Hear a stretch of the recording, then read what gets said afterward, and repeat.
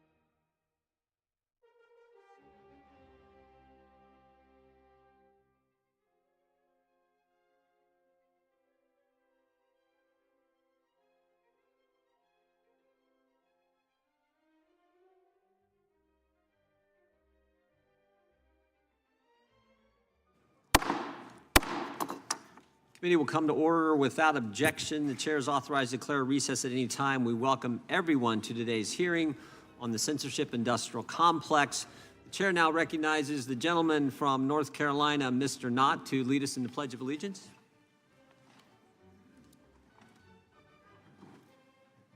I pledge allegiance to the flag of the United States of America and to the republic for which it stands, one nation, under God, indivisible, with liberty and justice for all.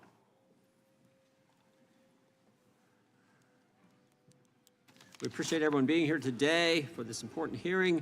We'll start with opening statements. Chairs recognize. What a difference a few years make. 4 years ago, President Trump was banned from all platforms, Twitter, Facebook, YouTube. Today, he has his own platform. He's back on all the others.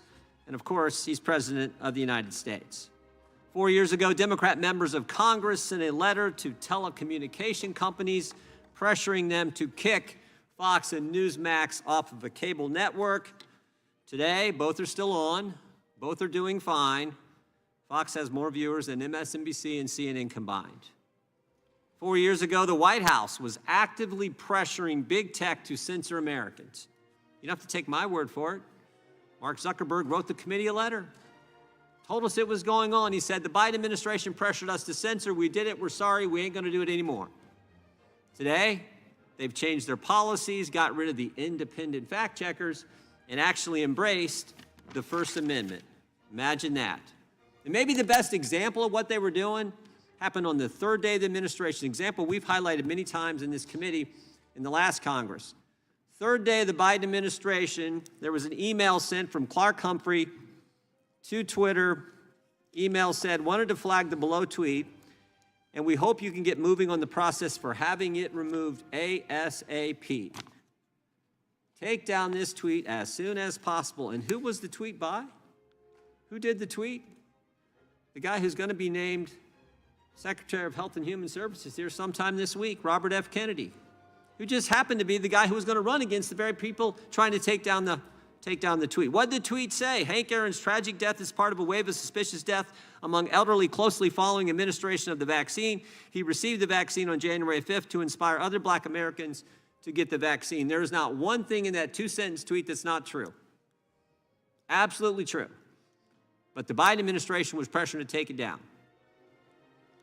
That's when the term, actually it's Mr. Schellenberg's term, the censorship-industrial complex, that's what it is right there, front and center, and it's much broader than that. By the way, the guy who authored this tweet, who's going to be voted by the United States Senate to be the next Secretary of Health and Human Services, we had him as a witness in front of this committee 2 years ago.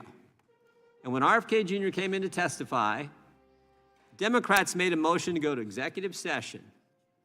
Executive session, kick everyone out so that no one could hear what RFK Jr. was going to testify to in a hearing on censorship. You can't make this stuff up. 2 years ago, we learned that 51 former Intel officials lied to the country when they said the Hunter Biden laptop story had all the classic earmarks of a Russian information operation. Today, all 51 of those people have lost their security clearance. A few years ago, GARM, the misnamed Global Alliance for Responsible Media, was coordinating an effort with major advertisers to limit ads on conservative platforms and websites. Today, GARM is out of business. Climate Action 100 a few years ago coordinated an effort of financial institutions to pressure companies to reduce oil and gas emissions and production. Today, Climate Action 100 out of business. A few years ago, the Stanford Internet Observatory was working. Today, they're out of business. INSAM was doing the same thing a few years ago. Today, they've stopped operation. What a difference a few years can make. And so much of this change started in October of 2022 when Elon Musk purchased Twitter. I think he said something like, I didn't spend $44 billion to buy Twitter, I spent $44 billion to save the First Amendment. And of course, that effort began with the Twitter files. And two of the Twitter files authors are with us today as witnesses. Matt Taibbi wrote the very first Twitter file, and I think 11 or 12 others over the time that all that information was coming out. Mr. Schellenberger was also an author, and as I said earlier, he's the guy who coined the term the censorship-industrial complex. Big government working with big universities, working with other government agencies, the White House working in all this, pressuring big tech to censor Americans' speech. Both Democrats, both award-winning journalists, both Democrats at the time when they testified last Congress, both award-winning journalists, both testified multiple times in front of this committee last Congress. And what was their reward for coming forward and defending the First Amendment? They were attacked. They were referred to in this committee as so-called journalists, even though they won all kinds of awards and are best-selling authors. They were asked to disclose their sources in a hearing by Democrats in front of this committee. And they were named personally in a letter by the FTC chair, Lina Khan, when Ms. Khan asked Elon Musk, who were the journalists you were talking to? And of course, maybe most importantly, we all remember that at the very moment Mr. Taibbi was testifying in front of this committee, the IRS was knocking on his door. Just one big coincidence. Very time he's talking to this committee, testifying in front of this committee, the IRS was knocking on his door. Ms. Subramanya was targeted for covering the trucker blockade in Canada. She also testified last year in front of this committee, and she warned us. She was ahead of her time. She warned us about what was coming in Europe and around the world with the censorship efforts we're seeing in other Western nations.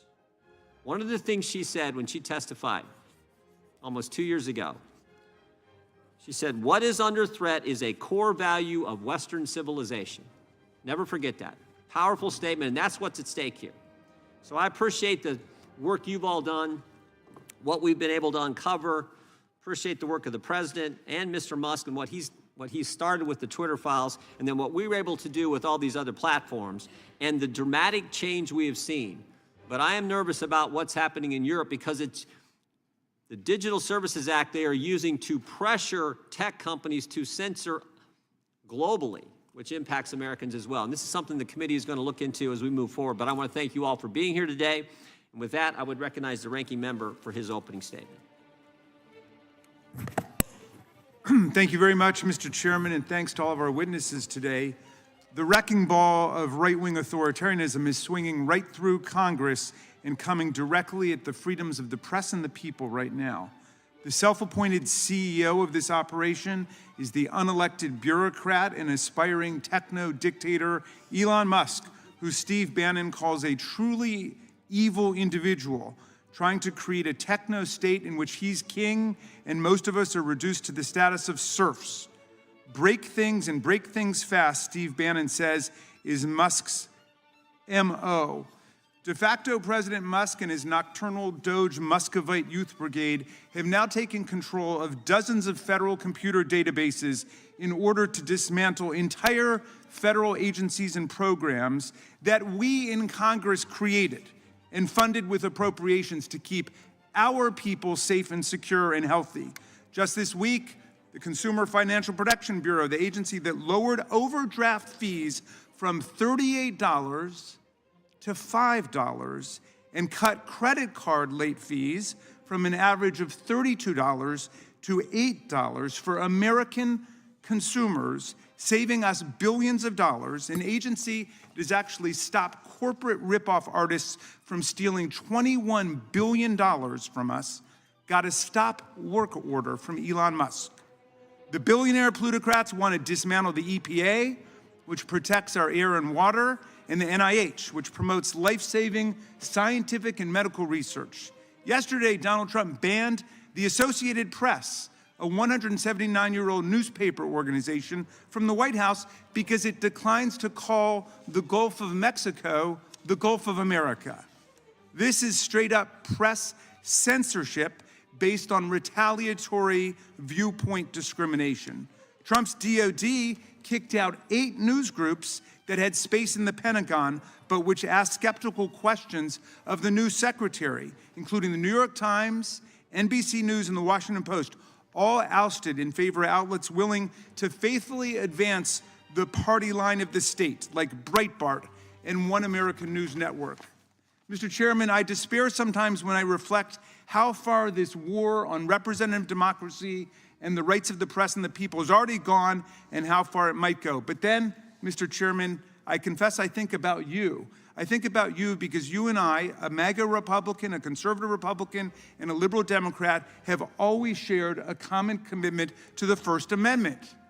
This gives me hope. As you've put it, quote, the First Amendment is first for a reason. Without it, we cannot enjoy our other liberties. So I tell myself that if things got really bad here, if we began to look more like Orban's illiberal democracy in Hungary, or Putin's Russia, where journalists end up in prison for their writings, and young people are jailed for expressing anti-war sentiments, and opposition leaders like Alexei Navalny are poisoned and die mysteriously in jail, or Kim Jong-un's North Korea, or Xi's China, authoritarian dictatorships where all must worship the orders of the dear deified leader, I will call upon you as a colleague, Chairman Jordan, whom I have known to work seriously across the aisle sometimes, to come defend political freedom in America.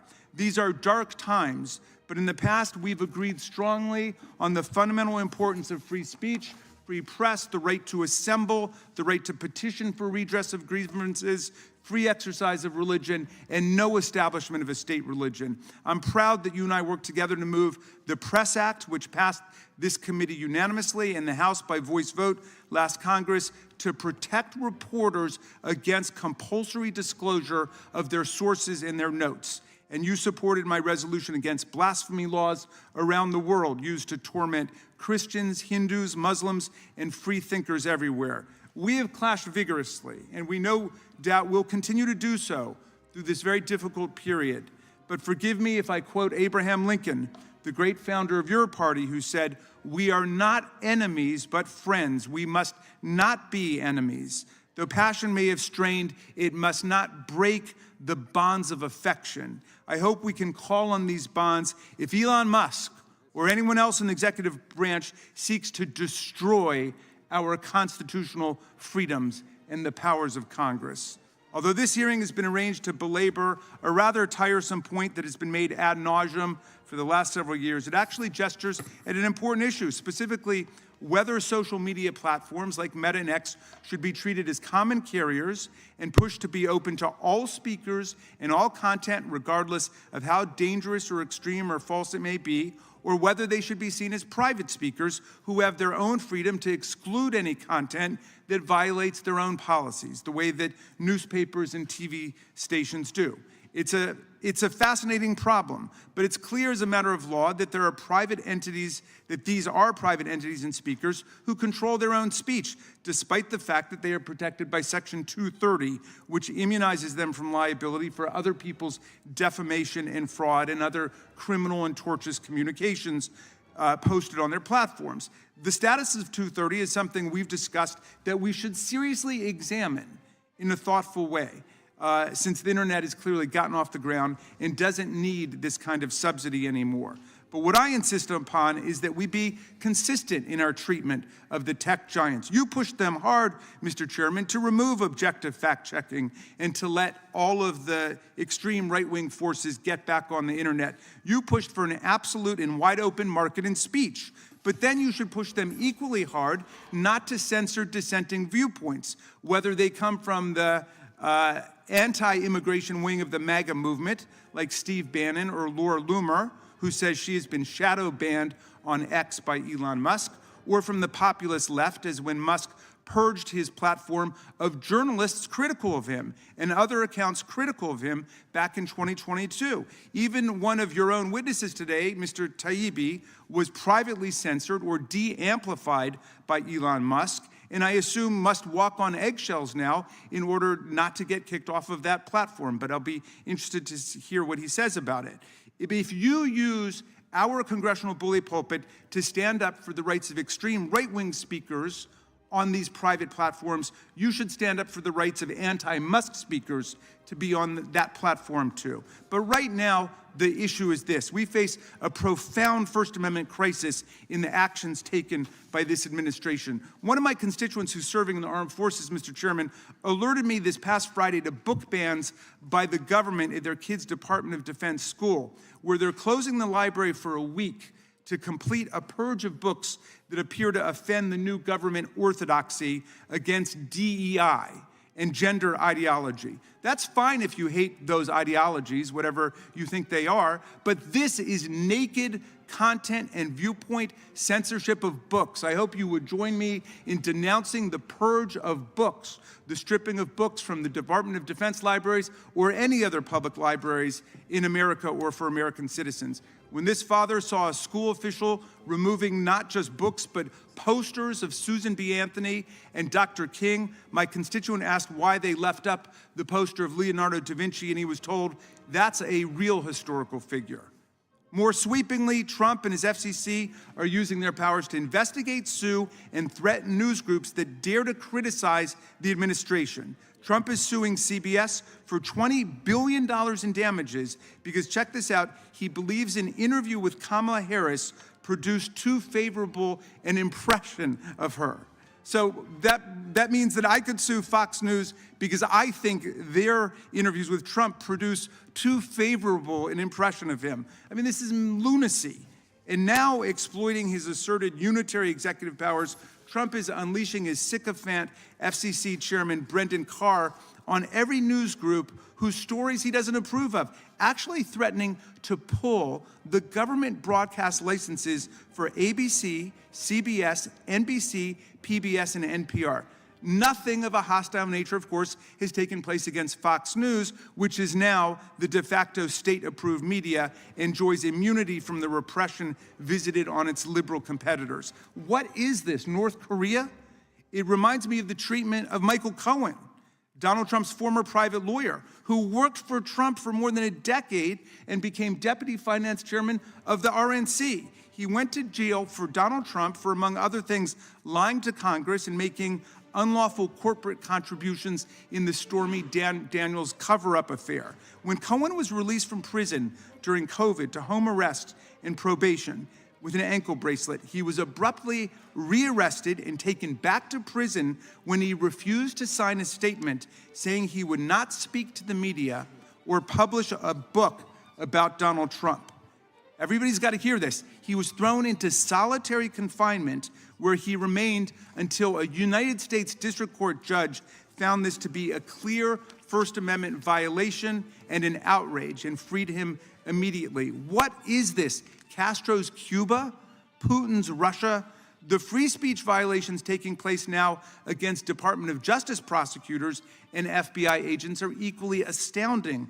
The First Amendment forbids reprisal and punishment against professional government employees for political reasons. Yet Trump has fired and demoted dozens of federal prosecutors, many of whom he had appointed during his first administration simply for doing their jobs, including prosecuting January 6 violators. Trump's subordinates also asked for a roundup of information about more than 6,000 hardworking FBI agents who were assigned to work the January 6 probe, a dangerous, blatantly unconstitutional order which was enjoined by a U.S. District Court in a case brought by the Association of FBI Agents. The administration is attempting to do its work. I'm about to finish up, Mr. Chairman. Thank you. I see a lot of pages there. I was just wondering. Yeah, I'm going to speak fast like you. Watch me do it, all right? Look, this is happening in secret. They're keeping the press, the Congress, and people in the dark. I know you feel strongly about government transparency, as you do about free speech. The administration's illegally fired 17 inspectors general, totally violating the statute which says they've got to come to Congress first 30 days before they fire them and set forth the specific explanation for why that's happening. Now, finally, you and I are both fierce advocates for the First Amendment and government transparency. Both of us see in the First Amendment a right that protects everybody without regard to viewpoint, substance, or politics of the message. And if we stand up strong for the First Amendment, if we defend not just the speech we agree with, which is easy, but the speech we oppose, which is hard, then we will be constitutional patriots and we will protect a truly free society. When we together introduced our Free Flow of Information Act, you said all rights protected in the First Amendment need to be defended. We had real success. Let's work together again to end the attacks on news organizations, to demand transparency from the administration, and to allow every American to exercise his or her free speech without being intimidated, harassed, or prosecuted. Thank you, and I yield back. Without objection, all of their opening statements will be included in the record. We will now introduce today's witnesses. Mr. Matt Taibbi is a journalist, author, and founder of Racket News. He reported on the original Twitter files in 2022, showing the federal government's pervasive involvement in the company's content moderation decisions. He is author and journalist who has earned the National Magazine Award for Commentary in 2008, the Izzy Award for Outstanding Independent Journalism in 2020, and he has authored 10 books, 4 of which were New York Times bestsellers. Mr. Taibbi testified twice last Congress before the Select Subcommittee on the Weaponization of the Federal Government. We're glad to have you back. Mr. Michael Shellenberger also reported on the original Twitter files in 2022. More recently, he released the Twitter Files Brazil, which highlighted the Brazilian government's attempt to censor dissenting opinions on X. Mr. Shellenberger is the founder and president of Environmental Progress, an independent nonprofit research organization based in Berkeley, California, the best-selling author of San Francisco and Apocalypse Never, and was named a Time Magazine Hero of the Environment, and is a Green Book Award winner. Last Congress, he testified twice before our committee and before the House Foreign Affairs Committee on the Brazilian government's censorship efforts. Ms. Rupa Subramanya is a Canadian journalist for the Free Press, who has written extensively about foreign censorship laws. Her testimony before the Select Subcommittee in November 2023 warned of the coming censorship legislation in Canada, Brazil, Ireland, France, and the EU. She has reported on the weaponization of foreign hate speech laws to target voices that dissent from liberal orthodoxy. Free Press founder Barry Weiss wrote that, quote, "If there's one theme that runs through Rupa's work, it is this: the urgent threat to our liberties by the combined power of government and big tech." And finally, Mr. Craig Aaron is the president and co-CEO of Free Press, not to be confused with the Free Press. Free Press Action, a nonprofit organization that advocates on media and technology policy. Prior to joining Free Press in 2004, he worked as an investigative reporter at Public Citizen and was the managing editor of In These Times, a bi-weekly political magazine. We welcome all our witnesses, thank them for appearing. We will begin by swearing you in. Would you please rise and raise your right hand? Do you swear or affirm under penalty of perjury that the testimony you're about to give is true and correct to the best of your knowledge, information, and belief, so help you God? Let the record reflect that the witnesses have answered in the affirmative. You can be seated. Thank you. And again, thank you all for being here today. We really do appreciate the work you've done over so many years and now coming back in some cases for your third time in front of the committee. Please know that your written testimony will be entered into the record in its entirety. Accordingly, we ask that you summarize your testimony in 5 minutes. We will start with Ms. Subramanya. Thank you. What if I were to ask you, what are the most repressive governments around the world when it comes to freedom? Who suppresses freedom of speech and enterprise the most? You'd surely say North Korea, Iran, Russia. But what if I told you Germany should be on that list, or for that matter, France, or Canada, where I'm from, should be on that list too? I'm not saying these countries are the same as the fear-based authoritarian societies of North Korea and Iran, not by a long shot. But I am suggesting that some of the free countries are not, in fact, living up to their promises of liberty, and that many allies of the US have gotten in the habit of using the government against political enemies or disfavored companies. In Scotland, hate crime legislation adopted last year criminalizes anything that stirs up hatred against an array of protected groups, including the disabled, the old, the LGBT community, and others. In Australia, the government started enacting hate crime laws just last week that impose jail sentences on those who display hateful symbols like swastikas. In Germany, authorities have ramped up their policing of online hate speech by arresting people who've made offensive posts and seizing their laptops and other devices. Last year, the German government banned a far-right magazine for anti-human hate speech and agitation and shut down a protest because the protesters were Irish and speaking Gaelic rather than English or German. In the UK, the police have taken to arresting people who post videos and social media accounts deemed offensive. They've been sent to jail for weeks and months at a time. As my colleague Maddie Kearns reported for the Free Press, British people have been arrested and convicted for antisocial behavior, such as praying silently near abortion clinics. The Orwellian Big Brother punishing you for expressing an impolitic thought is now the law of the land in the land of Orwell. In the European Union, the Digital Services Act bars the dissemination of any content deemed harmful or illegal, but doesn't provide much clarity about what that is. Right now, EU officials are going after Elon Musk, threatening his platform X with fines because he endorsed the AfD party in Germany. But make no mistake, a precedent is being set. In the future, other people with unpopular politics and agendas will be targeted. Back in Canada, Liberal Party leaders, including the lame duck Justin Trudeau, have come up with tons of terrible ideas that would regulate what you can say or do. As I reported for the Free Press, they want to push the limits of censorship. One proposal would fine you for saying good things about fossil fuels. Another proposal arresting people for hate crimes that have yet to be committed. The ongoing political turmoil in Canada is the only reason these things have not yet happened. But understand this, there's nothing stopping the next Liberal government from moving forward and making these proposals the law.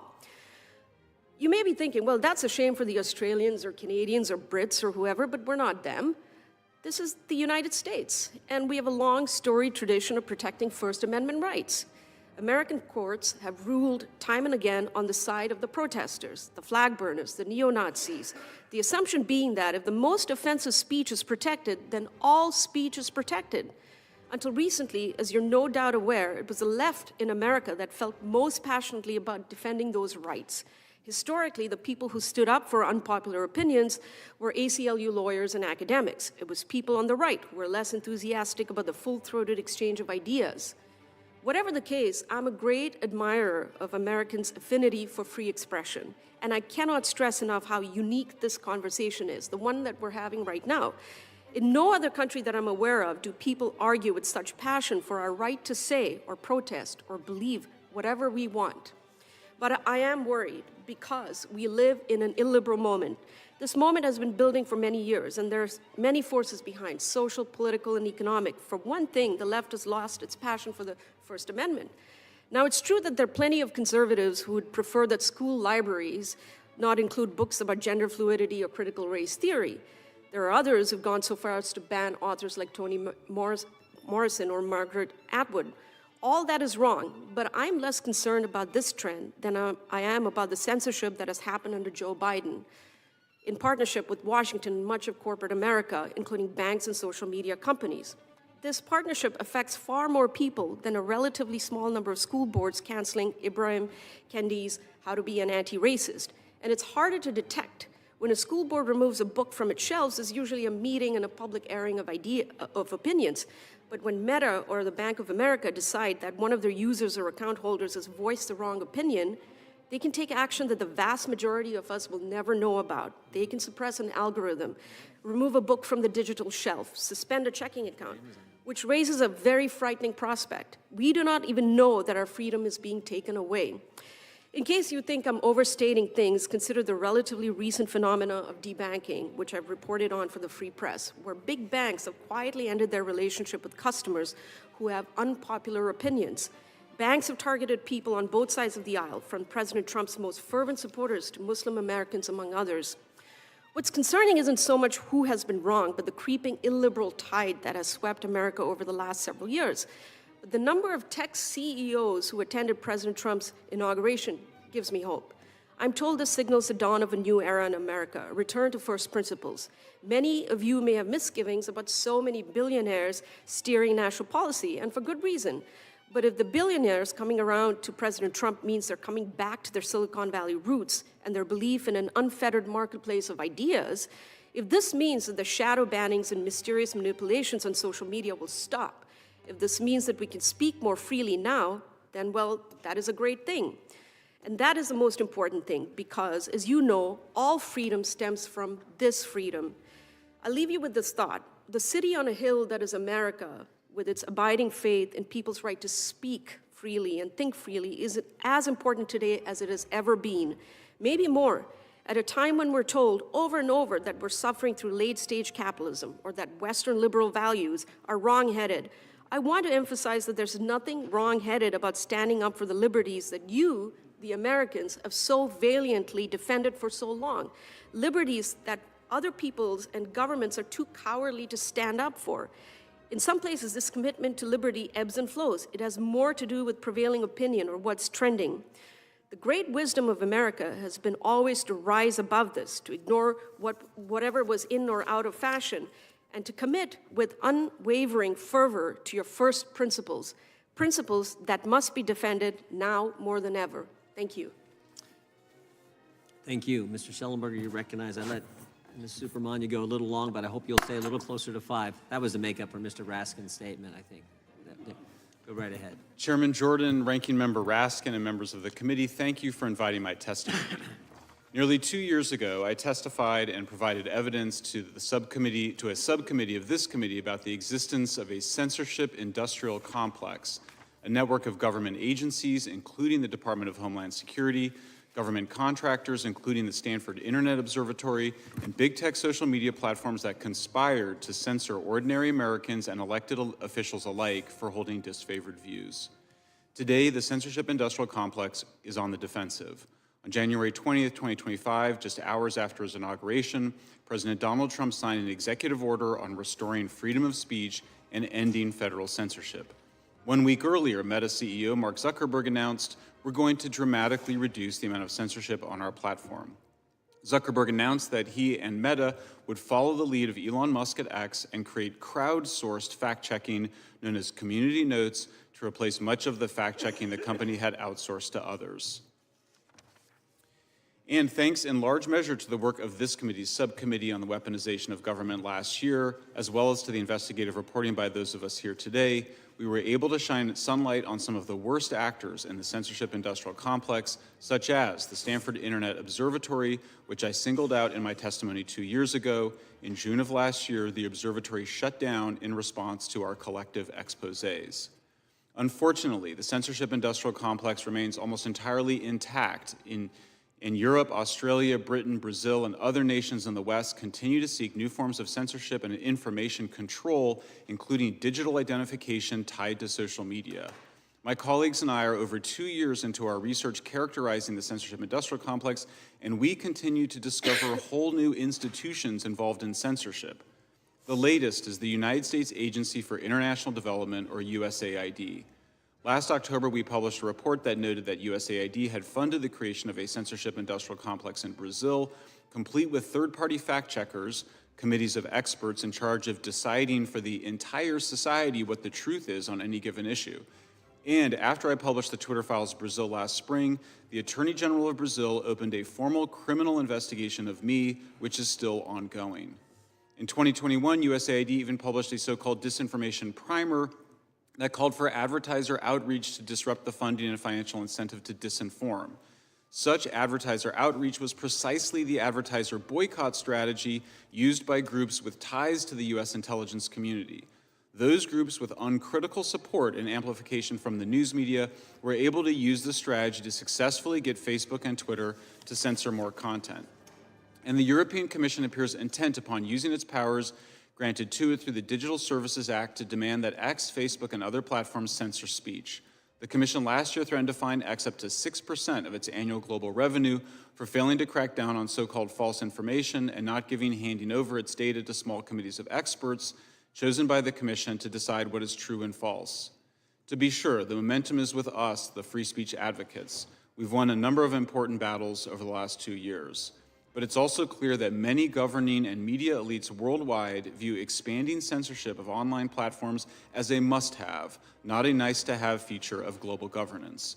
The head of NATO, NATO-backed think tanks, the European Commission, former President Barack Obama, former Secretary of State Hillary Clinton, Bill Gates, the United Nations, the World Health Organization, the World Economic Forum, influential think tanks at Harvard and Stanford, elements of the DoD, the CIA, the FBI, the National Science Foundation, the Department of Homeland Security, and many others have all called for government censorship of so-called misinformation in recent years. And it's not just censorship that's the problem. The problem is that deep state agencies within the U.S. government have for 2 decades sought to gain control over the production of news and other information around the world as part of ongoing covert and overt influence operations, and that after 2016, multiple actors and several deep state U.S. government agencies turned to the tools of counterterrorism, counterinsurgency, and counterpopulism against the American people.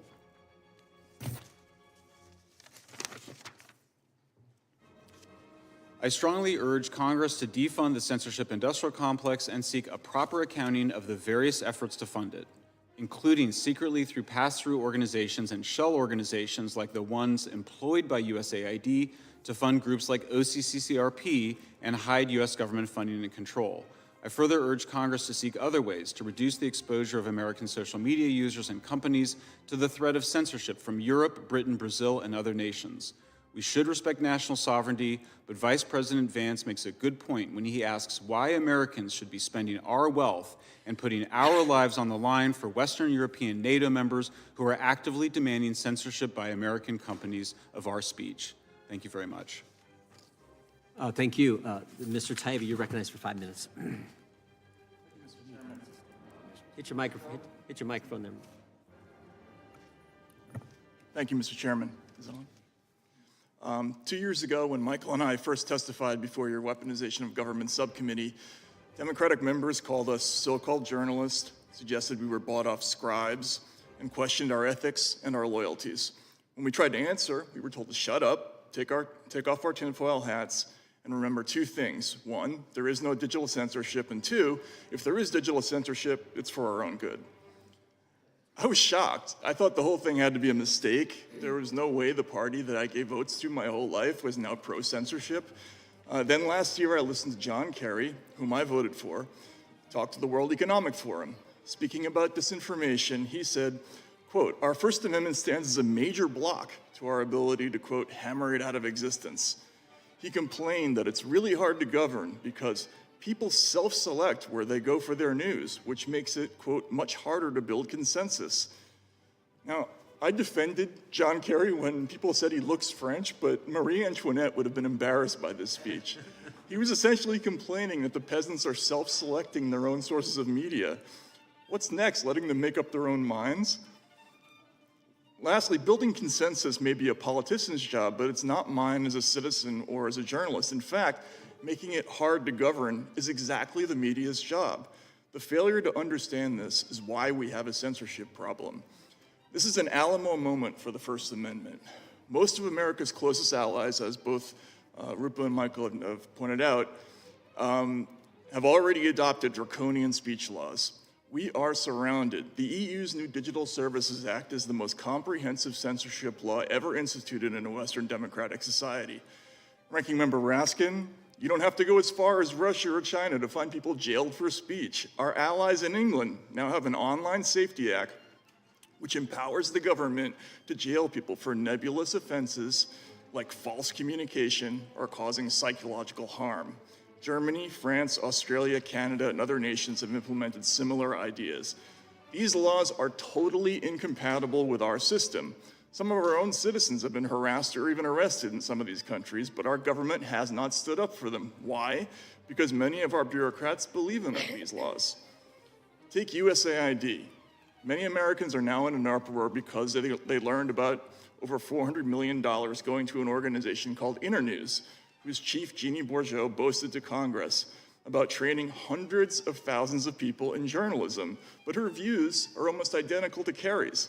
She gave a talk once about building trust and combating misinformation in India during the pandemic. She said that after months of a really beautifully unified COVID-19 message, vaccine enthusiasm rose to 87%. But when, quote, mixed information on vaccine efficacy got out, hesitancy ensued. We're paying this person to train journalists, and she doesn't know that the press does not exist to promote unity or political goals like vaccine enthusiasm. That's propaganda, not journalism. Bourgeau also once said that to fight bad content, we need to work really hard on exclusion lists or inclusion lists, and, quote, really need to focus our ad dollars toward what she called the good news. Again, if you don't know, the fastest way to erode trust in media is by having government sponsor exclusion lists. You shouldn't be getting $1 in taxpayer money, let alone 476 million of it. And USAID is just a tiny piece of the censorship machine Michael and I saw across that long list of agencies. Collectively, they've bought up every part of the news production line: sources, think tanks, research, fact-checking, anti-disinformation, commercial media scoring, and when all else fails, straight-up censorship. It is a giant closed messaging loop whose purpose is to transform the free press into exactly that consensus machine. There is no way to remove this rot surgically. The whole mechanism has to go. Is there right-wing misinformation? Hell yes. It exists in every direction. But I grew up a Democrat and don't remember being afraid of it. At the time, we figured we didn't need censorship because we thought we had the better argument. Obviously, many of you lack the same confidence. You took billions of dollars from taxpayers and you blew it on programs whose entire purpose was to tell them they're wrong about things they can see with their own eyes. You sold us out. And until these rather tiresome questions are answered, this problem is not fixed. Thank you.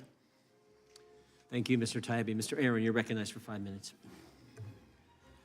Good morning, and thank you for inviting me to testify today. To my understanding, this hearing is motivated by concerns over free speech, censorship, government interference with private companies, and the influence of billionaires who control our media system. And I share these concerns.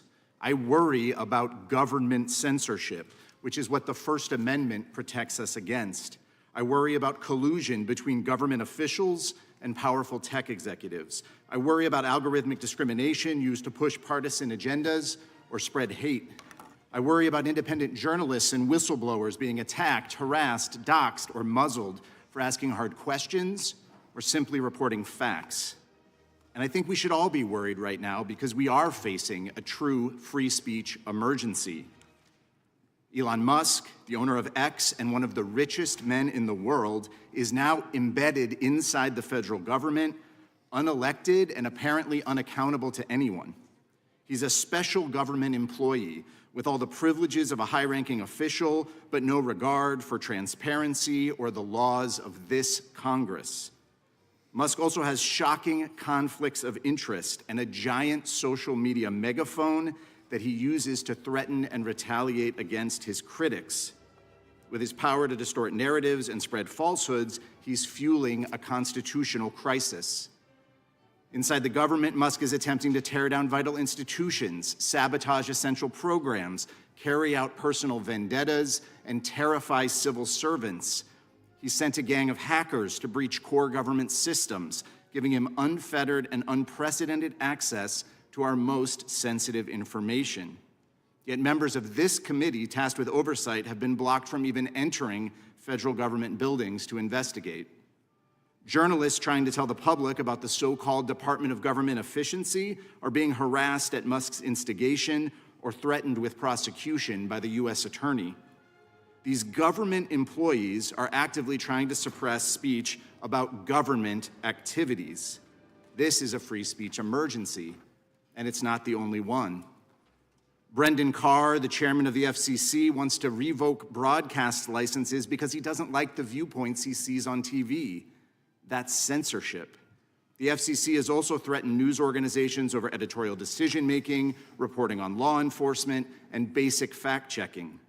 The FCC is now threatening to block a merger sought by CBS at the same time that President Trump is suing the company for $20 billion because he didn't like how 60 Minutes edited an interview with the former vice president. Big media and tech companies, Disney, ABC, Meta, maybe now CBS, are paying tens of millions of dollars to settle specious lawsuits. They appear to be paying off the president to shield themselves from reprisal or to gain regulatory favors. Social media companies, too, are making drastic changes to content in response to the new administration. Meta, for example, went from promising to step away from politics to actively pushing the president's agenda after Mr. Trump threatened Mark Zuckerberg with life in prison. If you were concerned about low-level officials sending emails to social media staffers 5 years ago, then you should actually be worried when all the billionaire owners of these companies line up on the dais at the president's inauguration, clutching million-dollar checks to show their loyalty. The Trump administration is using the power of the government to shake down the media and quash dissent. This country was founded on the premise that our public sphere and our free press should be protected against government manipulation or retribution, including from the president or from special government employees. I'm a former journalist. I'm sitting here on a panel with journalists, and I may not agree with them, but I will defend their right to speak and write without fear of intimidation and harassment by government officials, without fear of unlawful government surveillance for simply speaking to their sources, without fear of unconstitutional retaliation. I hope we can agree on that. I hope we can set aside our differences and speak out against true government censorship, no matter who is in power. Free speech is not reserved for certain viewpoints. Free speech isn't meant to just protect the rich and powerful. Free speech isn't just for billionaires. The First Amendment protects everyone's freedom and free expression, and we must defend it. Thank you. Thank you, Mr. Aaron. We'll now move to 5-minute questions, under the 5-minute rule, I should say, and the gentleman from California, Mr. Issa, is recognized. Thank you, Mr. Chairman. Mr. Taibbi, Mr. Aaron went on for 5 minutes, and the feel and the fact was he said multiple times that if you're a billionaire, you're not qualified to do what has made you a billionaire. If you're a billionaire, you're corrupt. Now, he was particularly assaulting Elon Musk. Let me just go through a couple of quick questions. One, Elon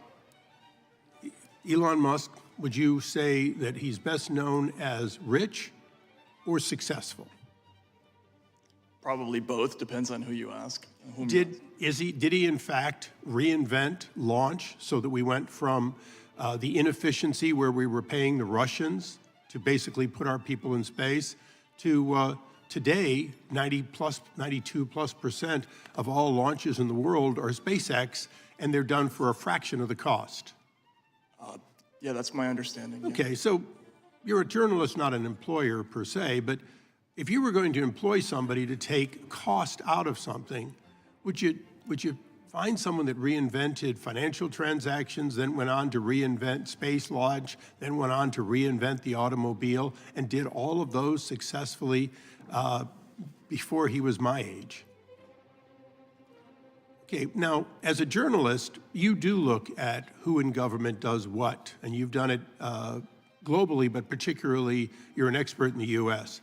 How many elected officials look at tax returns or government documents directly? How many elected officials do that for the United States government? I don't know. I would like to know.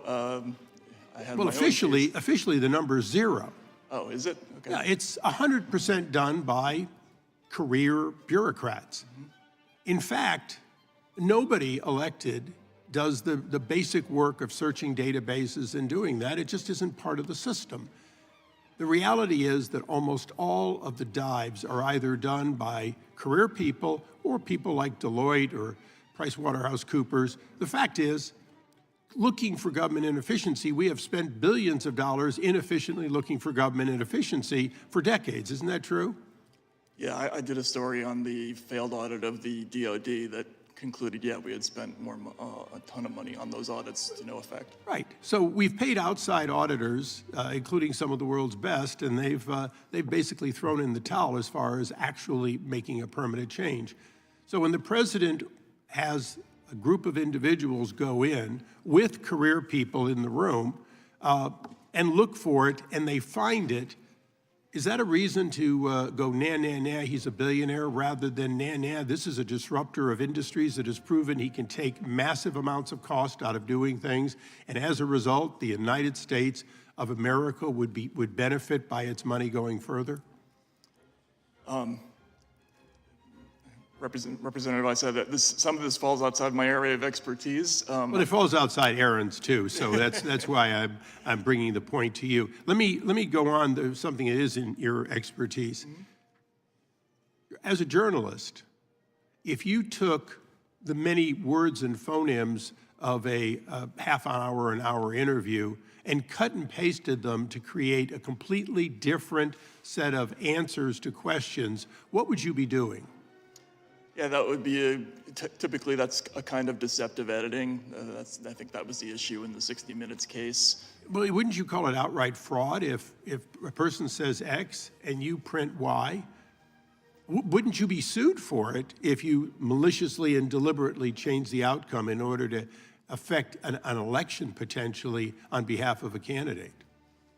It kind of depends on the situation, but I think most news organizations would be embarrassed to be caught doing that kind of thing. And wasn't 60 Minutes and CBS embarrassed when they got caught?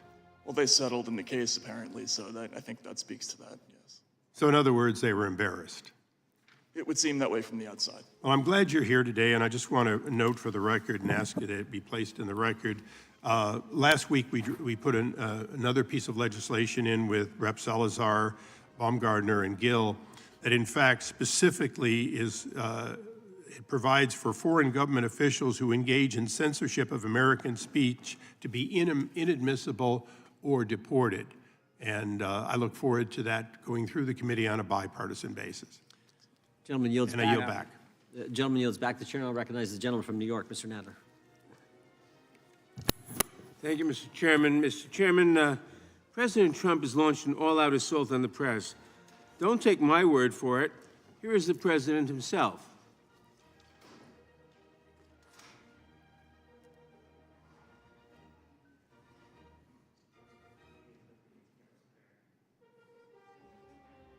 Trump publicly attacking ABC News, going so far as to suggest it should lose its federal broadcast license. They've discussed issuing subpoenas for news organizations, prosecuting journalists and their sources, and cutting funding for public media. I think you have to do it. I'm going to be bringing one against the people in Iowa, their newspaper. We're filing one on 60 Minutes, a big part of CBS News, against Bob Woodward. And we have one, very interestingly, on Pulitzer. We have to straighten out the press. The president says we have to, quote, straighten out the press. That should be chilling to anyone who believes in the First Amendment. The Trump administration is already targeting media outlets that refuse to praise the president. Yesterday, the White House barred the Associated Press from the Oval Office because the news organization simply declined to change its style guide to call the Gulf of Mexico the Gulf of America. Trump himself has made it abundantly clear that he thinks any journalist who dares to criticize him is a, quote, enemy of the people. He has even threatened to revoke the broadcast licenses, we just saw that, of news organizations that criticize his administration. This assault on free speech is being orchestrated by Trump's pick for FCC chair, Brendan Carr, a right-wing co-author of Project 2025. Carr is using his position to punish the news outlets that diverge from the White House's approved narrative. Acting in violation of the Constitution, federal law, and the ICC's own mission, Chairman Carr has decided to use the agency to harass and intimidate news organizations that stray from the White House's talking points. One of Carr's first actions was to revive 3 complaints made to the FCC by a conservative group, the Center for American Rights, against ABC, CBS, and NBC for their critical coverage of President Trump. For the record, there was a complaint that Carr didn't revive. Of course, it was a claim made against Fox News, a news organization that agreed to pay an $800 million settlement to a private company, Dominion Voting System, and admitted to promoting false claims of fraud during the 2020 election related to the company's voting machines. Mr. Aaron, what message is Brendan Carr and the administration sending by investigating ABC, CBS, and NBC, but not Fox News? Thank you, Congressman, for the question. I think this is, a blatant abuse of power from Commissioner Carr. He's saying, we're coming for you. At the same time, the president is literally negotiating a multi-billion-dollar lawsuit settlement, and he has pulled out all the stops. He said, I might not approve your merger. He said, I want to see the transcripts. He's come back again and again and again. I just imagine when a Democratic FCC chair thought about, like, hey, could we do an independent local study? Everyone was up in arms. Here we have the chairman of the FCC saying, I'm going to use the power of my office to squeeze these news organizations either to settle or change or transform their coverage simply because the president and Mr. Carr don't like it. That's textbook government censorship. Thank you. Mr. Aaron, the former chair of the FCC, Mr. Carr's predecessor, Jessica Rosenworcel, said these complaints, quote, seek to weaponize the licensing authority of the FCC in a way that is fundamentally at odds with the First Amendment. To do so would set a dangerous precedent, close quote. She also warned that the agency, quote, should not be the president's speech police. When Mr. Carr was before the Oversight Committee last Congress, he was asked a very simple question. If the president directed the FCC to revoke ABC or NBC's broadcast license because he felt they were being unfair to him, would you comply? The answer should have been a simple and resounding no, yet Mr. Carr repeatedly refused to answer. Mr. Aaron, what do you see as some of the most dangerous actions this administration is currently taking to attack the freedom of the press and to silence critics of this administration? Well, Mr. Nadler, I appreciate your lifting up the FCC because this is an agency that people don't necessarily know a lot about, but it has an incredible amount of power over the public airwaves, over the wires that bring us our cable television. And so far, in his short time in office, Chairman Carr has used that position to go after journalists, to file these very threatening letters questioning how individual reporters are covering stories of national importance, to really abuse this power in ways that we've never seen before. The FCC usually talks about licenses on very narrow terms. If an owner has committed major crimes, maybe there'll be an investigation in their license. The idea that a news organization could be threatened because they asked a tough question of the president, because they tried to fact check him during a debate, because they edited their own news content before putting it out over the airwaves is preposterous and it's dangerous. And I think it does really warrant the attention of this committee because it's quickly getting out of hand. He's expanding this. He's started to go after cable companies to investigate their internal corporate practices. This is all happening, and it only seems to be speeding up. Thank you, Mr. Chairman. I yield back. Gentleman yields back. Mr. Schellenberger, is the press afraid to attack President Trump? No. I mean, you can look at the front page of Politico. Every headline is an attack on President Trump, but that's what the ranking member of the subcommittee just said. Like, they're afraid. I mean, ridiculous argument. I yield to the gentleman. I recognize the gentleman from Arizona. Thank you, Mr. Chairman. 2 days ago, Senator Chuck Schumer created an online portal for federal employees to disclose wrongdoing and abuses of power. And in a way, I'm kind of glad he did this. He did this because I have been here for a while, and there's a plethora of abuses of power I've seen, particularly in the area of censorship. So at the top of my complaint list would probably be Joe Biden and his staff, because they continually pressured large social media platforms to change their content moderation policies, to have a built-in bias system against any speech, which even had a hint of criticism against the Biden administration. And you know, we do know one thing. Censorship can occur through an agent, through a direct link to government contact, even though it's a private entity that's censoring.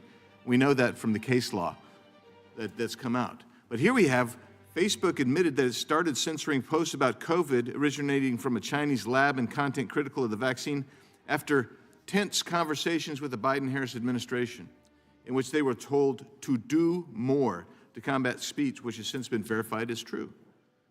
Facebook officials described one White House advisor as outraged that Facebook didn't remove a meme. It was a joke about COVID-19.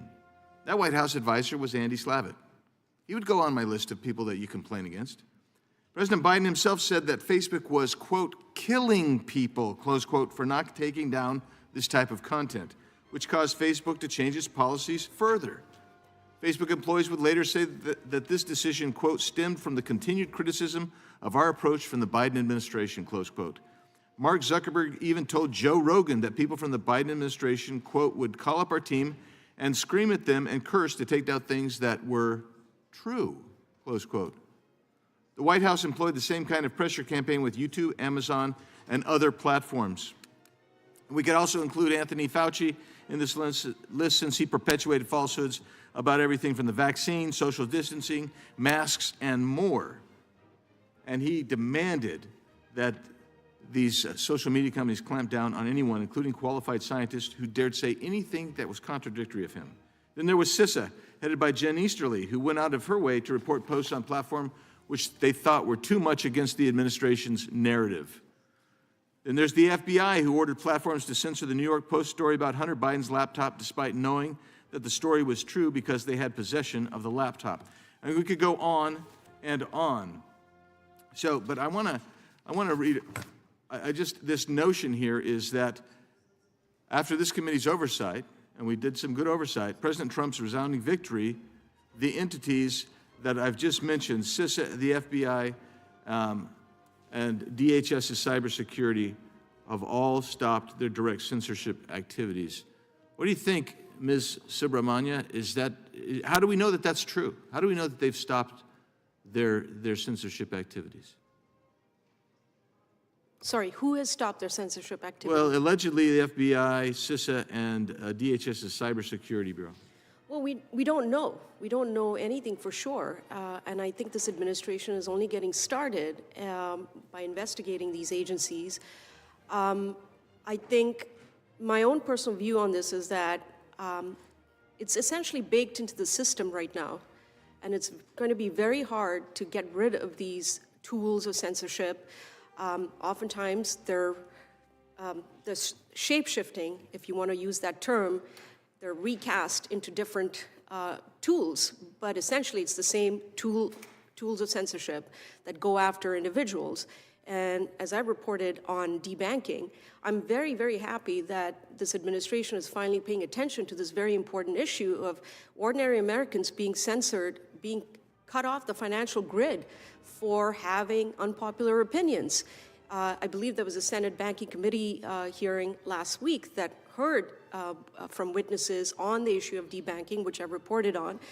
That's pretty scary. So I'm very, very happy that this attention is finally getting, this issue is finally getting the attention it deserves, and hopefully average Americans will not get debanked in the future. But we don't know anything for sure. It's still too early. Thank you. And I want to just comment on Mr. Aaron has said in his written statement, he's defining censorship as requiring government action.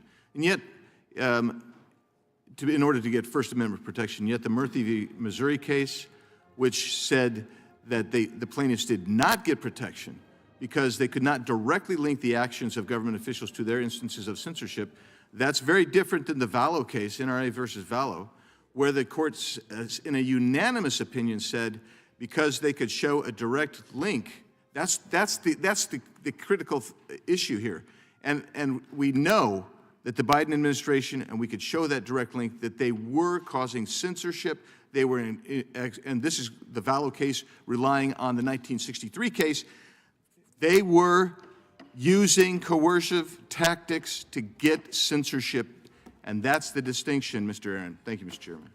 Gentleman yields back. The gentleman recognizes the ranking member. And thank you, Mr. Chairman. Mr. Aaron, in November, your co-witness, Mr. Taibbi, went on Chris Cuomo's show and said one of his great concerns was, quote, there's going to be an enormous temptation within the Trump government to do things like going after media organizations they don't like, and they can't do that.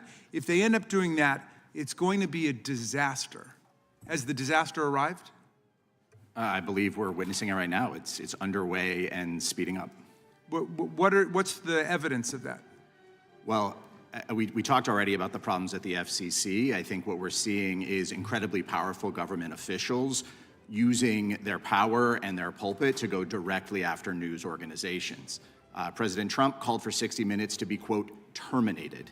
Mr. Musk has gone after individual reporters who are trying to cover what Doge is doing. We don't know what Doge is doing. There's very little public information available, and yet reporters who dare to actually ask, who are these people? What are they doing? Why do they have access to our most important personal information? When that happens, here comes Mr. Musk, a government employee, but also the head of a social media company, coming after individual reporters. Those are some of the things that I'm incredibly concerned about, and there are many others who are saying they're going to come after journalists, including the nominee to head the FBI. I think all four witnesses have spoken about the dangers of state censorship, but also the dangers of big tech censorship. With Elon Musk now appointed a special government employee, although he's not filled out his ethics forms or gotten a conflict of interest waiver. I hope, Mr. Chairman, we'll get a chance to work on that. But do we believe now that the dangers of state censorship have merged with the dangers of big tech censorship? I'm obviously very concerned because it's one thing for the government to express its viewpoints and say, we wish you would do this or we wish you would do that. It's quite another for this kind of merger and full-on collusion happening. You know, we were worried about the government. This committee was very worried about the government in the previous administration putting pressure on Twitter. Now we have the head of X working inside the government to actually take apart government computer systems. That would seem to rise to a higher level of concern. Right. Before, people were worried because some nameless, faceless bureaucrat would write a memo saying there's election disinformation. It needs to be corrected. And they thought that that was a First Amendment violation, although the courts ended up rejecting that. But in any event, they didn't like the government even warning of factual disinformation being warned of online. Now what we've got is the head of X, the owner of X, who controls all of that speech, being part of the government itself. And yet a lot of people aren't uttering a peep about that. Why is it? Well, I have to ask in some cases, where are they getting their news? Are they hearing about it? I have questions about that, but I think people are outraged. I see people every day here in Washington with signs saying, why is Elon Musk's hands on my data? I talk to my cab driver. I know there's millions of people in America outraged. I'm talking about my colleagues who couldn't stop talking about a handful of memos that were written to the social media about factual disinformation. They were upset about that. Now we've got an absolute merger of the social media state with the traditional governmental apparatus. Look, I'm not sure I understand what my colleague's position is on whether there should be free speech on social media sites or not. For several years, they campaigned to get sites like X and Facebook to remove fact-checking on their sites. It sounded like what they were saying is we want a radical, open, free market in speech, no censorship for anything, racism, sexism, anti-Semitism, fraudulent speech, whatever. Not because they endorsed that speech, but because what they were saying was, we just want a radically open free market. But then Elon Musk takes over X. He kicks off journalists who are critical of him or Donald Trump. He kicks off Texas Observer journalist Stephen Monticelli, Ken Klippenstein of The Intercept, podcaster Rob Rousseau, progressive political groups he doesn't like. And so now X is flooded with all of the racist, anti-Semitic filth, the misogyny, all kinds of studies about how it's dramatically through the roof, and yet he's getting rid of political speech he disagrees with, and my colleagues have nothing to say about that. Is that the right approach to free speech if you think free speech is at stake on the social media? Absolutely not, Congressman. I mean, as we've talked about repeatedly in this hearing, we need free speech for everyone. We need to protect free expression. And so if Elon Musk is doing something, this committee should be as concerned about it. If Elon Musk and Donald Trump are colluding to pressure media companies, they should be just as concerned, I would argue more concerned given the evidence than they have been in the many hearings covered here about low-level employees concentrating low-level staffers. Mr. Taibbi tweeted to Elon Musk, he said, Elon, I've repeatedly declined to criticize you and have nothing to do with your beef with Substack. Is there a reason why I'm being put in the middle of things? He said, am I being shadow banned? His answer from Elon Musk was, you are dead to me. Please get off Twitter and just stay on Substack. I yield back to you, Mr. Chairman. Gentleman yields back. The gentleman from California is recognized. Thank you, Mr. Chairman. The Democrats complain that Mr. Musk is an unelected bureaucrat. Well, I'd remind them that every bureaucrat is unelected. That's why the elected president is solely vested with the executive powers of the federal government. There is no bureaucrat that's independent of the president. That would mean that they're independent of the people, which is the very definition of a tyranny. Mr. Musk is accountable to the president, who in turn has been accountable to the people. The threat that we face is unelected bureaucrats who are working contrary to the will of the people as expressed through the presidential election. It seems to me that the beating heart of a democracy is our freedom of speech. That's how a free society sorts truth from lies and right from wrong and wisdom from folly. Americans have always believed that the way to do that is put the two of them side by side and trust the American people to tell the difference. And they've done a good job of that in 250 years. It's clear to me that in the last 4 years, the Democrats attempted to install themselves, rather than the American people, as the arbiters of what is true and right and wise. And what we saw was the power of government focused on muzzling their opposition and preventing the democracy from working. I'm particularly concerned about the coordinated suppression of the story of the Hunter Biden laptop because of post-election polling in which respondents said that if they'd seen that information during the election, it would have changed their vote, and in numbers that would have changed the outcome of the presidential election. That's election interference on a historic scale and about as clear a threat to democracy as it gets. But I remember a story of a retiring law professor who said that for many years he'd begin his course on the First Amendment by telling the joke of an American and a Soviet talking about freedom of speech in their countries. The American said, well, we have the right to say whatever we want about our government officials. And the Soviet replied, well, so do we, except the officials don't let us lie about them. He said that always got a big laugh in his classrooms until the last few years. And that's what I find very shocking about what has occurred in our society. I agree with the Democrats that we need to be just as vigilant in defending speech we disagree with. That's absolutely true. It was something that they were unwilling to do themselves during the last 4 years that they held power. Now, Mr. Taibbi, you've talked about this before. I've often said we must never allow the left to become our teachers. But you saw this transition firsthand, and you've spoken out about the importance of freedom of speech on all sides. Would you care to elaborate? Sorry, I'm a little, thank you for the question, Mr. Congressman. This sudden adopting of the free speech religion is a little jarring, where obviously you're very concerned about things that Elon Musk may be doing or Donald Trump may be doing.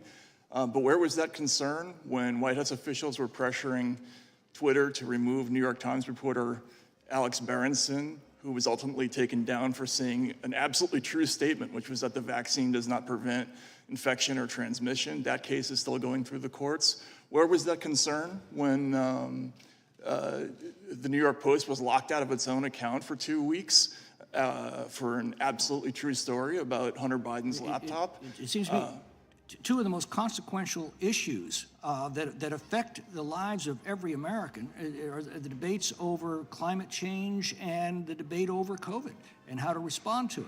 and yet the government worked overtime to suppress contrary opinions.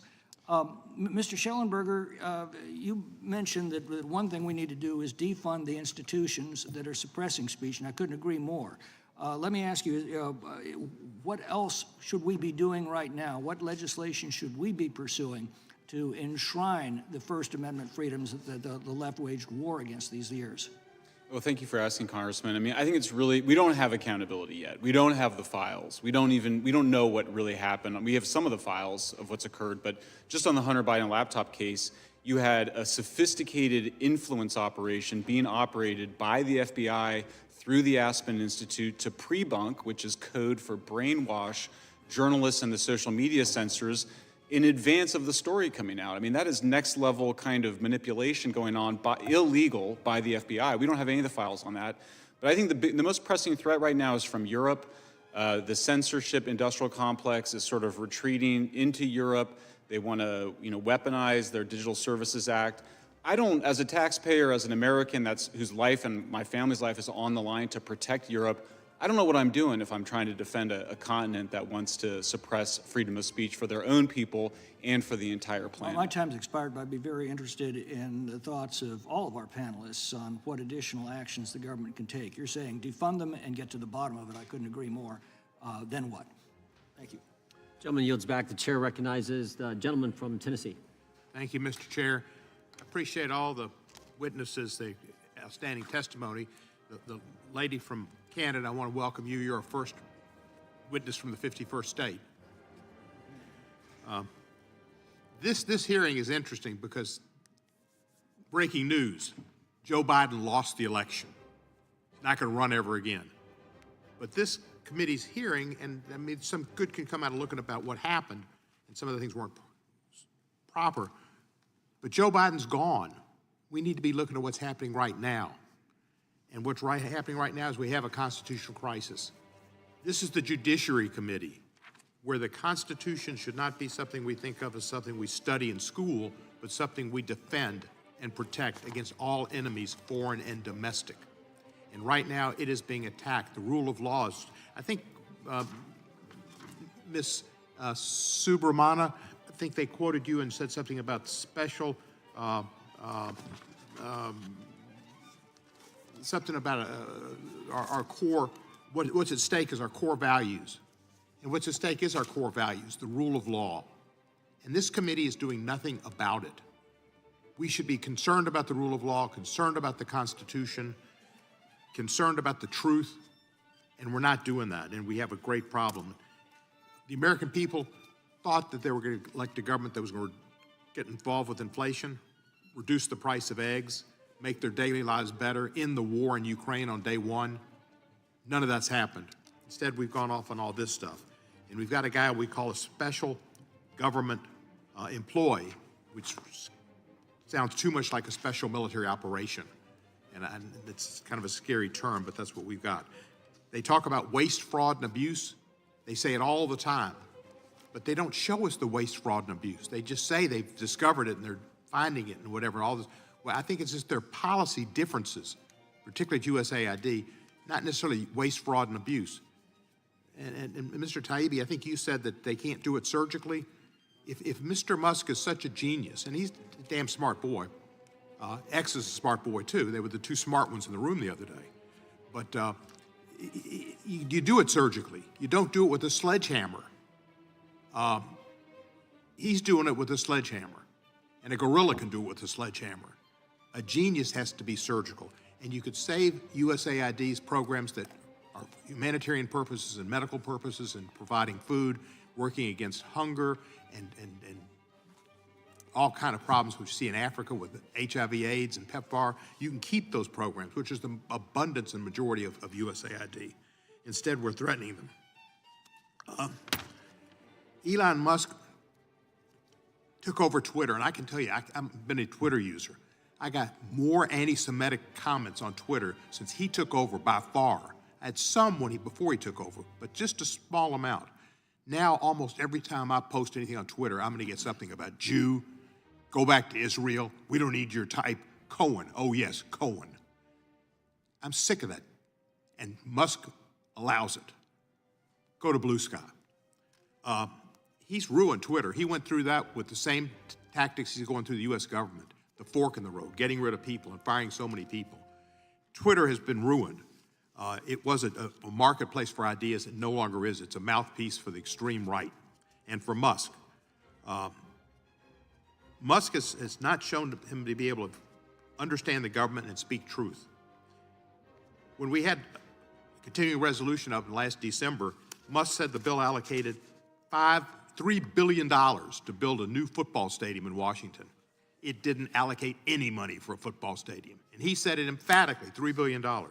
He said it was going to be a 40% salary increase for Congress people.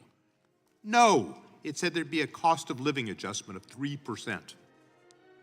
On USAID, he reposted, as did Donald Jr., a post that eventually found out to come out from a Russian operative that said that Ukraine paid $20 million for celebrities like Angelina Jolie, Sean Penn, Ben Stiller to come to Ukraine. False. They didn't pay anything for them. And they've said that Musk said $50 million, Trump $100 million on condoms in Gaza for Hamas. And that's not true. There was $7 million, is all USAID spends all over, and that's for helping on HIV AIDS. And the Gaza they spent some money on was Gaza in Mozambique. I mean, they can get on a map and see the Gulf of America, but they can't find out what's going on in Africa. And that's going to be the largest growing continent in the world. I'm just concerned about the truth. I'm concerned about Musk. I'm concerned about Doge. I'm concerned about this employee who they wanted to bring back, and I think they did, who said, just for the record, I was racist before it was cool. You could not pay me to marry outside of my ethnicity. We want to normalize Indian hate. And that's not Tonto. That's an entire country. And I would not mind at all if Gaza and Israel were both wiped off the face of the earth. That's a real nice character. And that's who they took up as their champion. Thank you, sir, and I yield back the balance of my time. Gentleman yields back. Gentleman from Wisconsin is recognized. Thank you, Mr. Chairman. At the end of your testimony, Mr. Taibbi, it says, no wonder your approval ratings are lower than psoriasis. By the way, I've had a few bouts of it. It's nasty stuff. And you said you sold us out. Explain what you were saying at the end of your testimony. Many of the programs, thank you for the question, Mr. Congressman. Many of the programs that Michael and I reported on in the Twitter files, these are taxpayer-funded programs that are being spent to remove the speech of the taxpayers themselves or to encourage platforms to take down content of the taxpayers. And I think most people would disagree with that allocation of resources. I'm hearing a lot about Elon Musk. Does that mean that I should be in favor of the Department of Homeland Security partnering with Stanford University to do a mass flagging program ahead of the 2020 election where the speech of ordinary citizens was taken down?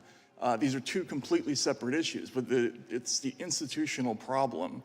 We've created all these institutions. The Global Engagement Center is one, the Counter-Misinformation Program, the FBI's Foreign Influence Task Force, the Cybersecurity and Infrastructure Security Agency. These are all big institutions that are part of the government that are directed towards this exact activity, and it has to be shut down in order for us to get back to an absolutely free press environment. On March 9th, 2023, I believe you were in this building testifying, and the IRS knocked on your door.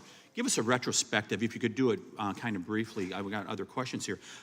Give me a retrospective as you look back on that incident 2 years ago. Yeah, I came back from testifying before this committee. On the train, my wife told me that the IRS had left a note on my door. They had knocked while I was testifying. This, again, is why I'm finding it funny that people are suddenly concerned about the harassment of journalists. I don't remember any of you saying anything when this happened at the time. You think it's a coincidence? We subsequently learned, thanks to Mr. Chairman Jordan, who reached out to the Treasury, that case was opened on me on December 24th, 2022, when probably the most consequential Twitter files report that I dropped was published. It was a Saturday and it was Christmas Eve. I don't think the IRS is usually working that day.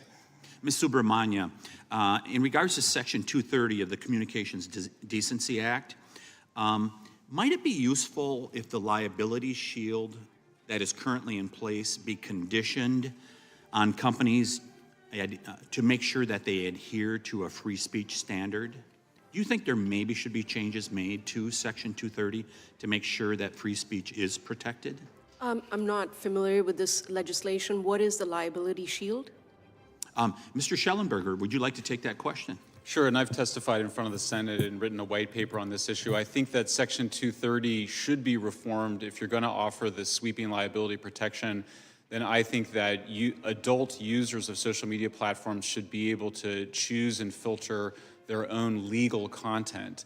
And I've said that publicly quite a bit before. I haven't found a lot of interest in either party for that proposal, but I do think that's the best way. Certainly, you can still have a feed that the social media platforms choose to feed you, but I do think there should be that option for people to choose their own content. You say in your testimony PSYOP tactics being used by the U.S. and UK military against the American people.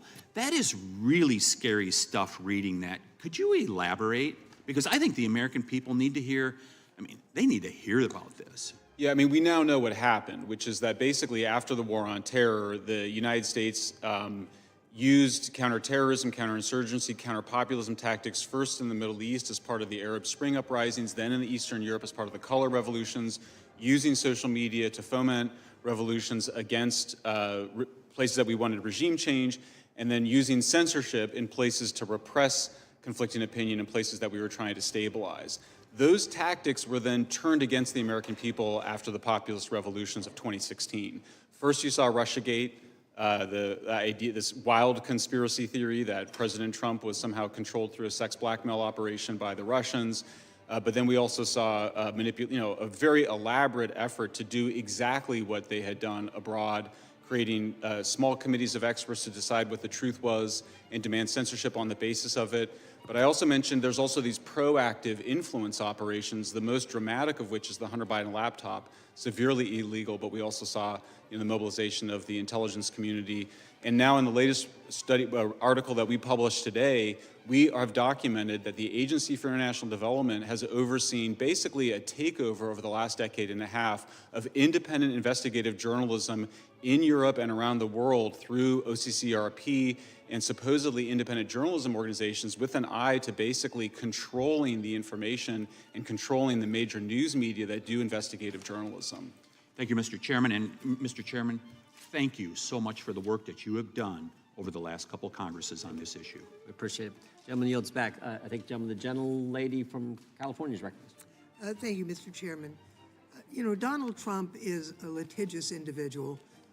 He's quick to sue news organizations that try and hold him to account, but he's also the commander-in-chief who appears to be using every weapon in the federal government's arsenal to go after those same news organizations. He is currently suing, in his private capacity, CBS for $20 billion. But at the same time, his FCC chairman, Brendan Carr, is investigating CBS while Mr. Trump, President Trump, is calling on him to go even further and to revoke CBS's license because he didn't like the coverage that they gave. He's doing all this while Paramount, CBS's parent company, is in merger talks with a billionaire Trump super donor, David Ellison. So, Mr. Aaron, can you help us understand how these actions by President Trump and his administration might send a chilling message to news organizations? Yes, I think the message the administration is sending is pay up and get in line. They've repeatedly, President Trump is a private citizen, filed these lawsuits, but President Trump is no longer a private citizen. He's sitting in the Oval Office, using the power of that office and of his appointees to go after the same companies he's filed lawsuits against. That's outrageous. And on terms that are almost unthinkable. We're talking about editing a video. We're talking about asking some fact-checking questions. We're talking about, unbelievably normal operations of news organizations, reporting on the activity of law enforcement, all First Amendment protected things that these news organizations are doing. And yet under the Trump administration, the message is, if you're not in line, if you're not singing from our hymnal, we're going to come after you with the force of the government. And that's what we should be concerned about. That's where it crosses over from the concerns of an individual saying, I didn't like what you did, to actual censorship and government power being abused. Well, it's not just what you've said. In December, ABC agreed to settle a $16 million lawsuit by Mr. Trump and his foundations. And then just last month, Meta paid $25 million to settle what, honestly, as a lawyer, seemed to me a pretty ridiculous 4-year-old lawsuit. Just last July, Mr. Trump threatened to throw Mark Zuckerberg in jail. And then after he won, Zuckerberg went down to Mar-a-Lago, had dinner with him, where Mr. Trump told him he could be brought into the tent. And then, of course, Zuckerberg and Meta settled the lawsuit brought against them for four years ago. Meta settled for $25 million. That's on top of the $2 million Meta and Zuckerberg contributed to the inauguration. It looks like these companies are agreeing to make these payments to Donald Trump in kind of a pay-to-play measure. What do you think, Mr. Aaron? I agree with your analysis, Congresswoman. It looks like they're making payoffs. These were not cases, the lawyers that looked at them, the law professors that looked at them, when they were filed, said these are completely specious. These are outlandish. These are not actually viable cases. And yet now that Mr. Trump is in office, suddenly these media companies are lining up, writing checks for tens of millions of dollars to a sitting president, either to say, please, take the target off their back, or to seek major regulatory favors, like a mega merger. I don't support a mega merger, but the idea that the cost of getting that merger done is altering your editorial content or having to respond to have your other business interests challenged, your licenses taken away, it's unbelievable. It's outrageous. Well, I agree with you, Mr. Aaron. I'm not sure whether the president is shaking down these corporations or whether they're offering him bribes because they realize that if they pay the right price, they'll get their way. But it's clear to me that there is these outrageous settlement payments to the president and his foundations are really, I think, incompatible with a free press. Can you explain, Mr. Aaron, what happens to a free and fair press, to journalism, when media organizations and the president are engaged in this type of pay-to-play? Is this something that other media organizations are going to pay attention to? What's the impact on the eco-structure? Well, I do think there's a danger that they follow each other's leads, right? What we would like to see in this case is these media companies actually standing up for their rights, actually fighting these cases in court. But they've made, I would say very unfortunately, business decisions that they've decided the cost of settling, because it's advantageous to other parts of their business, is better than actually defending the First Amendment and free speech. I think that's a huge problem, because they are signaling to this administration, hey, if you don't like something you see and you file a lawsuit, you're probably going to get paid. Or they're saying, well, we don't want to go anywhere near that because we might face one of these outlandish lawsuits. My time's expired, Mr. Chairman. I yield back. Gentlelady yields back. Gentleman from Kentucky is recognized. Thank you, Mr. Chairman. Mr. Schellenberger, last Congress, you helped expose censorship grants at the National Science Foundation, specifically known as Track F grants. Can you tell us more about those censorship activities conducted associated with these grants? Yeah, this was the National Science Foundation's Track F was basically to create censorship tools that would become sort of the middleware to, such as NewsGuard, for example, is the most famous of which, or the Global Disinformation Index. The idea is to essentially impose on people's systems, either directly through their computers or adopted by social media companies, a set of tools that would allow centralized authorities to decide what the truth was and filter it for people. It's a horrifying program. All of Track F, in my view, should be eliminated, and I think there should be an investigation to figure out what in the world were they thinking when they created a program to basically have the taxpayers subsidize the creation of elaborate censorship tools that included the use of AI in creating that censorship. So taxpayers are actually paying for the government to help private companies censor their free speech. Yeah, and then the idea was that they were just going to, give these tools to Facebook and X and others to use, or to give them to Microsoft and others to use. It's awful stuff. And by the way, it also came from Department of Defense. So much of those NSF grants are sort of recycling older DARPA DoD projects. When I coached T-ball, the kids shared helmets. And so occasionally there would be an outbreak of lice, and we'd comfort the parents by saying it's not a sin to get lice, it's a sin to keep lice. So with these Track F grants, later today, I plan to reintroduce my bill to eliminate those. And I want to make a plea to the White House and anybody in the executive branch who's listening, or anybody at DOJ, you need to go after these Track F grants and defund anything that says mis, dis, or malinformation. Those are all, in my opinion, Orwellian terms. Also, we have an omnibus coming up in March where I'm scared to death we're going to refund all of these things. We're basically going to feed the lice that were contracted in the last administration. But this isn't just limited to NSF grants. The Cybersecurity and Infrastructure Security Agency, CISA, within DHS is a flagrant violator of free speech. It had things like election integrity partnership. Mr. Taibbi, can you tell us anything about this? What's going on at DHS or CISA? Yeah, so CISA was the, as we found in the Twitter files, the Election Integrity Partnership was run by Stanford.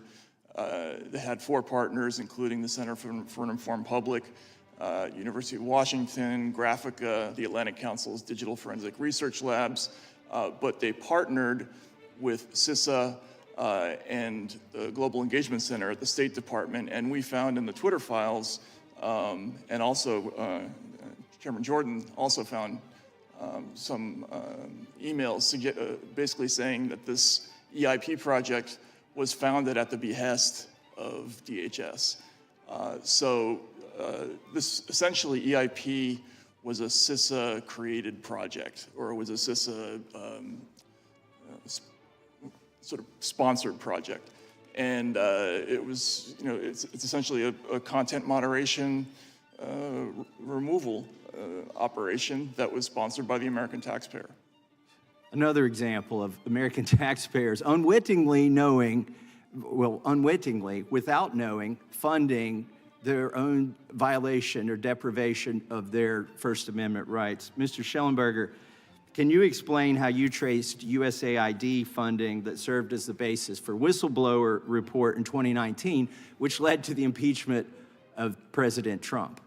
Sure. Well, you may remember that the so-called whistleblowers in the White House was actually a CIA analyst, and in that whistleblower's complaint, which led to the impeachment, one of the central pieces of evidence was created by a USAID-funded and controlled organization called the OCCRP. And we have another piece out today about how it participated in the Russiagate hoax as well, creating essentially very important information leading to that.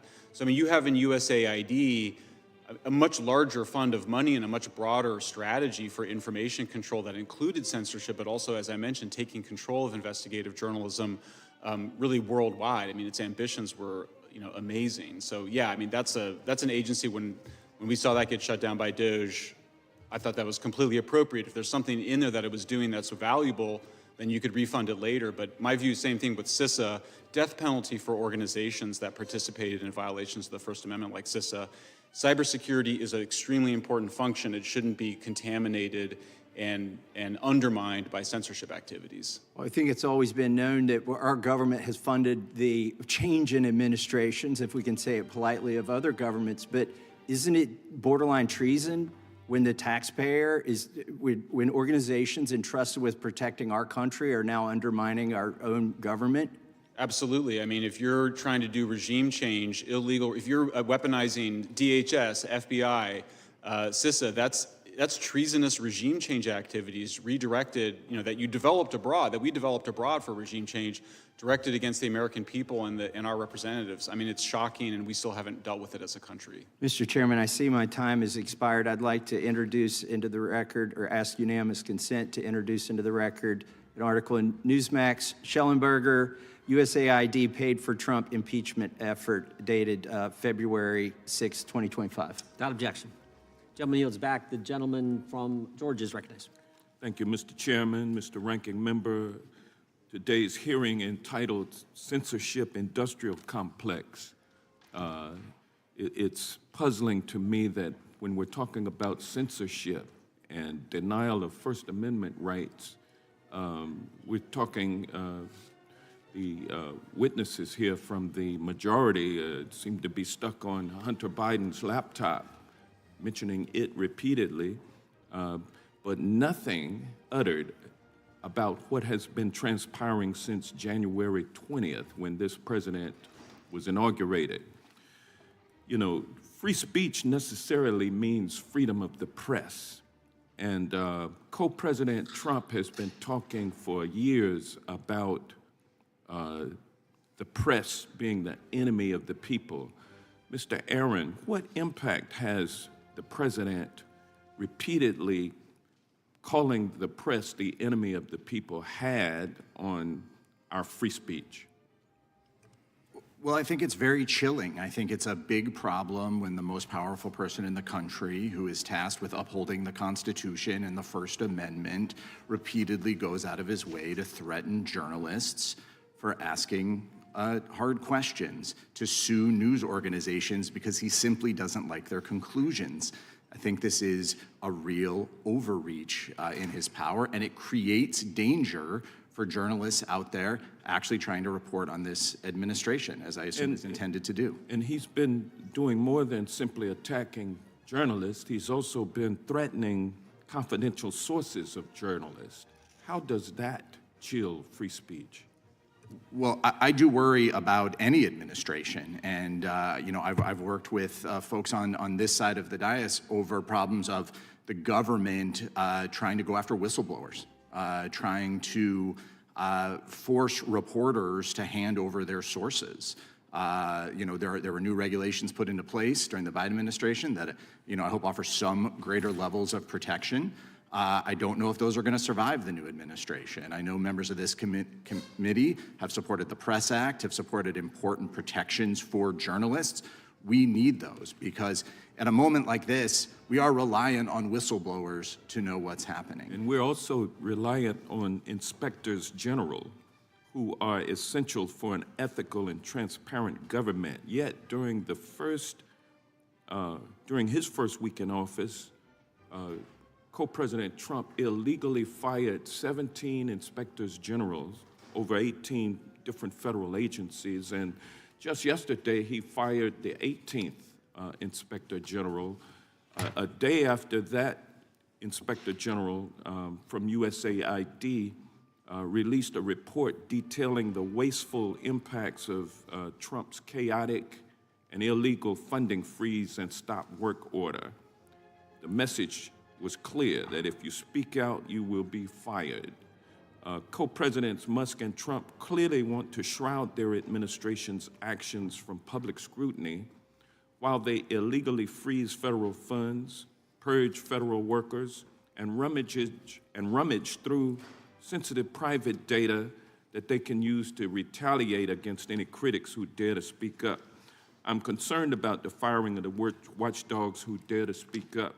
Just this past week, you know, this Inspector General fired for revealing more than $489 million in food assistance that was at risk of spoilage or potential diversion after the Trump administration implemented its aid freeze and stop work order. The very next day, he was fired, as I said. Do you agree that it chills freedom of speech and independent oversight when inspectors general are fired literally the day after they release a critical report? And what message do you think that it sends to other whistleblowers who might come forward? Well, it sends a message to whistleblowers that nobody may be there to listen to you or protect you. I think the Inspector General system is incredibly important at exposing government wrongdoing, no matter who's in power. These are supposed to be independent people. It's my understanding that moves against them are supposed to come before Congress. Congress is supposed to be informed before it happens, and that hasn't happened here. So the wholesale of removal of inspector generals at a time when there's so much confusion and chaos about what's happening, I think is very, very dangerous. And I hope that this committee and others with jurisdiction here in Congress will be looking very carefully at these decisions. I know the courts are starting to get involved, but if we don't have these independent watchdogs, We won't know what's happening. In many cases, the press won't know what's happening because they're relying on the kind of information that an inspector general can get that nobody else has access to on the outside. Well, I tell you, I know that if inspectors general had been terminated by a Democrat, and this committee, as it is now, was under the control of Republicans, these Republicans would be through the roof about it. They would be, they would not allow it to happen, but it is troubling that they are so transactional now that they don't believe in the Constitution. They just simply will follow whoever's sitting in that seat who can accomplish their political objectives, and then to hell with the Constitution. With that, I yield back. Gentleman yields back. Mr. Taibbi, do you have any idea how many people work at the United States Department of Treasury? Oh, I don't. I'm sorry. 108,376. And part of the Department of Treasury, of course, is the Internal Revenue Service. Is that right?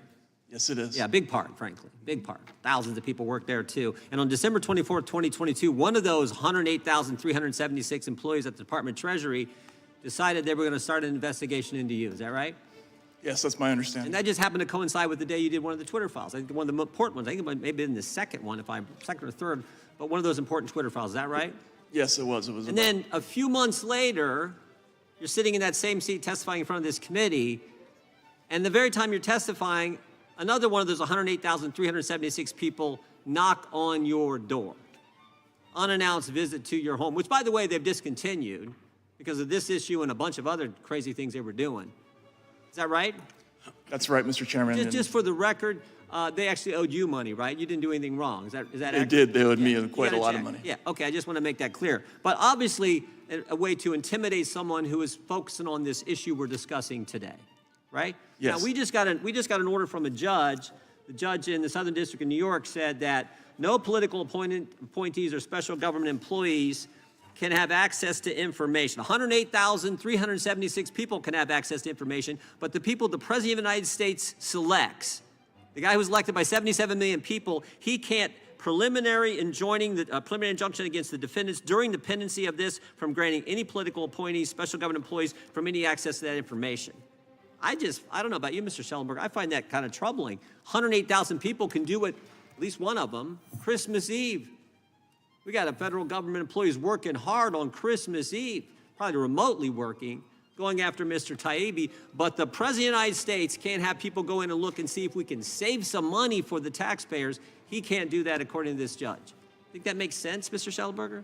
It doesn't. I mean, my understanding is that the president controls the executive branch and the executive branch Article agencies. 2, Section 1, very first sentence, executive power shall be vested in the president, in a president of the United States of America. First sentence. Yep. Yeah, but this judge says, no, no, no. We got to trust the bureau. This is the fundamental issue.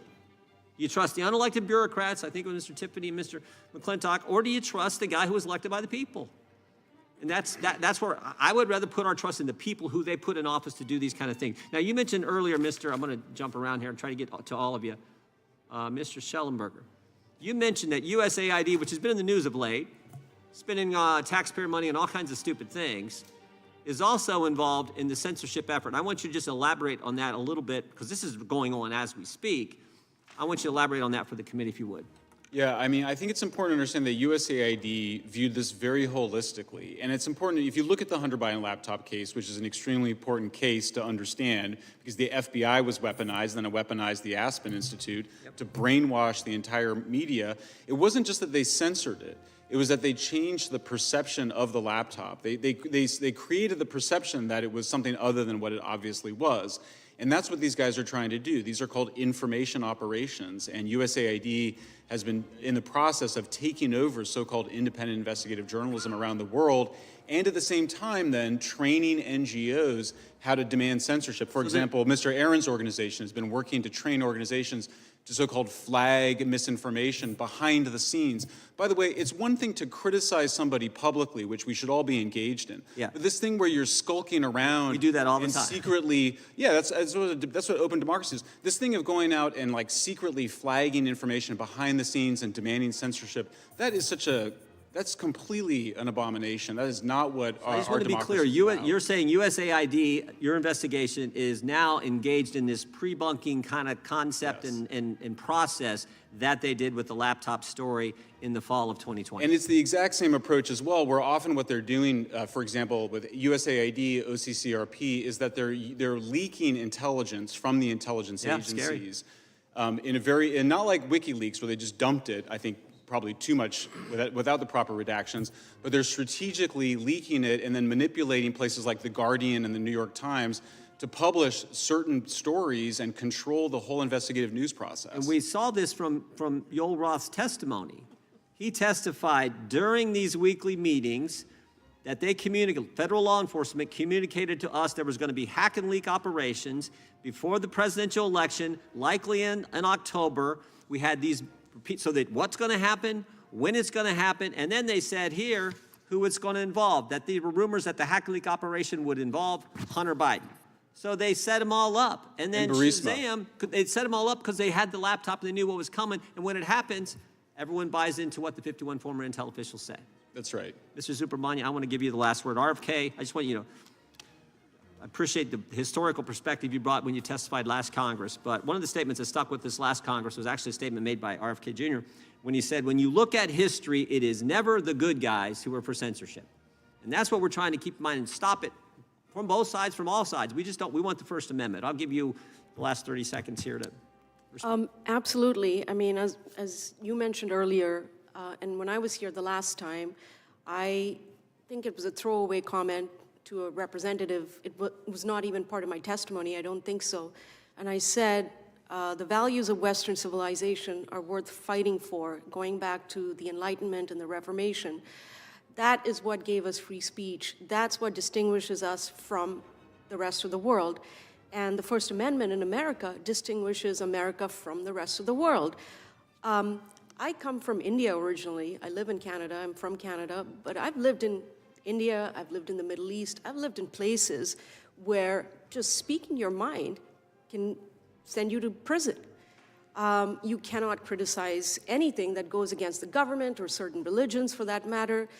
And when I came to the West, it was, refreshing to finally be able to express myself. And unfortunately, what I left behind has come to me in Canada, has followed me to Canada. And I'm seeing that happening in the United States. And it's very worrying because it's happened so quickly, and I don't know where this is going to lead us to.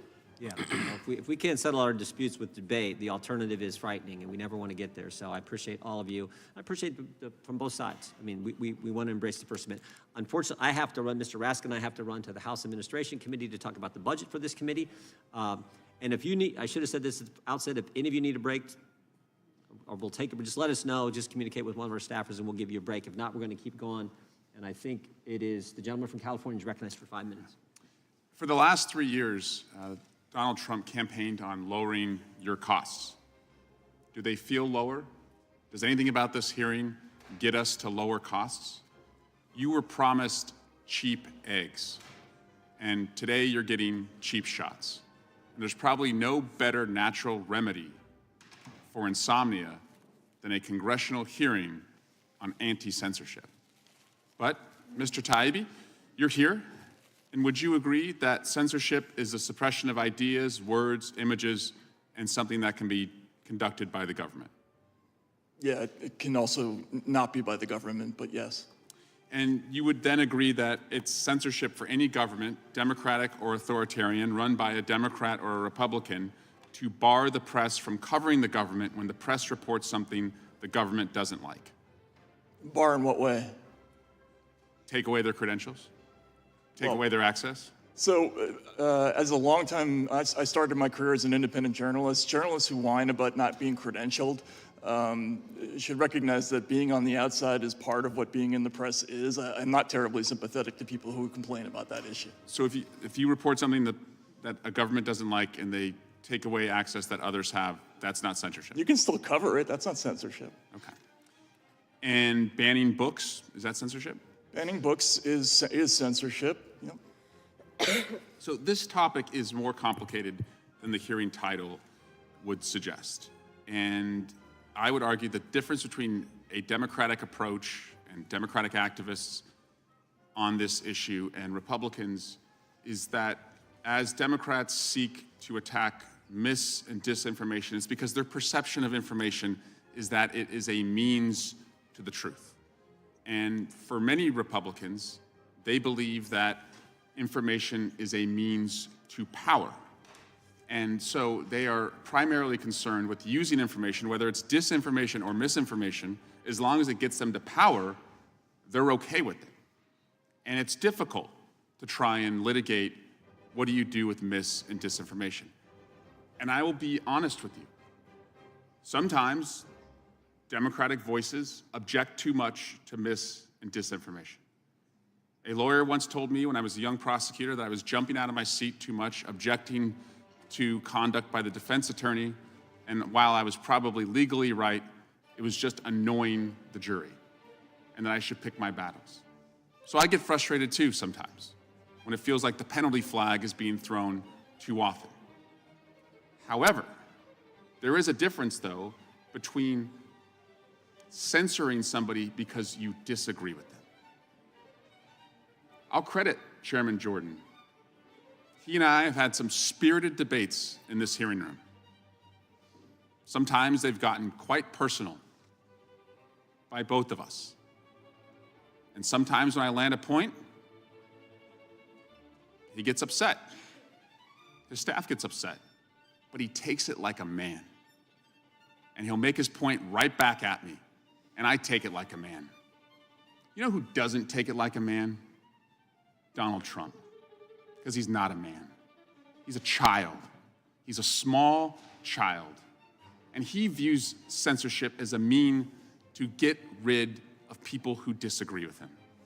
He wants to get rid of judges who disagree with him. He said that as recently as yesterday. Speaker Johnson is backing him up by suggesting that judges should just pause in interpreting his violations of the Constitution. Trump goes after his perceived political opponents. I know. When I was a part of the Russia investigation, his DOJ subpoenaed my emails and my cell phone records. He's a petty, punitive child. And I can recognize a toddler because I'm a parent of 3 of them. And I recognize the same behavior. And yes, censorship is occurring, but it's self-censorship, and it's by you all. Because I hear you in our private conversations when you agree that Trump is a child. I hear the people you tell that Trump is a child, whether it's lobbyists or reporters. But you shrink in this room, and you shrink in the chamber, and you self-censor yourselves from speaking out because you're afraid. And he's laughing at you that you take him so seriously because he's unserious. He's laughing that you think he is so powerful because he's weak. He's laughing that you think he is so big because he's quite small. So we need you. We need your voices right now. It can't just be this side. We're all in to speak up, and we need you to speak up too. Otherwise, we are all out of freedom. And I yield back. Gentleman's time has expired. Gentleman yields back. I'm going to recognize myself for the next 5 minutes.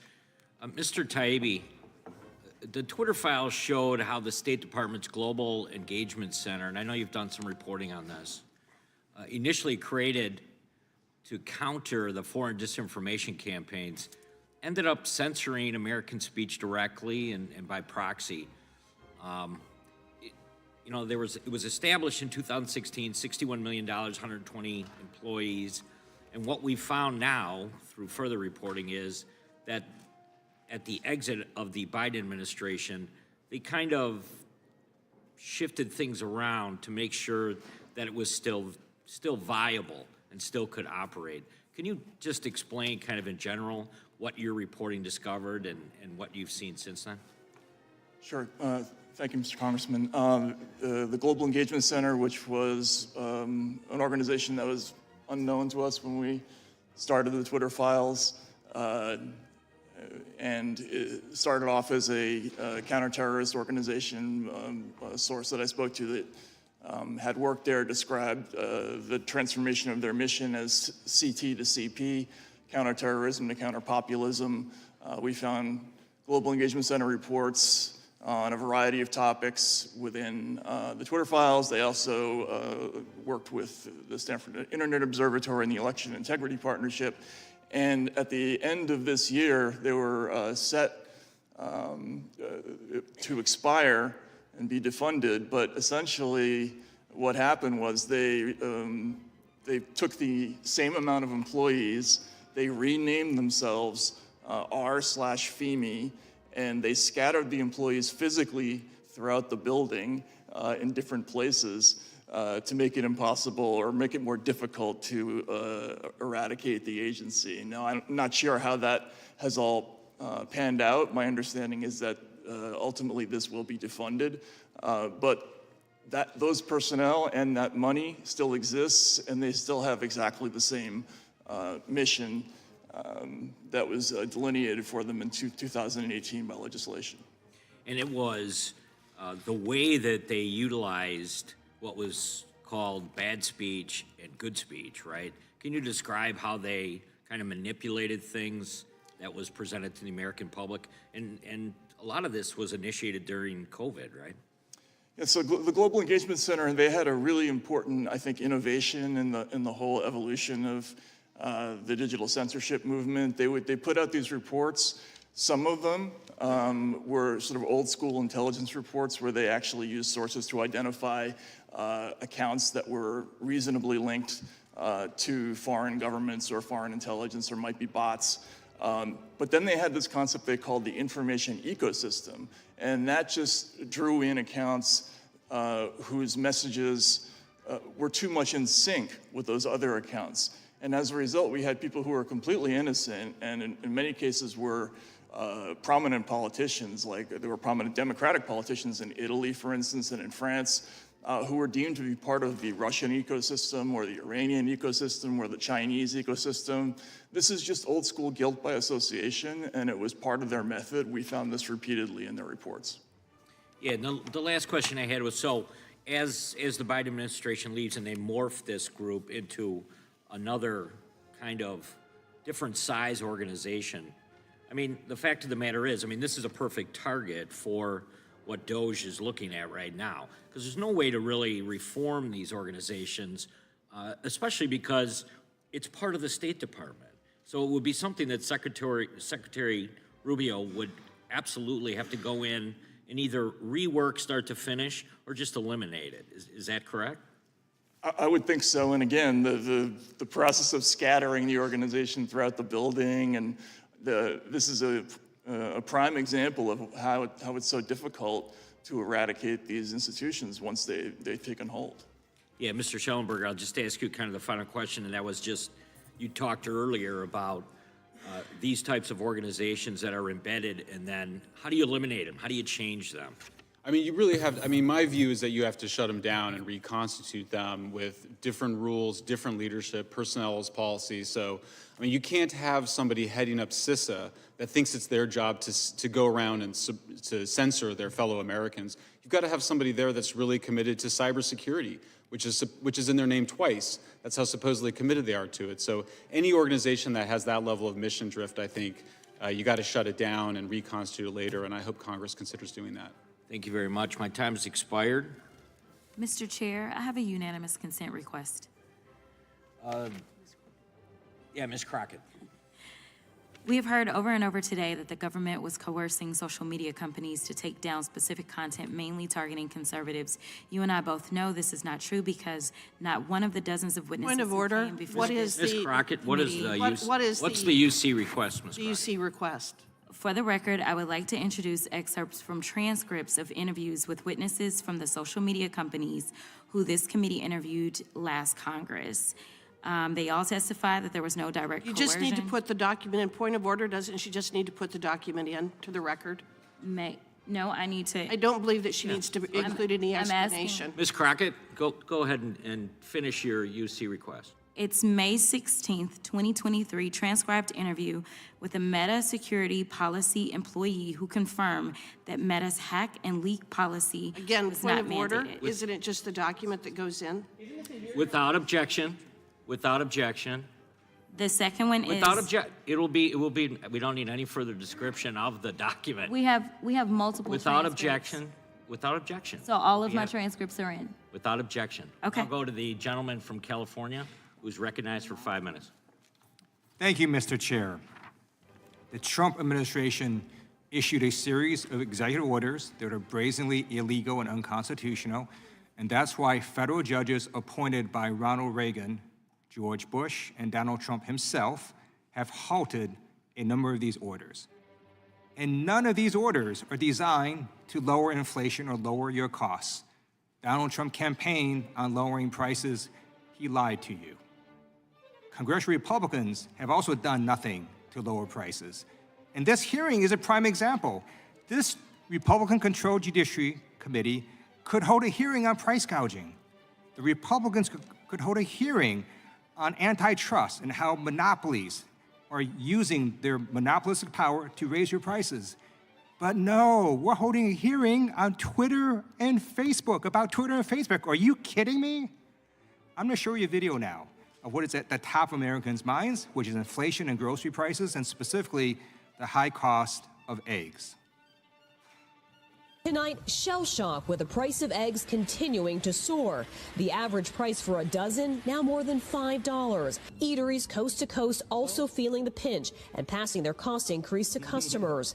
Waffle House diners now paying 50 cents more per egg, a surcharge the company says will be short-lived. We cannot predict how long this shortage will last. What about you personally? Me personally, I'll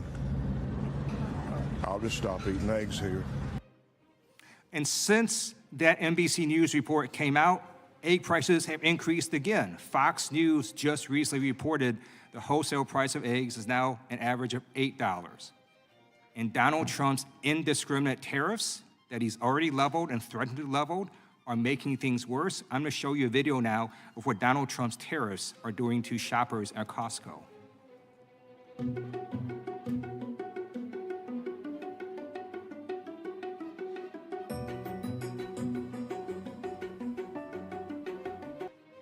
Trump's tariff war has turned into an egg war at Costco, everyone fighting for eggs at Costco. I recently went grocery shopping, and the price of eggs were between $7.99 and over $12. And not only were the prices that high, but there were no eggs. There are no eggs on their shelves. And that is leading the American people to realize that Donald Trump lied to them, and congressional Republicans are not focused on the issue that the American people care about. And that's why consumer sentiment has now dropped. And that is a very important factor for the economy. I'm going to show you a video about a recent consumer sentiment report. This Michigan number, all of them are pretty terrible. The University of Michigan sentiment falls to 67.8 from 71.1. The current conditions index 68.7 from 74, and expectations 67.3 from 69.3. So people are not at this point seeing a lot of strength in the economy, but they are seeing inflation. This is really, really interesting. The Michigan one-year inflation number jumps to 4.3%. That is a 1 percentage point gain in one-year inflation expectations over the January number. 5 to 10-year inflation goes up just a tick to 3.3 from 3.2. But these numbers, we'll have to go under the hood and see exactly where people were upset. But these numbers are not particularly good news for the Fed or for the administration. And just today, it was announced that inflation increased again. And it's not just on eggs, it's also on meats and poultry and fish, on gasoline, fuel oil, used cars and trucks, prescription drugs, car insurance, and rent. And congressional Republicans are doing nothing to address this issue. So look, do I think it's obnoxious that Twitter bans the term cisgender? You can be punished and suspended for using that term. Sure, it's obnoxious. But that's not what the American people care about. They care about the number one issue, which is inflation. Same thing last year, same thing this year.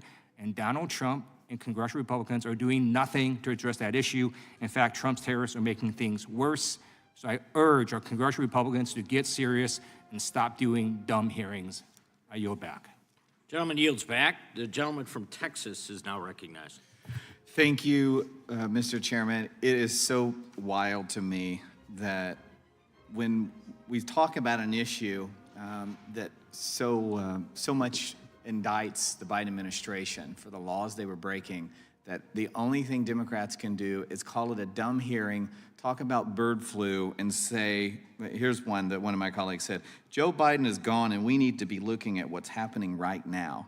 They spent the last 4 years talking about Donald Trump after he left office. And now that the American people got what they wanted, which is another 4 years of Donald Trump, they don't want to talk about Joe Biden.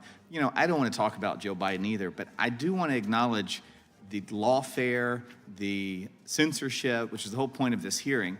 And, you know, I'll mention, I'm glad that inflation was brought up because I do believe that we're going to finally head in a good direction. But my colleague from California just spent 2 minutes talking about eggs and the cost of eggs. The cost of eggs were up a month ago, which is why the Biden administration appropriated or spent $300 million on bird flu. I'm not even going to blame Joe Biden for the cost of eggs or Donald Trump. We got a bird flu going on. And yeah, it's terrible. But let me tell you something else that's terrible.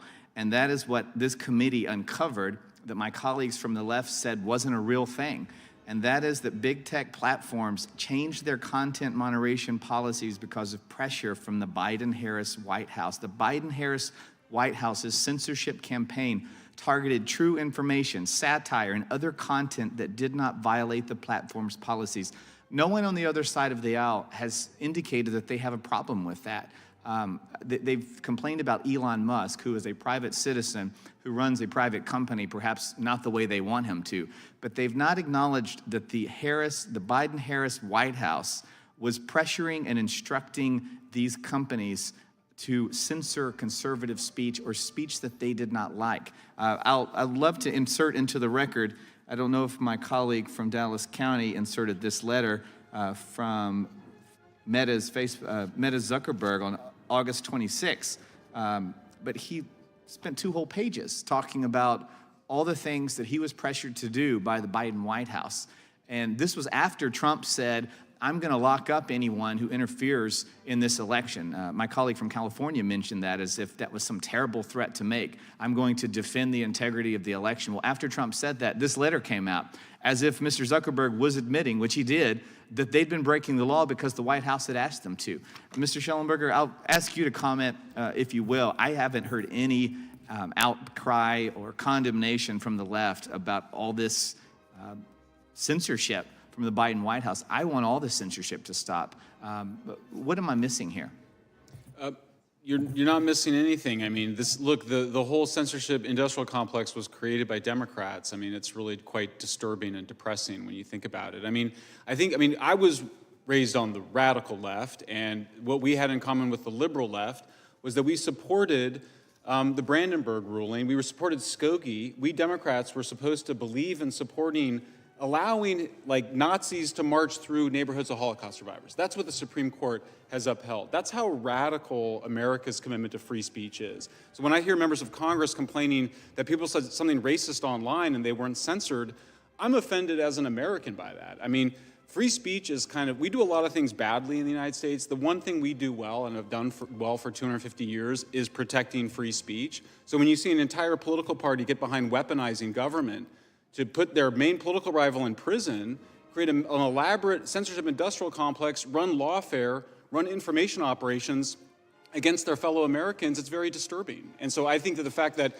we're still talking about what happened, we should be talking about what happened. It was a woke reign of terror for the last 12 years where people were scared to say their mind in public, in private, and we had these elaborate governmental apparatuses in place to aggressively censor behind the scenes using law enforcement organizations to do it.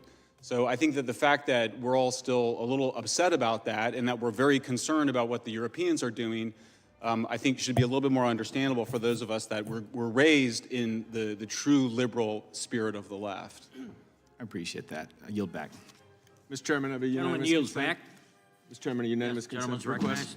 recognized. I ask unanimous consent to enter into the record the Supreme Court's opinion in Murphy versus Missouri, especially footnote 4, which states that the factual findings about alleged government censorship on social media, quote, Point of appear order. to be Doesn't the clearly document erroneous. just go in? Without objection. Without objection. The gentlewoman from Washington is now recognized for 5 minutes. Thank you, Mr. Chairman. There are many issues in this committee's jurisdiction that are top of mind for the American people, like the constitutional crisis that we face when the Vice President suggests that we don't need to listen to the judicial branch, or when the administration takes repeated actions to undermine the Article I powers of Congress. Or how about if we use this hearing to take on the giant profiteering corporations that use monopolistic practices to raise prices and drive out competition? Remember when candidate Trump said that he was vowing to reduce prices on day one? Well, here we are, almost 1 month into the Trump presidency, and not only have Republicans done absolutely nothing to lower prices, but their policies are actually driving up prices, as today's financial data showed. But instead of dealing with that, we're here wasting time on repeatedly debunked accusations of censorship, even as the real censorship is happening right before our eyes. Donald Trump's assault on free speech rights through a series of executive orders that dictate terms of allowable expression and identities, demand political loyalty from all civil servants, and punish anyone who dissents. One of the executive orders requires federal government agencies to, quote, remove all statements, policies, regulations, forms, communications, or other internal and external messages that promote or otherwise inculcate gender ideology, and to cease issuing such statements, policies, regulations, forms, communications, or other messages. This executive order has now been used by the Centers for Disease Control and Prevention to send out guidance prohibiting the use of terms like gender, transgender, pregnant person, transsexual, and non-binary. Mr. Aaron, how does this lead to direct or indirect censorship of employees in their role as private citizens? Well, I think it's very concerning, Congresswoman, the idea that in order to receive government funding to do scientific research, to provide health care, to provide community services, that you have to read from an approved list of words, or if you use one of the words that's on the banned list, you could lose your entire funding. You could have to fire your staff. You could have to get rid of essential programs simply to push, speaking of ideology, an ideological agenda. I think that's very, very worrisome and so unnecessarily cruel on top of it. Transgender individuals constitute a small but important minority of the federal workforce. They serve in public health, economic, and national security positions alongside thousands of non-transgender coworkers. What impact, Mr. Aaron, does censorship of transgender employees have on the broader federal workforce and its ability to serve the American people? Well, it forces government employees to essentially go into hiding, to have to hide who they are and what their identity is, to feel that they're being watched by their colleagues, to essentially ask their colleagues to erase their existence, whether that's from government websites or from the ability to simply meet with other people in the government who may share their identity. I think it's a massive overreach that's really an attack on all of us. It's an attack on all of us. Another executive order directs the termination of all diversity, equity, and inclusion programs in the federal government. As a result, staff at the National Science Foundation have been combing through thousands of active science research projects alongside a list of keywords to determine whether or not those grants should be halted. These keywords include words and phrases like activism, equal opportunity, institutional, underrepresented, and get this one, women. Do these actions, Mr. Aaron, constrain academic freedom or the ability of researchers to freely express their views? Well, it seems to be an insane way to decide what our scientific researchers or other researchers should be studying. The idea of cutting off funding via keyword as opposed to evaluating independent academic projects, as opposed to evaluating, is this a good cure for disease? Are we going to be able to research cancer? And the idea that that could be stymied or cut off because somebody used the wrong word, incredibly chilling.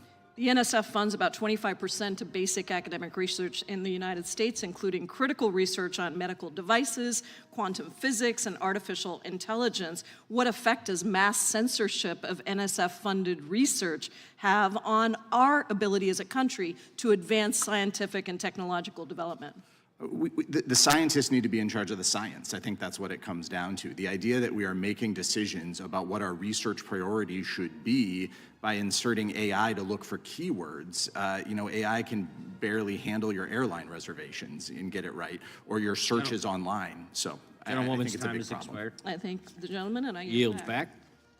Gentleman from New Jersey is now recognized. Thank you, Mr. Chair. First of all, it's humorous to me. President Trump's been in for 3 weeks. It's about 3 weeks, right?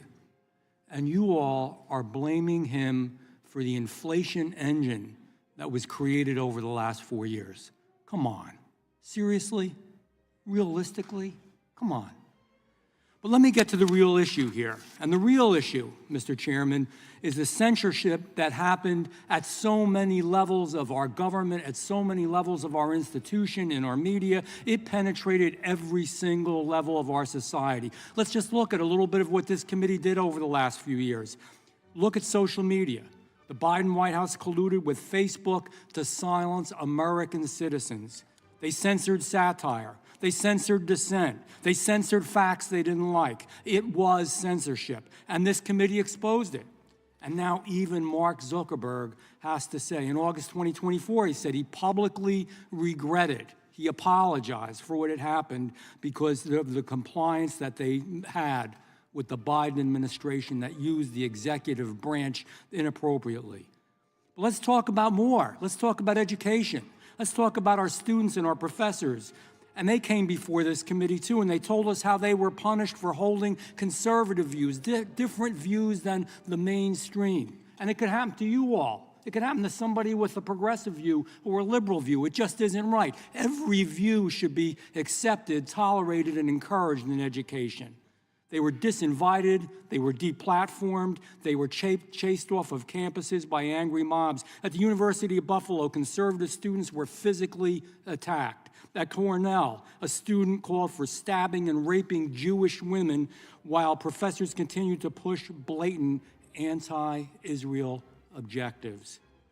Mr. Aaron, I never heard you say a word about any of this. At Tulane, Jewish students were beaten in a protest while administrators stood by. And at Berkeley Law, and these are just a few examples, student groups created Jew-free zones, banning anyone who supported Israel from speaking, because that's what it was about. Censorship, because our free speech is the most powerful tool that Americans have. This is all censorship. The committee exposed it. Let's talk about health care. Doctors were silenced. Scientists were blacklisted. Intel officers suppressed DOD and FBI findings on the lab leak. Remember the lab leak in Wuhan? Impossible. I said it, man, I was mocked that it really possibly and probably did come from a lab and not from a wet meat market. That was a big joke back then. You were censored. You were censored if you had a different opinion. The CDC and the FDA withheld data on vaccine side effects. It was censorship. And this committee, again, exposed it. The FBI, the Department of Justice, remember that stuff? Spying on conservatives, spying on Catholic churches that were going to, spying on concerned parents and labeling parents who were concerned about their kids and going to school board meetings as domestic terrorists. They were trying to censor them and using FISA, worst of all, to go after millions of Americans inappropriately. It was censorship, and we exposed it. The ultimate censorship? The media, the legacy media, which pretended none of it was happening. Most folks never got to hear about it, didn't even know. There's still a lot of Americans that don't know. It was all censorship. And now I hear the other side lecture us about the abuse of power. Really? Seriously? After what happened after the last 4 years? You gotta be kidding me. It's unbelievable. You know, I was talking to a reporter outside before. They said, you know, what's the one thing you regret? They were doing a little bio on me in your years in politics and government. You know what I regret is that every single American didn't have to sit here in these judiciary meetings and hear what's going on to their country. I wish they knew, and they don't, because the legacy media doesn't let it out, barely covers it, covers a tiny fraction of it.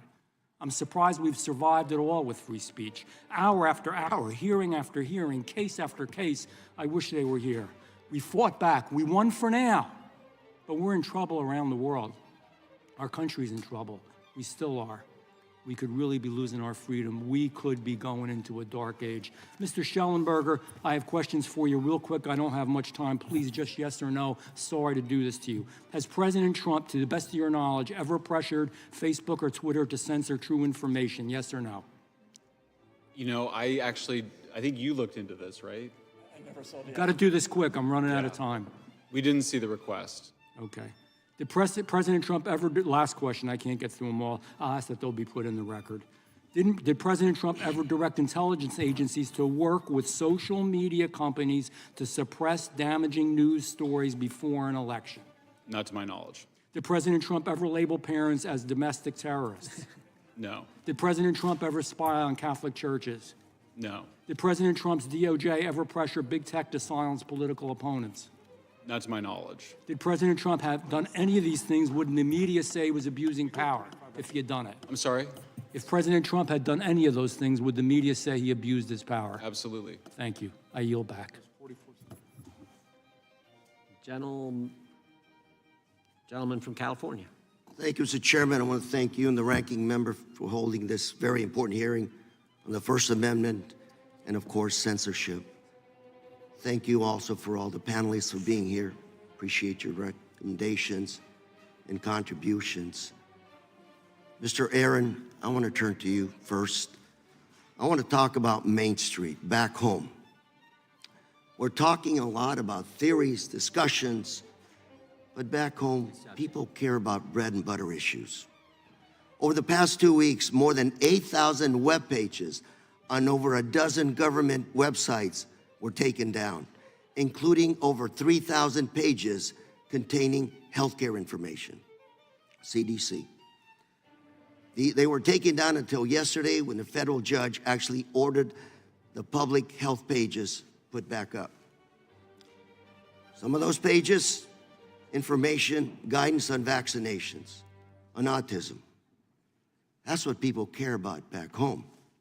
So, Mr. Aaron, we have vaccine mandates, controversial, but regardless of where people stand, how do people react to a situation like this when the information they probably rely on, paid for by federal taxpayer dollars, research on these pages is no longer available to them? I share your concern, Congressman. I think that we have a big problem, again, with taking the sledgehammer to all of these things. This is censorship. Is this censorship? Is that the question, sir? It is. Well, I want to be clear. The government, does have the ability to say, this is what we're going to put on our websites to a point. They have the ability to say, these are our new priorities, all of these things, right?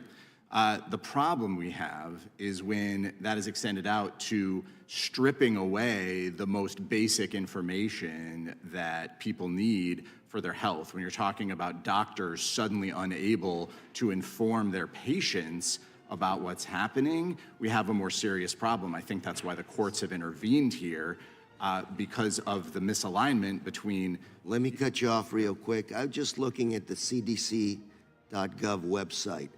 Vaccines and immunizations. There's a little statement here. CDC's website is being modified to comply with President Trump's executive orders. What would a parent say if they saw that?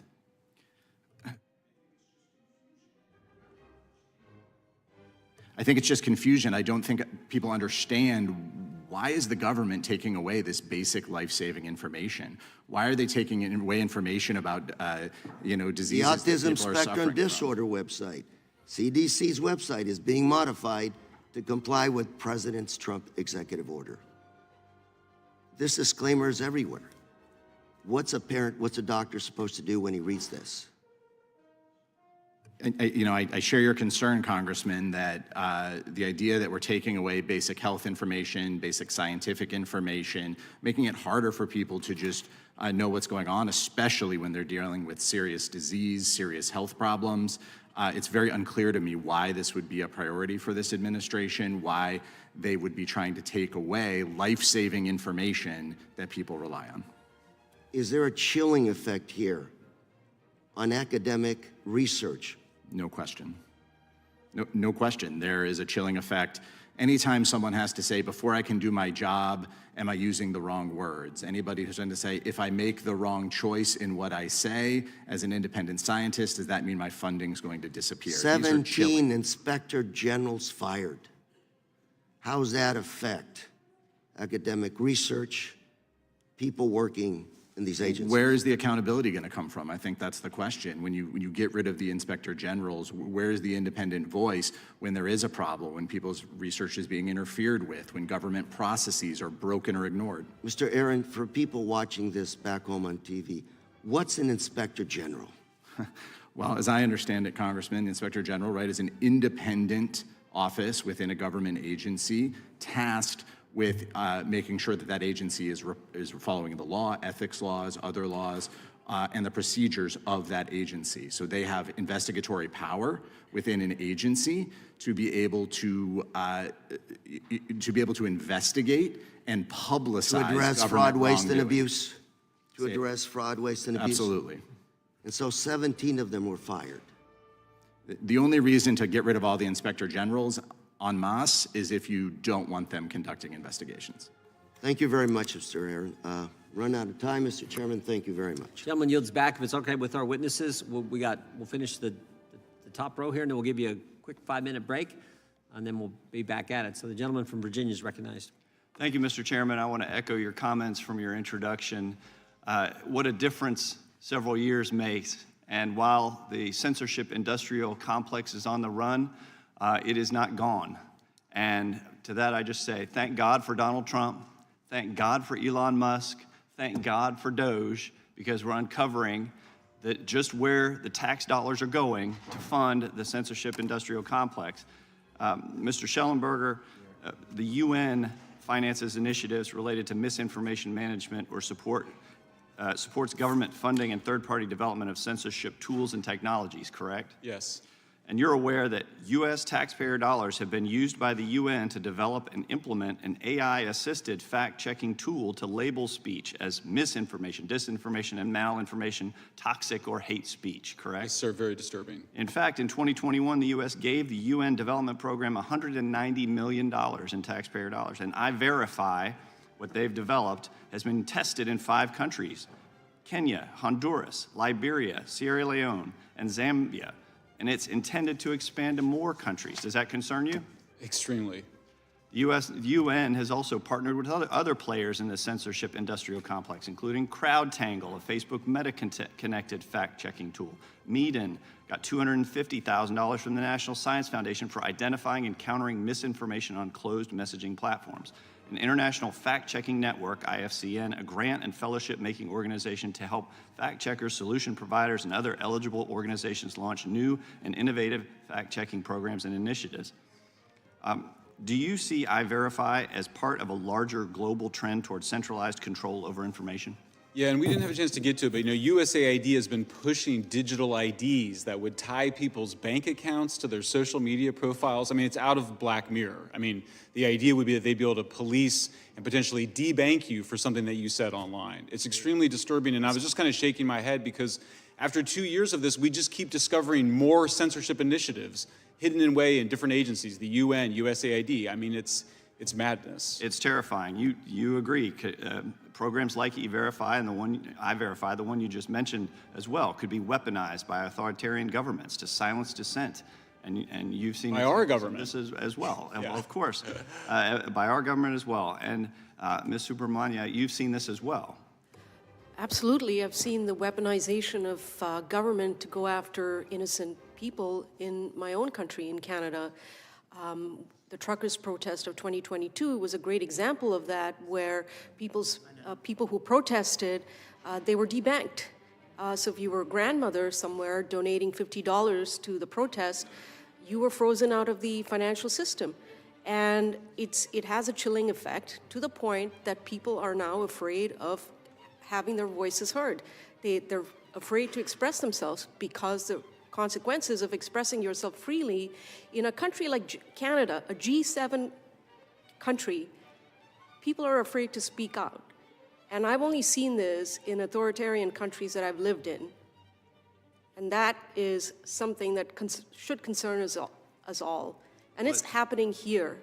And it's up to us to lead. And Absolutely. do you think that the Biden-Harris administration's hostility toward free speech contributed to the increased attacks on free speech we were seeing abroad, including pressure by foreign governments against American companies to censor lawful speech? Absolutely. I'm glad you asked that question, Representative Klein. When Elon Musk's free speech rights were being attacked, and they're still being attacked by the EU under the Digital Services Act, there was silence from the Biden administration. You know what that did? That sent a strong message to the rest of the world that the administration could not be relied on to retaliate against governments that suppress the free speech rights of Americans. That's a powerful message, and that's not good. Absolutely. We have to continue to lead. I'm glad President Trump's leading. I'm glad Elon Musk is leading. I've got a bill in to end I-Verify. It's called the End UN Censorship Act. I hope we pass it in this committee and can pass it on the floor. With that, Mr. Chairman, I yield back. Gentleman yields back. We'll take a 5-minute break. And we have refreshments back there if you need them. And then we'll try to get back at it as quick as we can. Committee stands in recess. Sorry about that.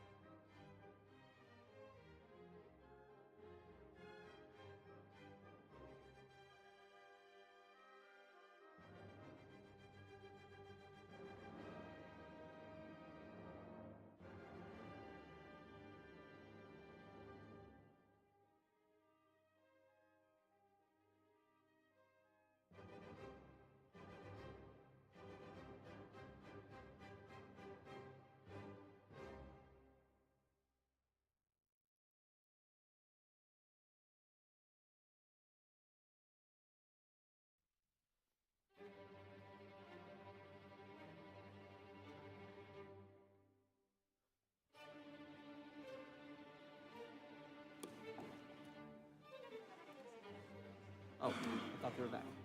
We grabbed the.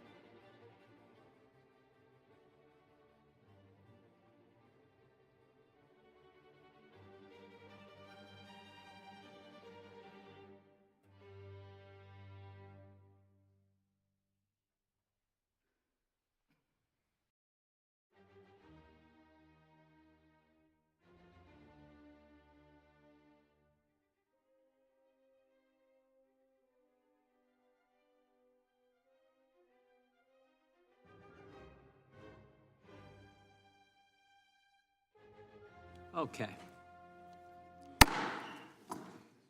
Committee will come to order. The gentlelady from Pennsylvania is recognized. Oh, we got to wait for your witness. I just saw him here, I thought.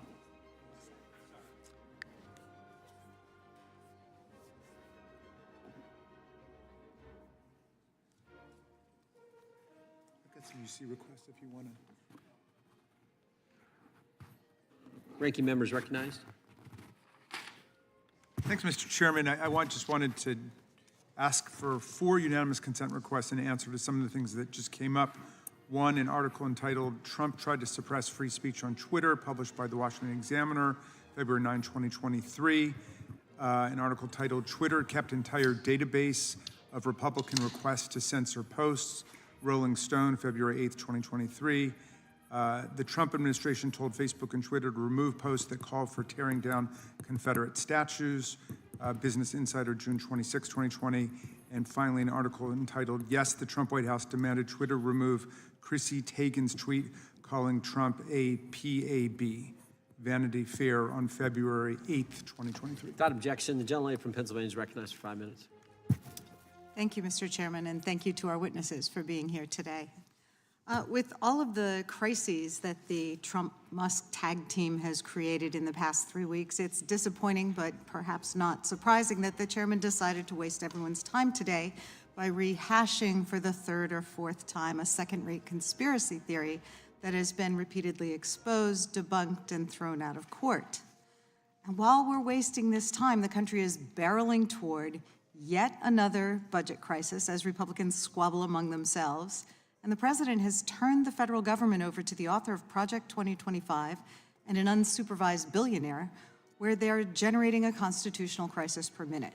Their actions are imperiling both our national security and Americans' health, safety, and economic security. So pardon our frustration that this committee is failing to address the very real and serious issues that are confronting our constitutional republic.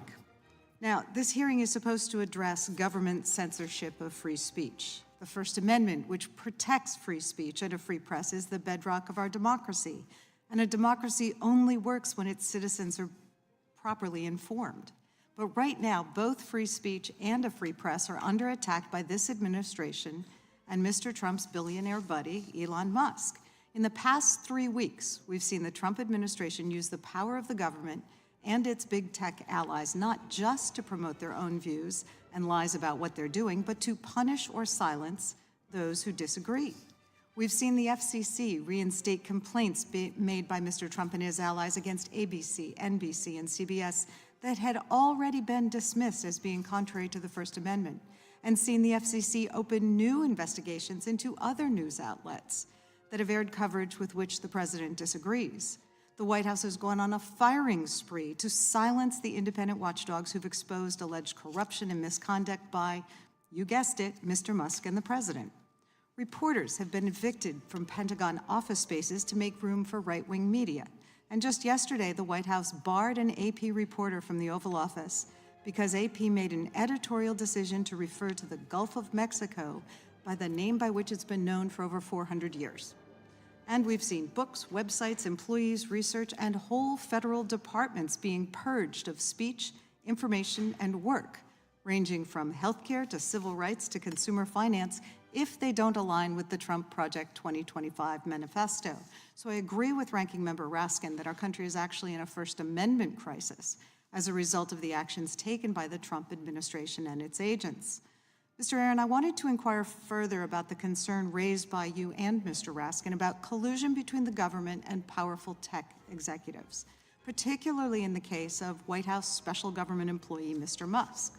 Mr. Musk has a long history of silencing his critics, but what's different now is that Mr. Musk is a member of the Trump administration, and he's in charge of the extremely destructive, rapid, unscheduled disassembly of congressionally authorized and funded government departments. So not only is he an unelected bureaucrat, but as with the rest of this administration, he's resisting all oversight, whether by independent watchdogs, members of Congress who have not abdicated their constitutional duties, or the press. Just last week, as national concerns were mounting about the White House encouraging Mr. Musk to root around in Americans' private financial and national security data, a Wall Street Journal investigative reporter managed to uncover concerning information about members of Mr. Musk's shadow government team. Mr. Musk called for the journalist to be fired for reporting accurate information relevant to oversight of the work he's allegedly performing at the direction of the White House, basically for performing a core First Amendment function. So can you comment on the First Amendment implications of Mr. Musk's attacks on journalists, particularly given his new quasi-governmental status and the big tech megaphone that he controls? Thank you, Congresswoman. I do agree with you that this is really unprecedented, where we see someone with this much government power and this much media power combined together with really no oversight or accountability. So we're seeing, slashing funds that Congress has approved. We don't know what they are, but those trying to report on it, those trying to say who's going in with their laptops into the Treasury Department, into the Bureau of Fiscal Services, into all these places, downloading private information, inserting AI. Reporters are trying to get at that story.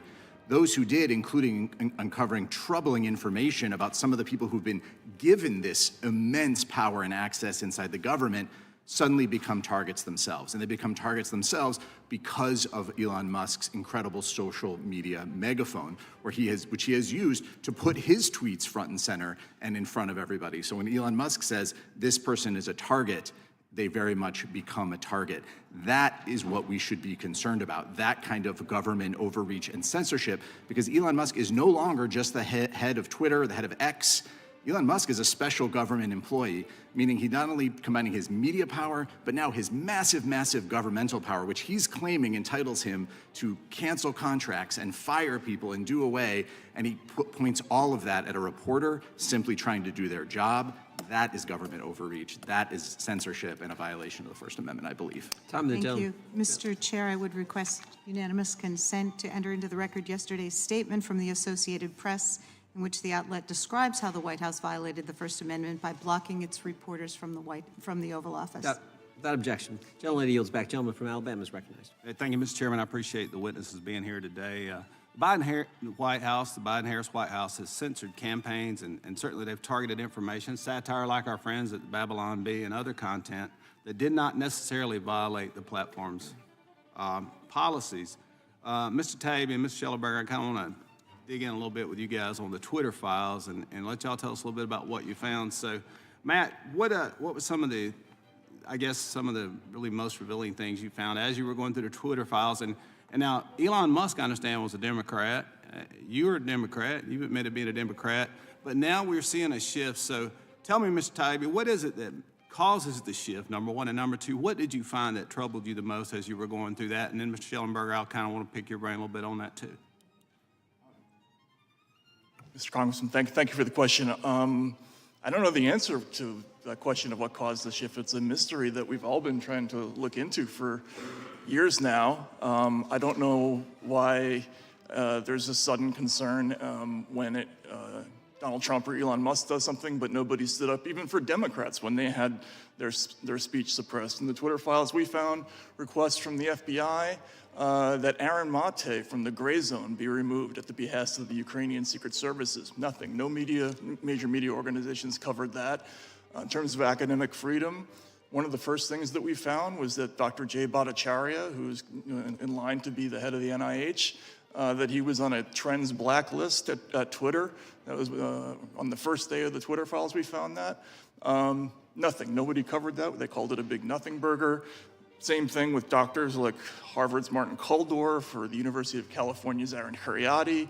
When they criticized lockdowns, they were de-amplified and/or removed. So academic freedom, suddenly it's a big concern. I agree it's a big concern, but it's a concern in both places. And so it's very frustrating to see that shift. Michael, do you have Yeah, Michael, if you don't mind, talk a little bit about maybe the Twitter files and, too, the shift and now where you're seeing people who would normally identify as liberal maybe are now coming to the side of our party or to political argument for conservatives to say, hey, free speech matters. What you say, you should be allowed to say what you want to say in a free market. So, my view is that Democrats will look back at giving up the free speech issue to Republicans as just a catastrophic political failure. I've changed my mind on a lot of issues, written 2 books about it, but I never changed my mind about free speech, never changed my mind about the illegality and immorality of weaponizing government. When you look at the history of it, in the 1930s, the repression by FBI was against the left, against the radical left. You look at the defense of flag burning, that was by the left. You look at defense of free speech, often it's by the left. So it's been a reversal. The left, the Democrats, came to embrace the weaponization of and censorship because they became so powerful and so entitled at ruling under the Obama administration, I believe, and the intelligence services. I was going to ask you when you thought it started, but you said earlier about 12 years you could remember, but certainly Biden-Harris kind of doubled down on what Obama started, but go ahead, Yes. sorry, I didn't mean to interrupt. No, that's right. I just think Obama, after, 8 years of Obama, they transformed the intelligence community, became much more left-leaning, much more partisan, and so there's an inorganic and an organic part of the weaponization and censorship, but clearly you see people, we reported on the activities of John Brennan, Obama's CIA director, authorizing reverse targeting or bumps to basically instigate the whole Russiagate hoax.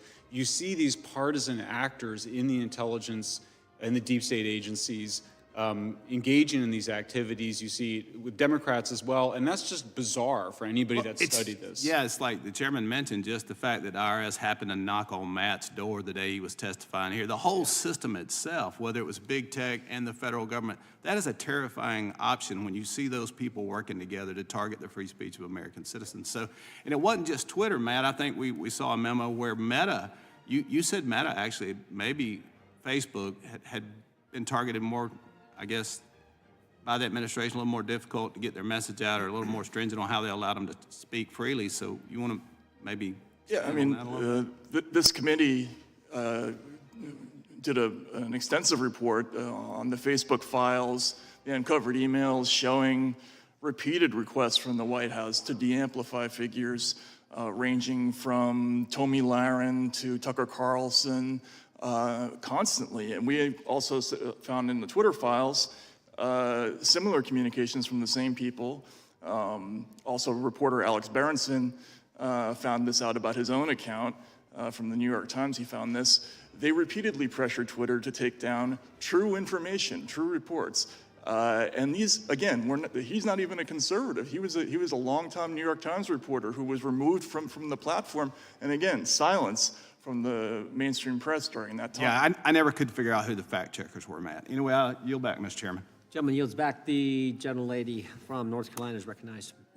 Thank you, Mr. Chairman, and I'm thrilled that I got to go after Mr. Moore because I'm hoping that our witnesses today will apply their same strict construction on the First Amendment to the Donald Trump administration. I hope it doesn't matter who you think is violating people's free speech rights, who is doing the censoring, that you will have the same ethics and the same integrity. I myself worked for the ACLU. I represented people whose speech I did not agree with. I believe we need a robust protection of the interchange of ideas.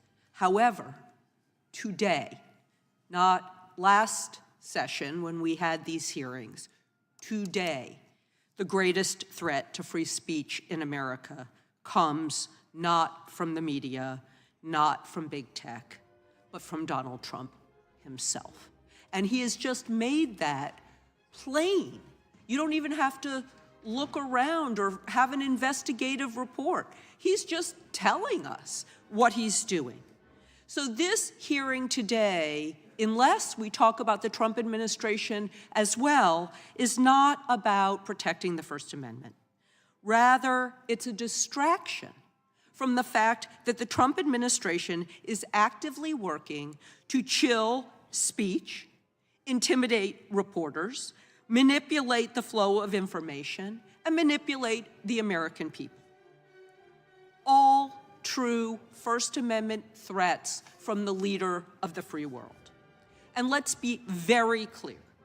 Trump thinks the First Amendment only applies to speech he agrees with.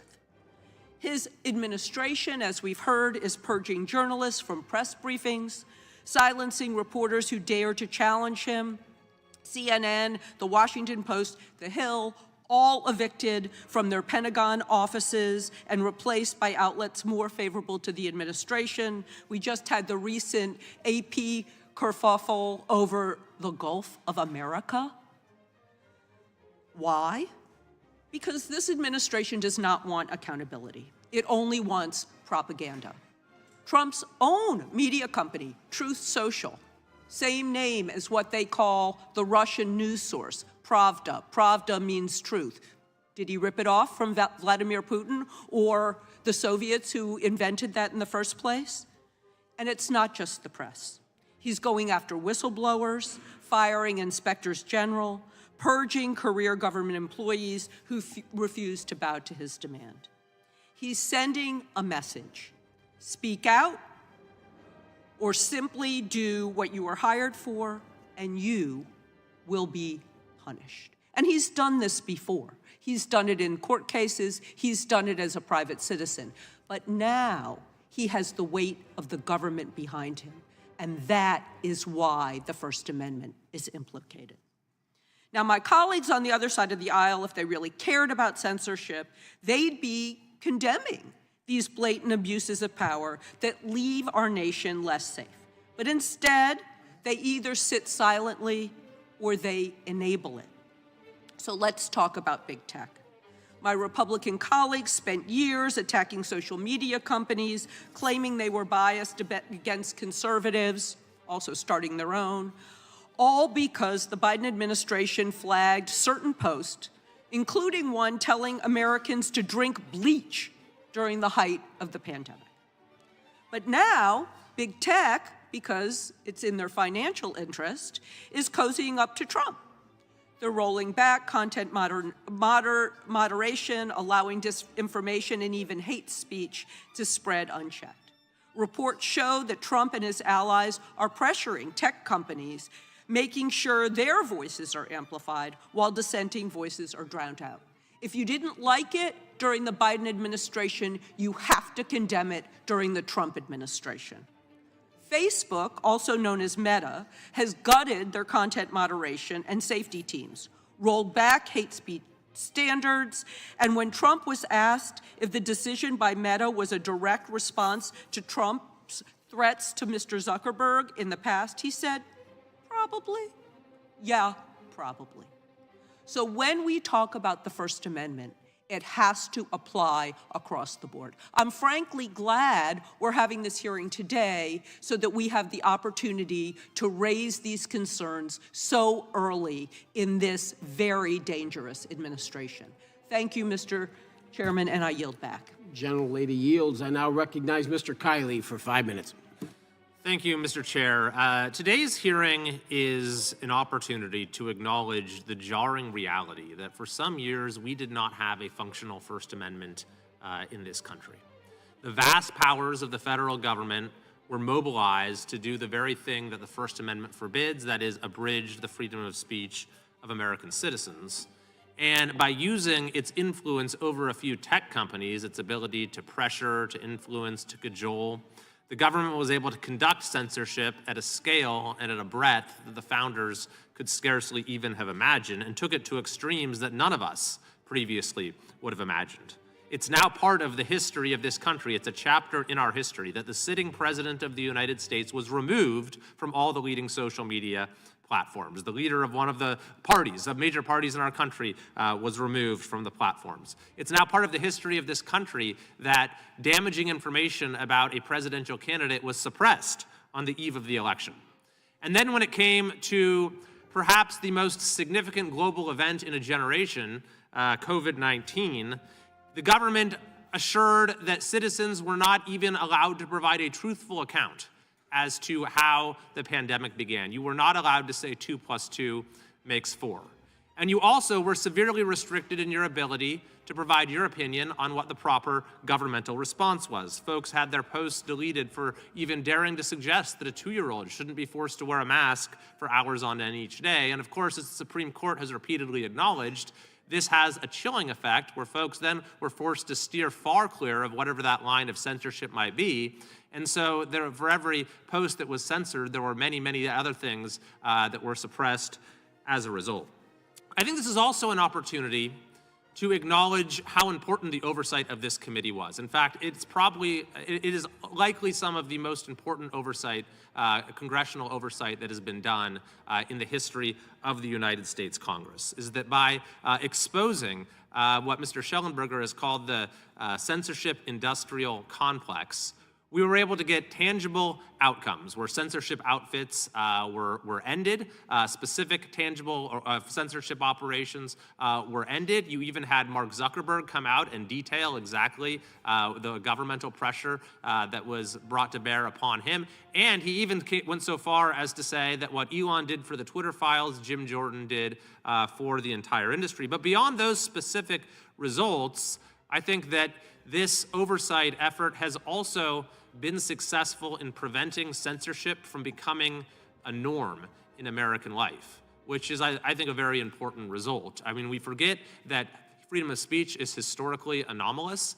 It's somewhat counterintuitive. It's not even embraced by many of our nominally democratic allies around the world today. And I think we got frighteningly close to this deeply embedded norm of our country's DNA of freedom of speech, of that starting to really weaken. And it's going to be important, I think, going forward to have guardrails in place to assure that these sort of censorship efforts don't repeat themselves. But Mr. Schellenberger, if we accept the premise, which I think is true, of course, that the censorship industrial complex is on the defensive and certainly in retreat in the federal bureaucracy. We need to stay on guard. But are there other sites where it might be reposed? I mean, you've mentioned global institutions, but in particular, our home state of California, with bureaucracies that are just as, if not more, Orwellian than some of these federal bureaucracies, with a governor who has vowed to Trump-proof the state, as well as it being the home to most of the major tech companies. Do you see risks there, and how might we conduct oversight to make sure that doesn't happen? Yeah, absolutely. And in fact, our friend and colleague, Andrew Lowenthal, just published a report about efforts at the state level to promote censorship. And as you know, one of the big pieces of censorship that Governor Gavin Newsom promoted and others promoted was having doctors be censored for not prescribing the official orthodoxy when it came to COVID. The other thing that we see is a lot of media literacy programs. They're called media literacy. They're basically just teaching kids to accept whatever the mainstream news media tell them without questioning it. It's the opposite of what John Dewey created with his critical thinking program in the University of Chicago, this incredibly important promotion of the idea of how to think critically, not relying on expert sources, always being skeptical. So I do think there's a lot of work that we need to do, and certainly our home state is a place to start. Thanks very much. Thanks to all the witnesses for your testimony and your assistance in this entire effort of this committee, and I yield back. The gentleman yields. Mr. Ballant, you're recognized. Yep, Ms. Ballant, sorry, you're recognized for 5 minutes.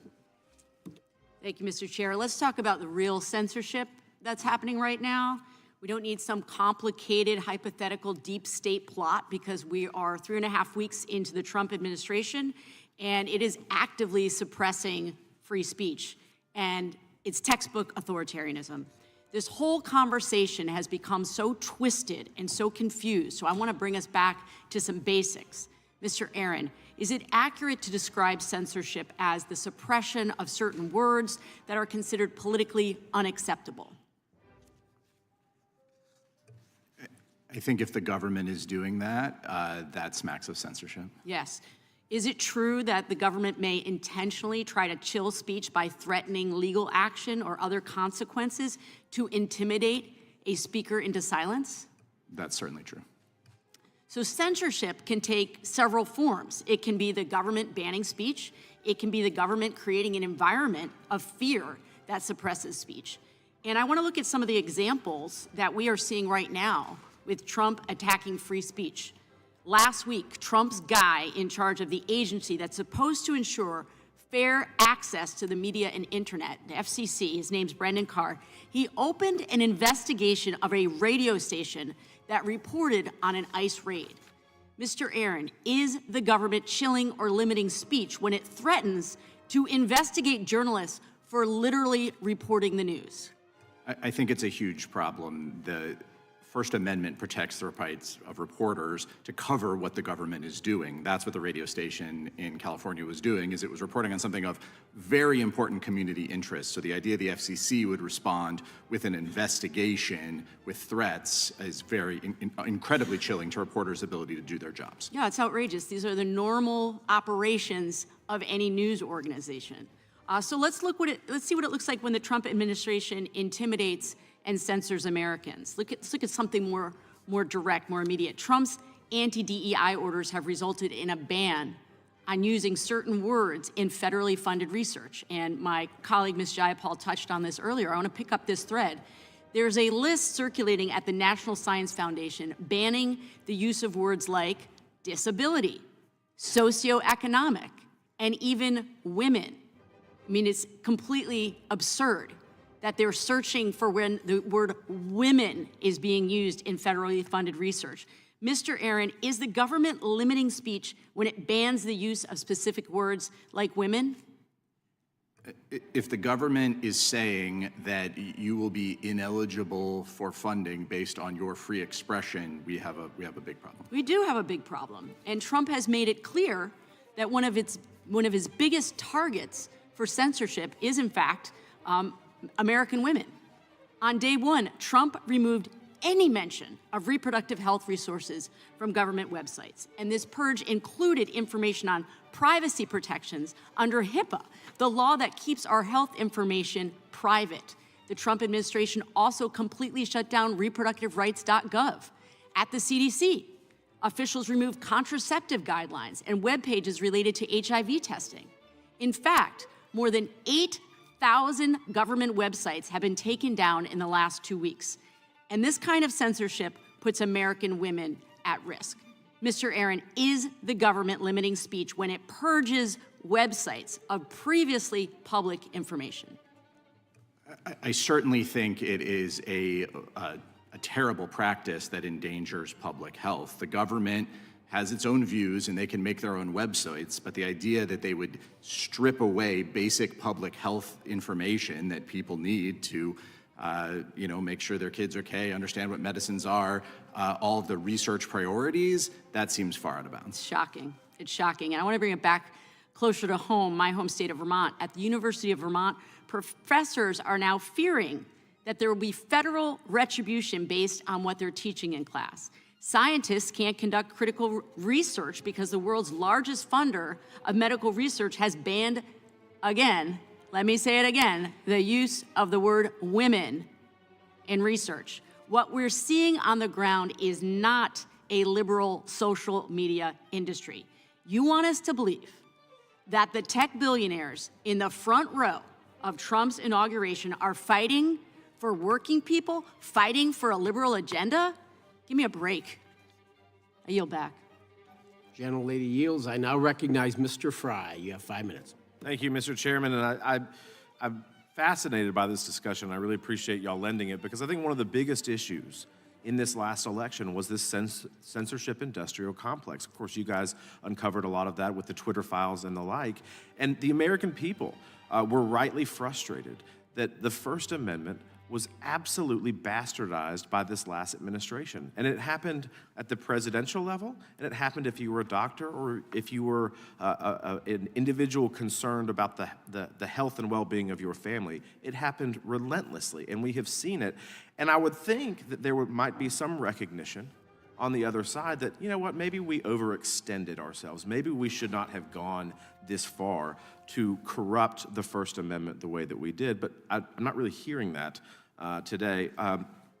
Congressman Fitzgerald briefly touched on the State Department's Global Engagement Center, and I'd like to continue that discussion on how the Biden-Harris administration used the GEC to demonetize domestic media outlets and conservative voices. Mr. Taibbi, the Washington Examiner journalist Gabe Kaminsky reported that after Republicans ended funding for the GEC, the Biden-Harris administration made a last-ditch effort to keep it afloat by realigning GEC staff under a new entity, the Counter Foreign Information Manipulation and Interference Hub. Would you say that this hub was just simply a rebranding of the GEC? Yes, Congressman, absolutely. It's a rebranding. Its mission statement is identical to the mission statement of the GEC as described in 2018 legislation. Is the rebranding of the GEC an attempt to continue censoring information then, particularly conservative voices that the former administration and its allies deemed to be bad information? That would be my impression. I think it's important to talk about what Gabe Kaminsky found when he did his series in the Washington Examiner, that the GEC was funding organizations like the Global Disinformation Index and the Institute for Strategic Dialogue, so American money, taxpayer money sent overseas to foreign entities, which in turn are scoring domestic media outlets and sending that information to digital advertisers like Xandr and other companies. So we have upranking of the Washington Post, Politico, NPR, downranking of the Federalist, Washington Examiner, and other organizations. So we're picking winners and losers, and I say this not as a political conservative, but that's the facts of the situation, is that that's what that money was going for. Thank you for that. And what role do you think Congress should take to stop those practices from occurring in the future? I think that the idea of preventing the spending of money on media scoring operations and picking winners and losers, it's not the government's job to try to help one media company succeed over another. That's one of the reasons why we have such terrible media, frankly, is because companies that do a terrible job reporting, they should be accountable to the market, and when they have artificial ability to survive thanks to these subterranean maneuvers, that's one of the reasons why we have such a bad press. Yep, I'd agree with you on that. Following this committee's work last Congress, a group of advertisers actively colluded against conservative media shutdown. Mr. Schellenberger, what role should Congress, the FTC, the DOJ have in preventing the next GARM from resurfacing and colluding to the detriment of speech? Eternal vigilance. I mean, and God bless you all for what you did around GARM. I mean, it was incredible. You know, this was one of the stories that we uncovered. We had a whistleblower bring to us something called the Cyber Threat Intelligence League, which was an early censorship effort in 2019.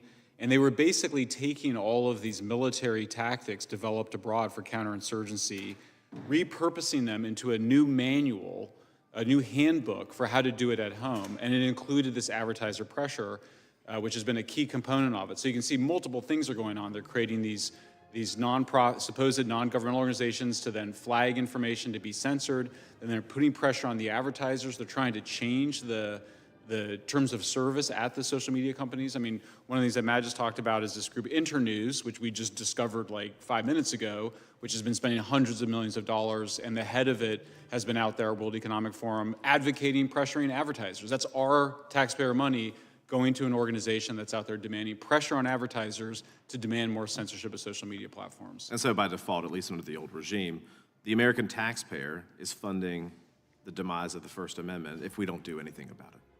And the good news is that if you defund the thought police, there's not that many there's not many people out there that want to independently fund the thought police. And so if the government stops funding it, we do think it'll shrink quite a bit. Thank you for that. Mr. Chairman, I yield back. Gentleman yields. I now recognize Ms. McBath for 5 minutes.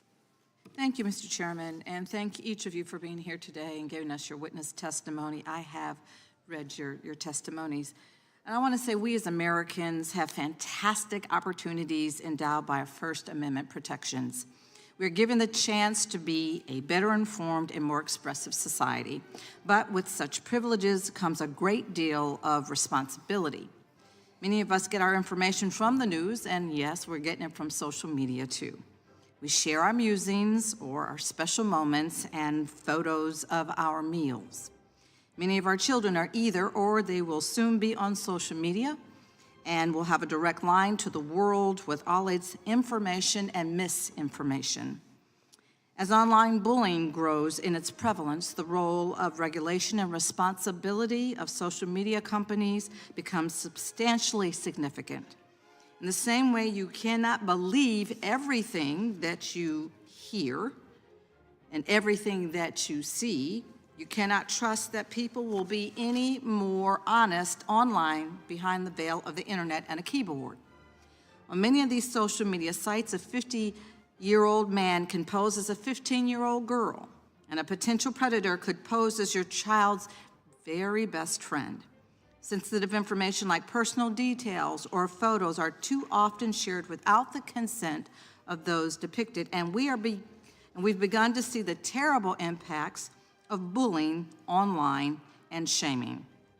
There are far too many stories of parents that are losing their children to self-harm because these companies either don't take action fast enough or downright fail to implement policies to keep our kids safe.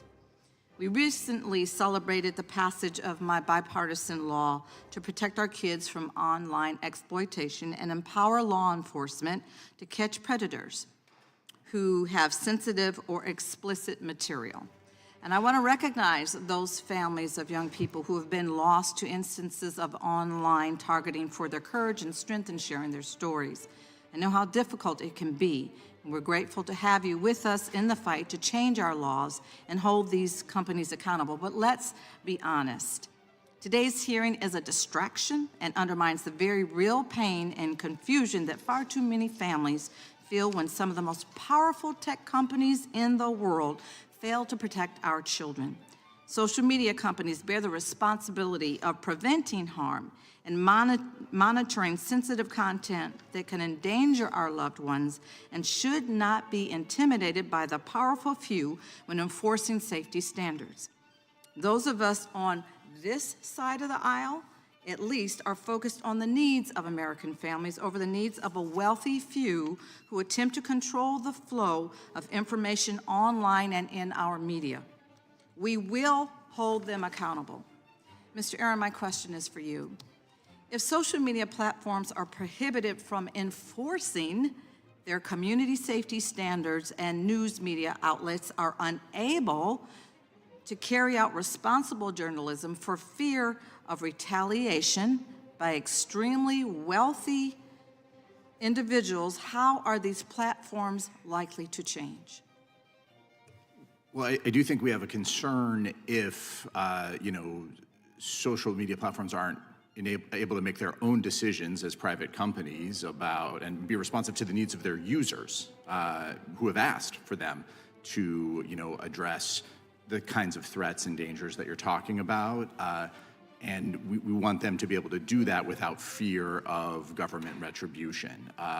Their own users are not telling them that they want them to keep up hateful content, calls to violence, and obviously anything illegal they should act on, but their own users are asking them to moderate content to improve their experience. I believe that as private companies, they do have their own rights, their own speech rights to make some of those decisions. If we force them, I think that's a problem. I don't think that's the role of the government. I think it's the role of the users to keep them accountable. I've spent a lot of time haranguing these companies, as I'm sure others have. We're going to have to continue to do that. I think when it comes to the media, obviously, if they are living in fear of retribution, they are under the thumb of the administration. Their bosses are signaling that they will not back them up when their journalists are out there trying to report. Then we have a serious concern, and I think a real threat to free speech.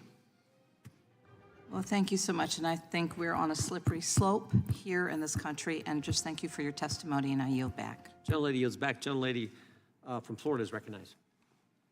Thank you, Mr. Chairman, and welcome to our witnesses. Today, we are here to discuss censorship.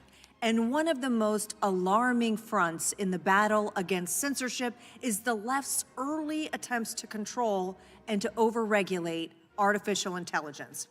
Instead of fostering innovation and ensuring AI serves the American people, Democrats have rushed to impose sweeping limitations and restrictions. Restrictions that have silenced voices, that have distorted facts, and that have the potential to undermine our competitiveness in the global stage. There's growing evidence that artificial intelligence chatbots and models refuse to answer certain questions or can give skewed responses based on political bias. The Biden administration and blue states pushed heavy-handed regulations with an approach that wasn't protecting Americans from real harm, like China's AI-driven propaganda or deepfake fraud. Instead, it was about controlling speech. Some proposals even suggested that AI-generated content should be pre-approved by the government. That's not guardrails. That is a ministry of truth. America leads the world in technology because we champion free thought, open debate, and competition. If we overregulate AI and stifle free speech, we won't just lose those values, we lose our technological edge to nations who do not share our commitment to freedom. Mr. Taibbi, I would like to start with you. Do you think AI censorship has the potential to be more insidious than social media censorship because it's baked into underlying algorithms, making it harder to detect by the average user once it is there? Congresswoman, thank you for the question. I absolutely do think that. In fact, that was a critical reason I think that a lot of us were alarmed. When we worked in the Twitter files, we were very fortunate, thanks to the freak accident of an over-caffeinated billionaire deciding to dump all the stuff into the public. We got access to all these emails showing the decision processes that led to all these different people being flagged or censored or removed, on the left and the right, frankly.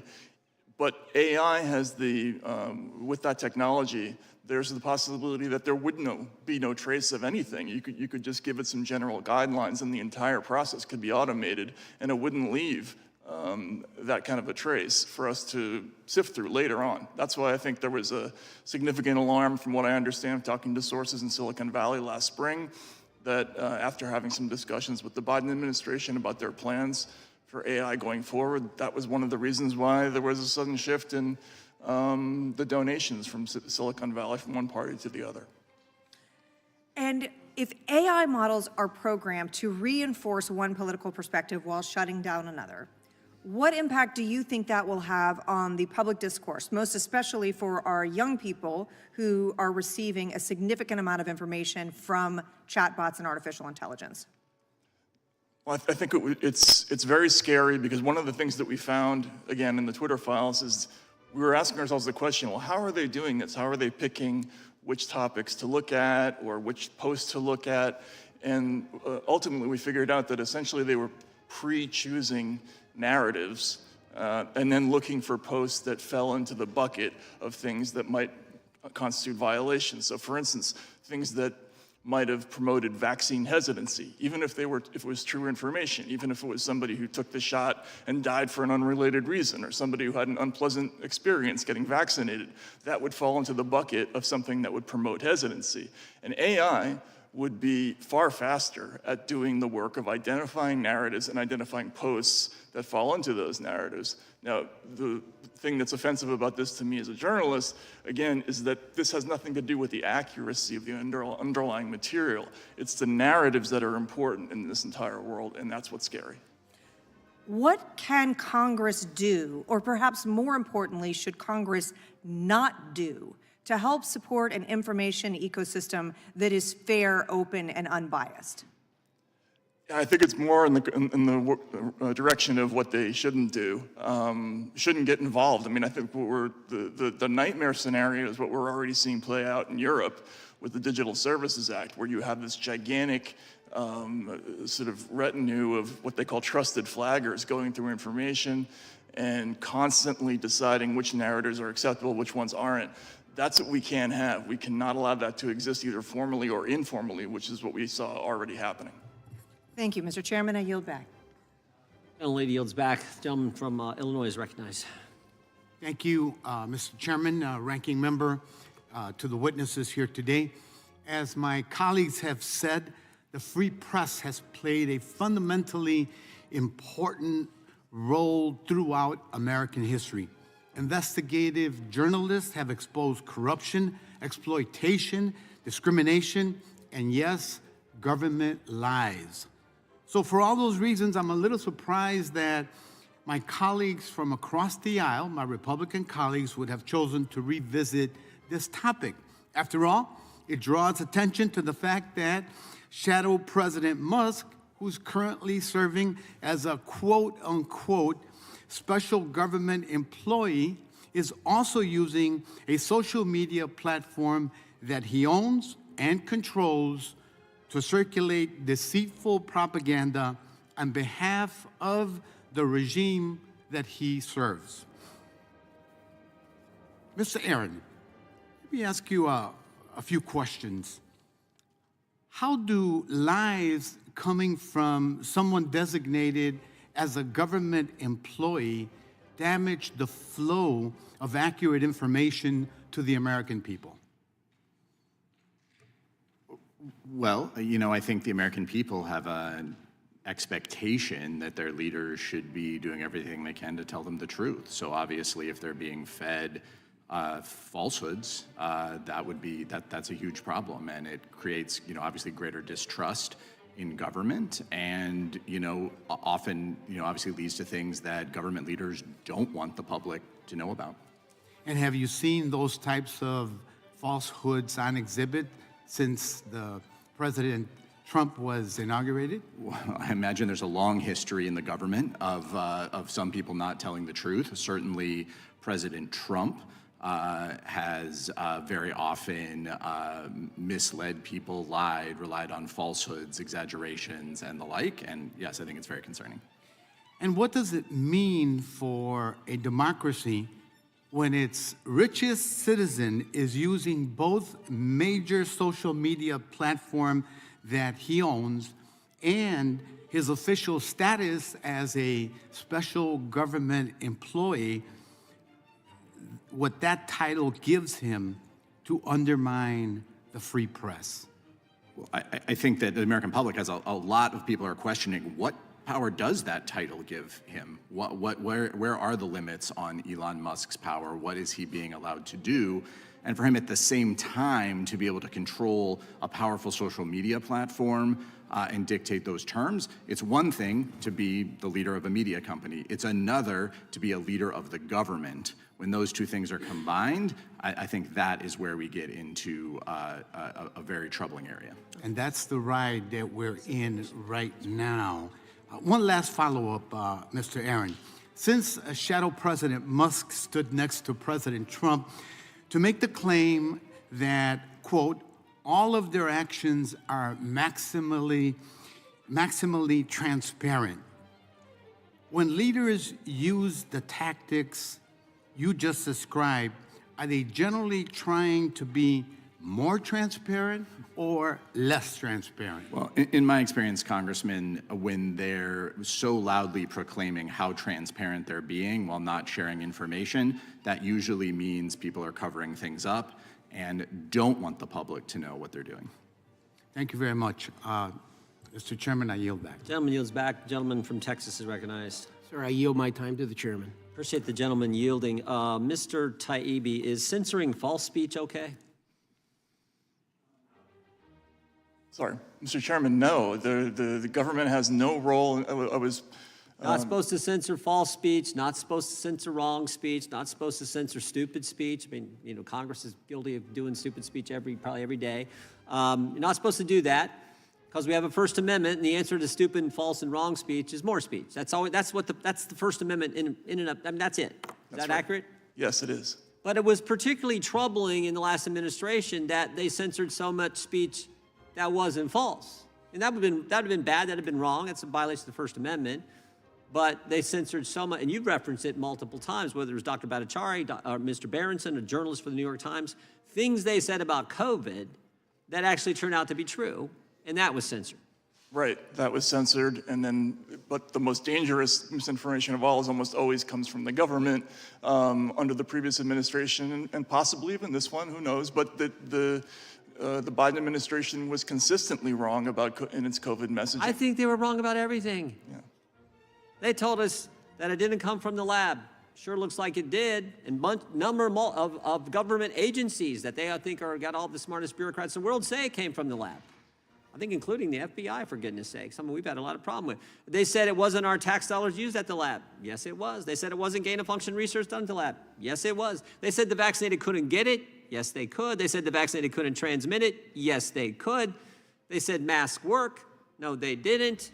And then they said the 6 feet social distancing was based on science. And Dr. Fauci said in a deposition, I was there, and he said it's kind of made it up. It wasn't based on science. So I think that they were 0 for 8. But that's exactly the stuff. If you disagree with any of those 8 positions, that's what they attacked. So it was even worse. It wasn't like false speech, which is bad enough. It was actually accurate stuff. And you have to take my word for it. Mr. Zuckerberg wrote the committee a letter and said it was those kind of things relative to COVID that the Biden administration, day after day, pressured them to censor. That's scary. And here's the thing we've forgotten. I don't think this has come up. I don't think it's come up in the hearing yet. We've been at this, 3.5 hours. That administration actually tried to set up a commission to police speech. It was called the Disinformation Governance Board, as if a bunch of other bureaucrats could further tell us, no, you can't say that. They were going to do it.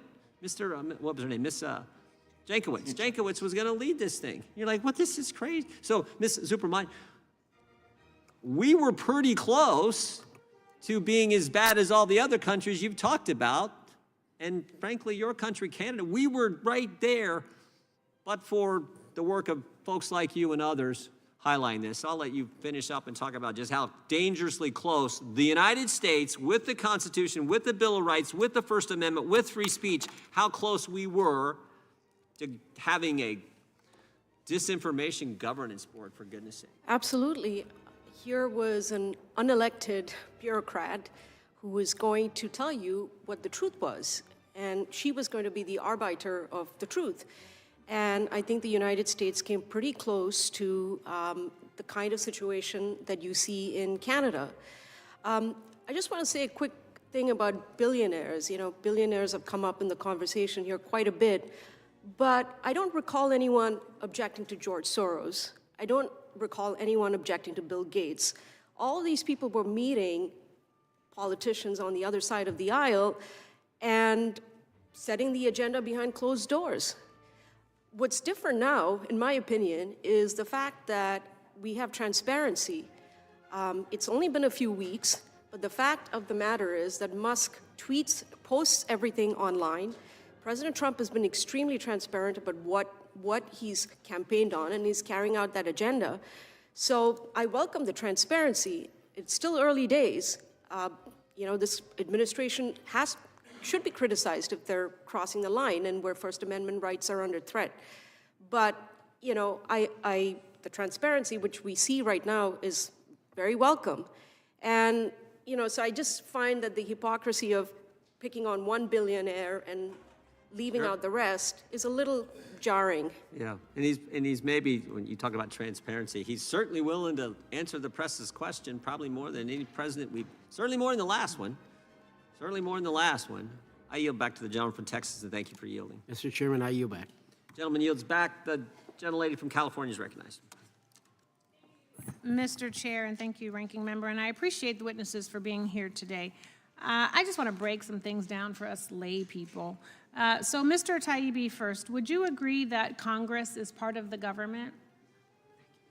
Yes. Okay, thank you. Well, and not the Mr. executive. Aaron, thank you. And Mr. Aaron, would you agree that the president, the executive branch, is part of the government? Yes or no? I would agree. Okay. Yes, the president is the government. Okay, so now I'd like to talk about what is a public figure. It is a person who has achieved fame, prominence, or notoriety through achievement, luck, action, or in some cases, through no purposeful action of their own. So members of Congress, many journalists, and some of you here are public figures. And yes, the President of these United States, by virtue of the position, is a public figure. And as a public figure, under well-established law, there is a higher threshold for defamation. You have to prove actual, purposeful malice, because as a public figure, you are open to criticism. We all are. So what is censorship? It is when the government dictates what you can and cannot say. Essentially tells you to shut up. It's the equivalent of a very loud shh. And so what happens when you don't shh? When you express yourself, when you share an opinion that doesn't square with someone's idea of truth or that they feel hurts them. Well, hello, defamation. It's lawsuit time. And so if you defame someone, they can sue you. And if you win, you can seek things like monetary damages, money, an injunction, precluding you from doing what you did again in the future, or a retraction. You better say sorry. My bad. But the ultimate result is to shut someone up and to make others rethink speaking up. Now, I don't think you all want to be told to shut up, or do you? Do you want to be made to shut up? I don't think so, because that's censorship, dictating, defining what someone can or cannot say. So since 2016, this president, now the government, has sued the Washington Post for defamation, seeking $3.78 billion in damages over something about porn and banking. He sued ABC News for defamation, and they agreed to pay him millions of dollars and say sorry. He sued a local Wisconsin TV station for defamation over a campaign ad, talk about thin skin. Sued CBS News for deceptive, false, or misleading acts in commerce, seeking $10 billion over an interview. And then Meta got sued for the opposite, for actually taking down Trump's account after January 6th. When January 6th did happen, people killed a member of the Capitol Police. There were cop killers in that bunch who got pardoned. But I digress. And Meta agreed to pay $25 million, having some of the money go to the presidential library. Trump's friend got hired. They said no more fact-checking. So in my hood, that's what somebody would call a shakedown. And then sued CNN for defamation. For one, allegedly comparing Trump to Hitler, and two, describing Trump's false claims that he won the 2020 election. So lots of defamation lawsuits from Trump, a lot of chilling effect, intimidation, silencing, and fear. And if the government can come after CNN and Meta, then surely the government can come after any American that says something the government, this president, doesn't like. So I was struck by the CNN defamation lawsuit because Trump sued them for the use of the phrase "the big lie" in connection with his 2020 election loss challenge. But Fox News, arguably the largest media outlet in the country, called Arizona in the 2020 election for Biden. And Trump didn't sue Fox. Same story, very different treatment from the president. And then there's Hitler. So a CNN correspondent allegedly compared Trump to Hitler, and then J.D. Vance, a public figure who wrote a book that became a movie, who was on the circuit promoting the book, texted a former Yale roommate actually calling Trump America's Hitler. And this America's Hitler text was shared in news outlets around the country. But only CNN gets sued, and J.D. Vance gets picked as Trump's vice president. Such duplicity and a profound abuse of the laws of defamation. Because it's not really about defamation, it's about censorship by this president, supported by this Republican government. And I could not find a single president in the history of this country who sued someone or an organization for defamation, nor could I find a single president who tried to lower the bar for defamation lawsuits against the media. Note, true statements and expressions of opinion are inherently not defamatory. And I yield back. Gentlelady yields back. Gentlelady from Wyoming is recognized. This committee has worked tirelessly over the past 2 years to expose the censorship-industrial complex and how censorship has permeated so many of our once trusted institutions. We have confirmed, for example, that the Biden administration pressured and coerced Facebook, Meta, and other social media companies to remove true and accurate content, including the fact that the Hunter Biden laptop, in all of its horrific glory, did in fact belong to him and was an honest depiction of not only his life, but of his corruption. We exposed the World Federation of Advertisers, or WFA, and its evil spawn, the Global Alliance for Responsible Media, or GARM, as being in reality a $1 trillion antitrust operation designed to prevent conservative media from generating revenue through advertising sales. We informed the public that their government, a government that they pay for, was using third parties to prevent them from obtaining accurate information about COVID-19 and the efficacy of the vaccines. We exposed the long-term effort by our so-called political betters to censor our speech, to prevent us from freely exercising our religion, to prohibit us from assembling peaceably, to destroy freedom of the press, and to block our ability to petition our government for redress, the 5 pillars of the First Amendment to the United States Constitution. To say that what we learned is frightful and frightening is an understatement. It is the absolute antithesis of a free society.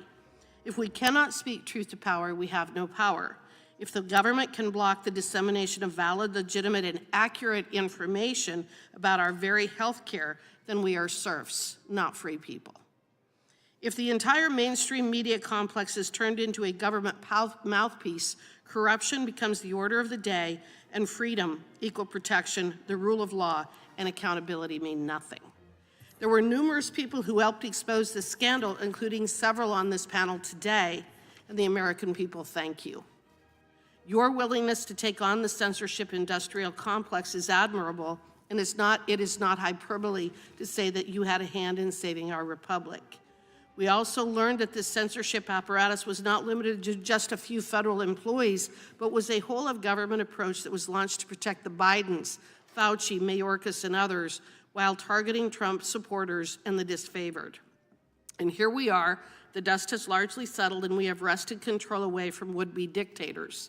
Pulled back the curtains and turned the sunlight on to disinfect the dark, dank corners of Washington, D.C. Yet I am not aware of anyone who created this censorship infrastructure being held accountable for the last almost 10 years of relentless, well-funded, and well-orchestrated attempt to nullify the First Amendment.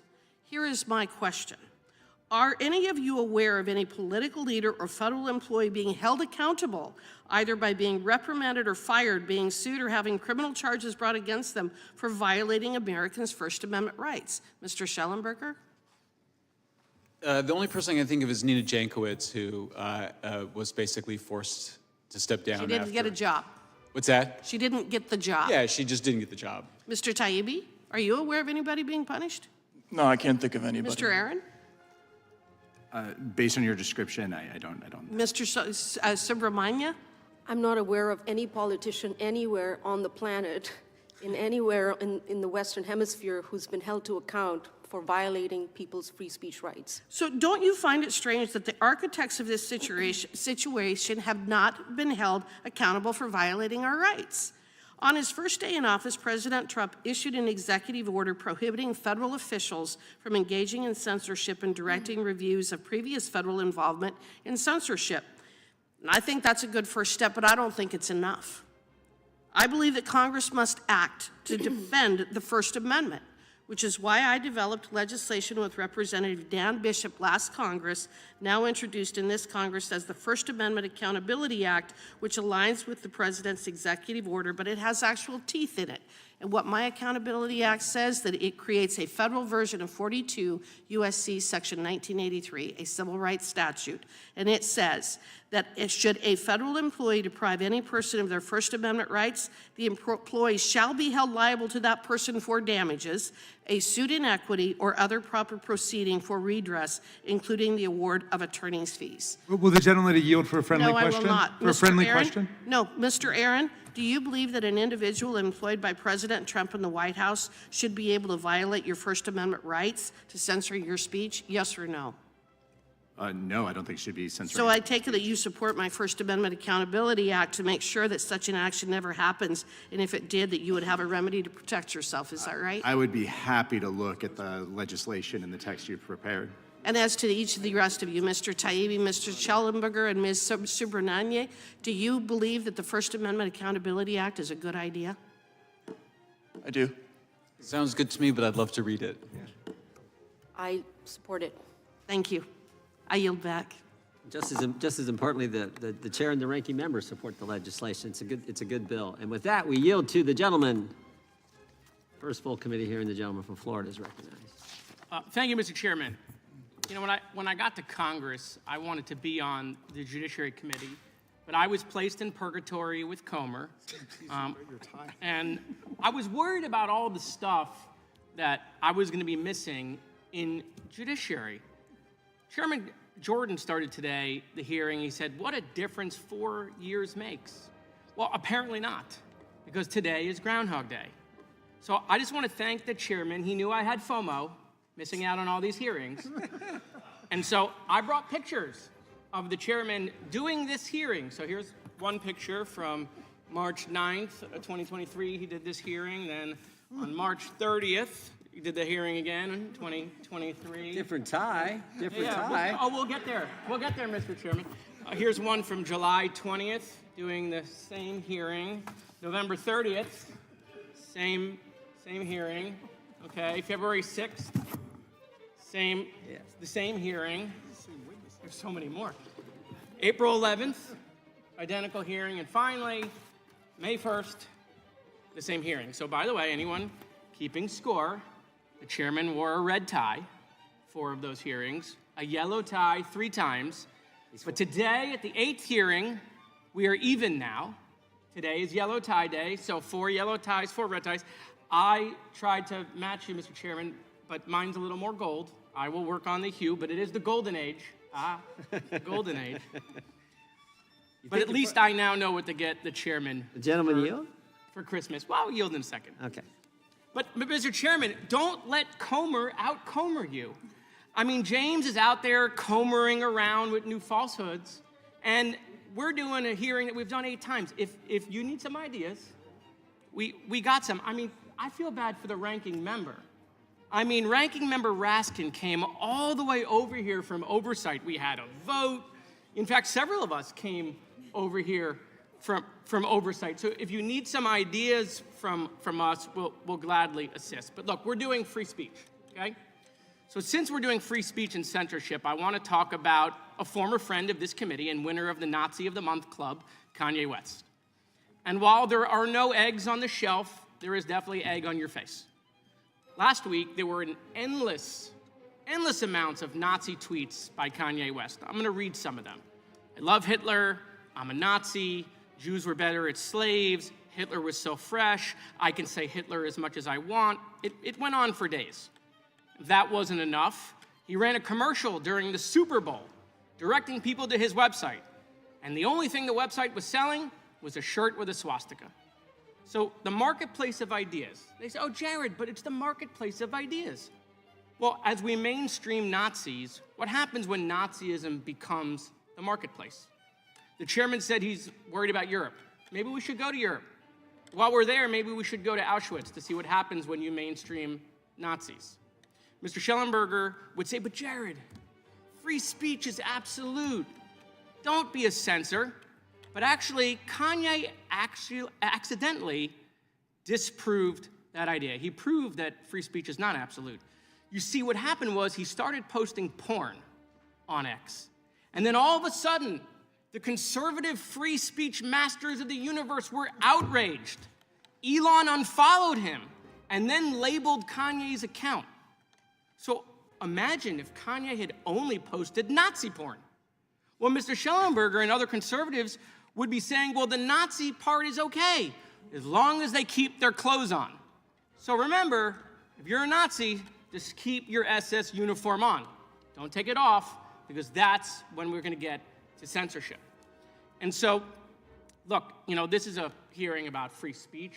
My colleague from Texas said nobody blamed Biden for the cost of eggs, and he has every right to say it because it's free speech. But that is total bullshit, okay? All of my colleagues were blaming Biden from eggs. Former President Trump blamed him on October 26th before the election, blaming him for the price of eggs. So let's get some grip. Now, Mr. Chairman, I will yield to you. Well, I was just going to ask a question. If we ask our witness, but I'll ask you since it's your time. If you're going to have 8 hearings on something, I can't think of something much better than protecting the fundamental liberty that makes this, as Ms. Subramanian said last Congress, that is the hallmark of Western civilization, the ability to debate and protect the most fundamental right we have. Because all the other rights in the First Amendment don't mean squat if you can't talk. And that's what we're defending. So we should have maybe had 9 or 10 hearings, because the First Amendment and free speech is so darn important. And I would just maybe ask Mr. Schellenberger, Mr. Tymon, you think we could have more hearings on something this important? Well, first of all, Congressman, thank you for your advocacy for UAP disclosure. I'm glad that we agree on that one, and I'm right there with you on that all the way.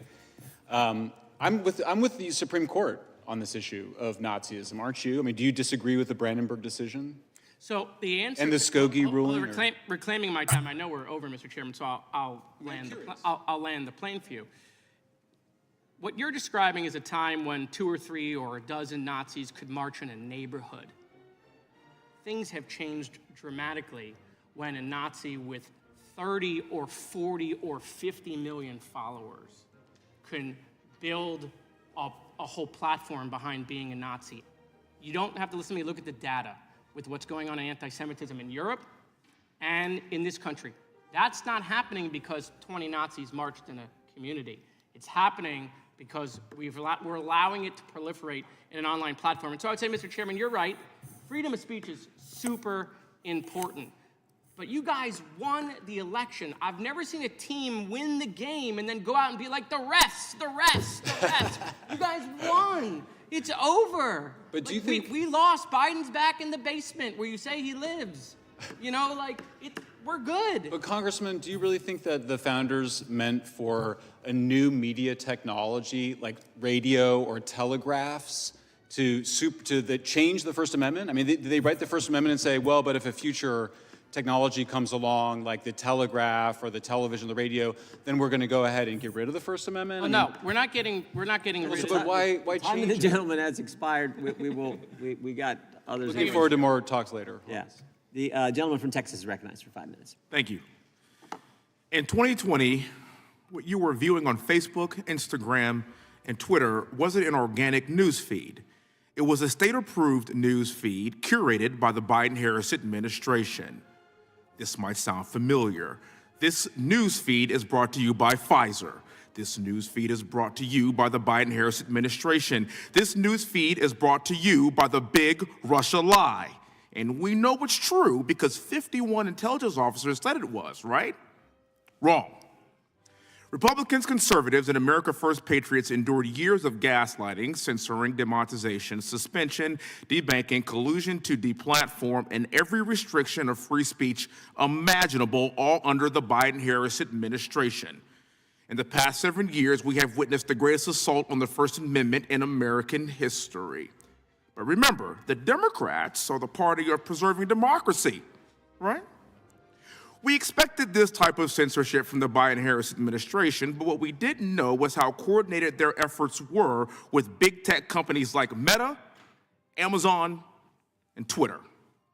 What I want to talk about today are the groups responsible for this censorship. Now, Twitter has been saved thanks to Elon Musk, but Meta remains in the hands of the very people who worked with the Biden administration to silence our voices. I know that Meta recently changed their policies concerning censorship and free speech, but who's to say that those changes will be permanent? Let's talk about Meta's political content figure, which magically disappeared upon the new Trump administration.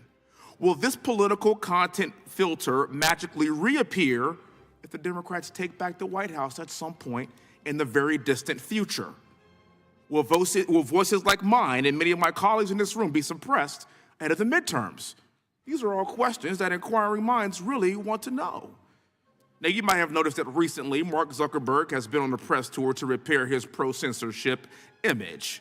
But those of us who have been subject to censorship, especially this U.S. congressman, I don't forgive and I don't forget quite so easily. Let's not forget that Meta banned the sitting president of these United States of America from Instagram and Facebook. And interestingly enough, Meta banned President Trump before Biden even took office. So you can't defecate on the president's First Amendment rights and call it chocolate pudding at this point. And just because you give him $1 million ex post facto does not change the fact that you did this and this actually happened. I've seen Democrats on TV for the past week scream, Elon Musk, Musk. It's been quite invigorating, actually. I'm really enjoyed it. And what's funny about it to me is that you're mad at the guy that found the fraud, but not mad at the people that wasted your money. Here in Congress, we clearly can't cut a budget, so I really thank Elon for doing our job for us. Mr. Schellenberger, thank you for being here, sir. As a leading expert in the suppression of freedom of speech, what is the most egregious example of censorship from Meta that has occurred during the Biden administration, in your humble opinion? I mean, probably the censorship of what Facebook itself called true stories of vaccine side effects. These are ordinary moms and dads who are describing the impact of vaccine on their kids, and they were censored without their knowledge and against the opinion of Facebook's own executives who said, if you want to increase vaccine hesitancy, there's no better way to do it than to censor people that are trying to share those stories. I mean, that's the most fundamental kind of conversation that we should be allowed to have between ordinary folks, and Facebook secretly censored it at the behest of the Biden administration. Do you see a return to some of the policies that I was referring to with Meta in terms of the upcoming election, the upcoming midterms, the future? I understand right now it's really cool because President Trump won, so now you want to be in the cool guy club. But what measures do you think need to be done, or do you see a potential return to that if we don't get this right, in the next 18 months? I mean, I think, yeah, absolutely. I mean, look, I think Zuckerberg, his statements were amazing recently, but of course, he had made similar statements, including defending Holocaust denial on Facebook in 2019. He went back on that, as you mentioned, he deplatformed the president. So not super reliable, so I do worry about that. I think the most important thing for Congress to do is to find every penny that's going to censorship activities in the federal government, phase them out, and then some investigation to hold the right people accountable. Because I'm with you. I was censored on Facebook for sharing true information as well, and I won't easily forget it. Thank you very much. See you back to the remainder of my time. Thank you, sir. Gentleman yields back. The mayor of New York, gentleman from New York is recognized. Thank you, Mr. Chairman. Of the 8 hearings on this topic, I do give you credit. This is only the 3rd one with these same witnesses. This one, though, introduces a new wrinkle: censorship by foreign countries, of course, which Congress has no jurisdiction over. So I do give you some credit because at least the first two with them had something to do with our jurisdiction. Gentlemen yield? Not yet. Okay. Now, let's look at what has happened over the past 3 weeks. Donald Trump pardoned more than 1,500 criminals from January 6th, including hundreds who were convicted of assaulting police officers. So much for backing the blue. He tried to freeze all federal funding, SNAP benefits, Medicare, Medicaid, Social Security, tax refund checks, you name it. He illegally fired senior officials and inspectors general, and even the director of the Office of Government Ethics, because they might, God forbid, provide accountability to the convicted felon in the White House. And the president has given an unelected billionaire total access to the inner workings of every executive branch agency. And he is freely terminating government contracts and government officials. Now, whether you agree or not with whatever Donald Trump and Elon Musk are doing, it is a breathtaking and unprecedented usurpation of government power. And instead of Congress actually using its oversight authority to provide a check and balance on this government takeover, the Republican majority is once again here talking about Hunter Biden's laptop, the Twitter files from many years ago, and now a new one, censorship in Europe. Now, when asked about what guardrails there may be on Elon Musk's infiltration of our federal government this past weekend, the chairman said, and I quote, "The guardrails are all you all in the press who are talking about it every day," end quote. The press? The press? What about Congress, Mr. Chairman? Our Constitution places responsibility for oversight and accountability on Congress, not the press. It is almost as if my colleagues on the other side of the aisle wake up in the morning and think, how can I undermine my own power? Let's be very clear. Nobody has any idea what Elon Musk is doing, including the president, including my friend from Texas, who has no idea whether Elon Musk has found fraud or not. And I find it shocking that my Republican colleagues are willing to simply take Elon's word for it. Just yesterday, Mr. Musk admitted that at least some of what he says is incorrect. So even Elon Musk does not take his own word for it. Now, how about this committee investigate Elon Musk's rampant conflict of interest, Mr. Chairman? He has 6 companies that have at least $13 billion of government contracts. And here he is making decisions about what government contracts should be canceled. And I want to introduce, by unanimous consent, an article in the New York Times from yesterday that talks about the 32 ongoing investigations into Elon Musk and his companies. This article outlines how Trump and Musk have fired officials in 11 federal agencies that are leading investigations or enforcement matters or lawsuits pending against Elon Musk. Now, all the investigations have stalled. Lucky Mr. Musk. Can't be the conflict of interest. Not objection. So enter. The Consumer Financial Protection Bureau has received hundreds of complaints against Tesla. Last week, after Elon Musk gutted that agency that protects everyday Americans against corporate greed, Mr. Musk tweeted, "CFPB, RIP." Now, these are clear conflicts of interest, and it is clearly within the jurisdiction of this committee to investigate, with our oversight power, the conflicts of interest. And you know what the White House's response is? Let the guy with the conflicts decide if he has conflicts. Just yesterday, Mr. Musk announced that he canceled 89 government contracts worth $881 million in the Department of Education. That's money Congress appropriated. We have the power of the purse. Maybe it's wasteful, maybe it's not, I have no idea, you have no idea, but it's a blatant violation of the law and the Constitution.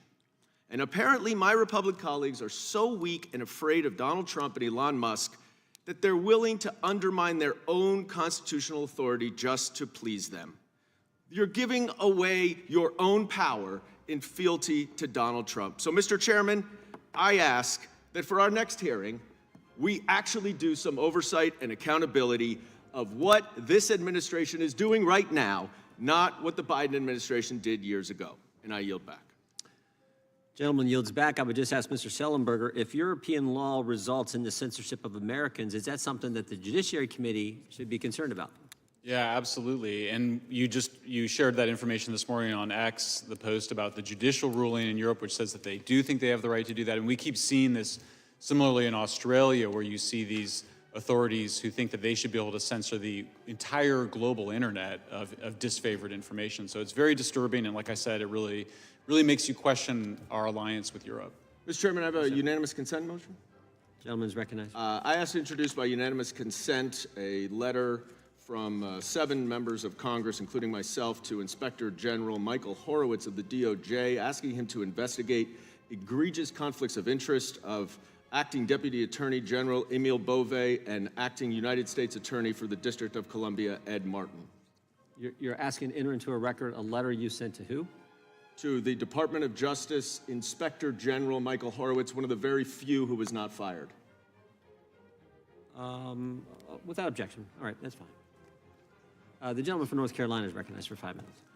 Thank you, Mr. Chairman. To the committees who have been here for a marathon hearing, there's been a lot of talk about how many of these we've had. This is my first one, and I have been very appreciative about what I've heard from the role that each of you all have played in uncovering what is a truly horrific episode of censorship I saw as a private citizen. Unfortunately, I was not here to help uncover and to fight back against the censorship over the last 3 to 5 years. But nonetheless, I am deeply grateful to this committee and to all of you for your past and continued efforts to protect the First Amendment. I must say that I'm somewhat astounded that there has not been one colleague on the other side of the aisle that has brought themselves to acknowledge, much less criticize, the very obvious and blatant efforts of the Biden administration to suppress information in a very, very problematic anti-First Amendment, and I would argue illegal way. And part of this has been admitted by those who were censored. It's been admitted by those who are in the private industry who were bullied into removing content. But I want to talk more about what's going on right now. Mr. Schellenberger, I want to start with you. You mentioned that you are still within the crosshairs of the censorship-industrial complex, and it's a wide variety of actors, agency, contractors, private companies, even universities and so forth. What's the end goal of this censorship that we're seeing, not just here in the United States, but also in places like Brazil where you're being investigated? Yeah, thank you. Well, yeah, thank you for asking that question. Yeah, I mean, it's interesting to hear a lot of concerns about who gets to be in the limited space in the Defense Department. By the way, Huffington Post is a left-wing magazine that got in, and Rupa works for a centrist magazine that's in there. It's just not a censorship issue or changing the website. That's pretty ridiculous. I'm actually under criminal investigation in Brazil for expressing true facts on X. That's actually happening right now. Similarly, we see in Europe, very serious penalties for people that supposedly commit the act of misinformation. And then in Canada, there's actually life imprisonment as a potential punishment for what's the end of these laws and these efforts? Is it total political power? Is it just the easy eradication of dissent? What is the goal? Yeah, I mean, total information control is definitely the goal. They want to control the information and also shape how people understand it. That's why they talk about narrative control.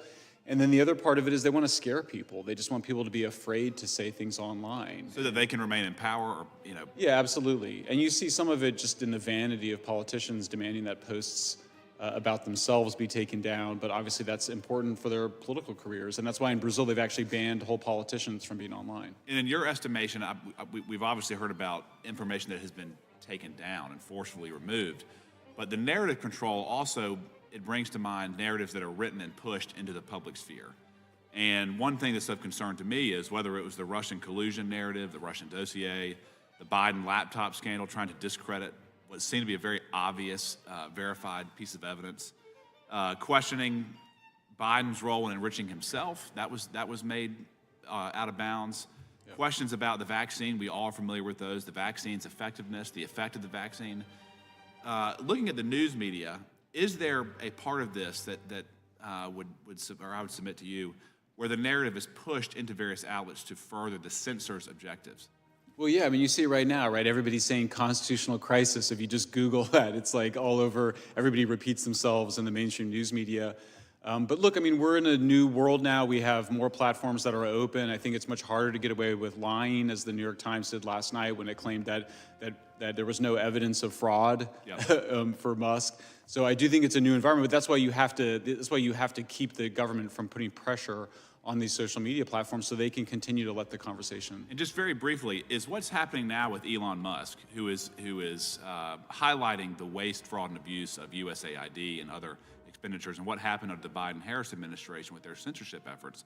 Are those two aligned? Are they in any way synonymous with one another? Well, I mean, yeah, I mean, in terms of things not changing, I mean, when we were here 2 years ago, Elon Musk was the big, the devil, because he was allowing free speech to proliferate on what was then Twitter, and you hear it today. I mean, we heard a lot of people get up today and talk about how they support free speech, but we have to stop all the racism and hate online. Well, that's a call for censorship. I mean, let's just be perfectly clear. If you're calling for censorship of hatred and racism or anti-Semitism online, you're calling for censorship, and that is completely anathema to the American tradition, to our Supreme Court rulings, to Brandenburg and its reinforcement in Skokie. So, look, we've had a lot of technological revolutions with different media sources. We had since 1776, 1789, we've had the telegraph, we've had radio, we've had television, now we have the internet. Somehow we've managed to keep our tradition of freedom of speech and the First Amendment alive despite those technological revolutions, after which every single time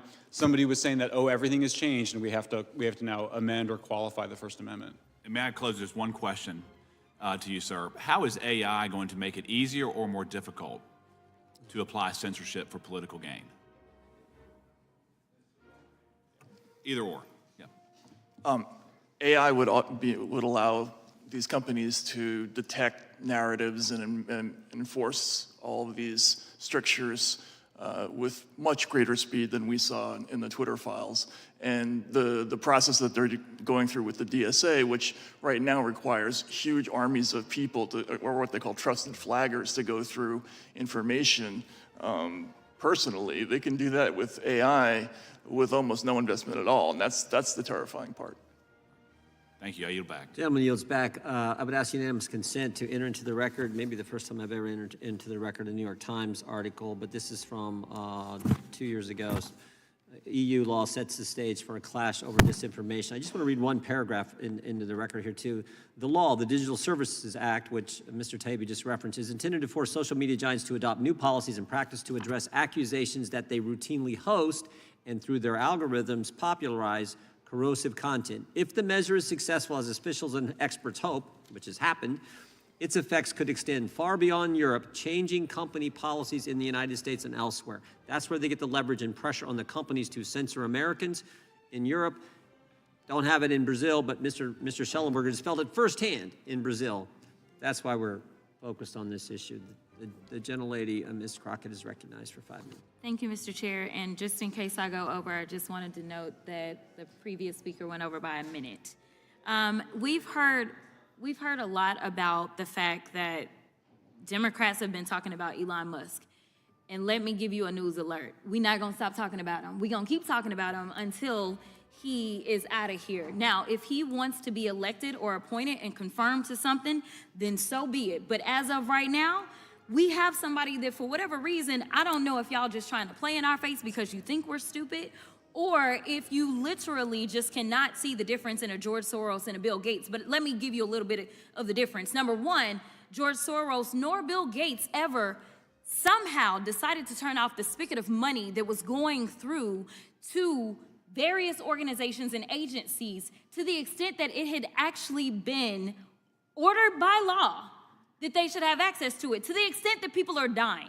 There are people that have died as a result of this antic, and there are now farmers that are screaming that they may lose their family farms because we have over $500 million worth of food that is sitting and not going anywhere because of the attempt to shut down USAID. So let me tell you, that is the big difference between the two of them. And let me also tell you that a big difference between Democrats and Republicans is that we don't just say we believe in the Constitution, but we walk it like we talk it. What does that mean? That means that If we believe in the Constitution, we don't just pick out the Second Amendment and say that it is limitless, nor do we pick out the First Amendment and say that it is limitless. The thing about the Constitution is that it has always been a balancing test. There are limits to this. And right now, what we continue to hear from a certain side of the aisle is that there are no limits to this lawlessness. In fact, there are limits.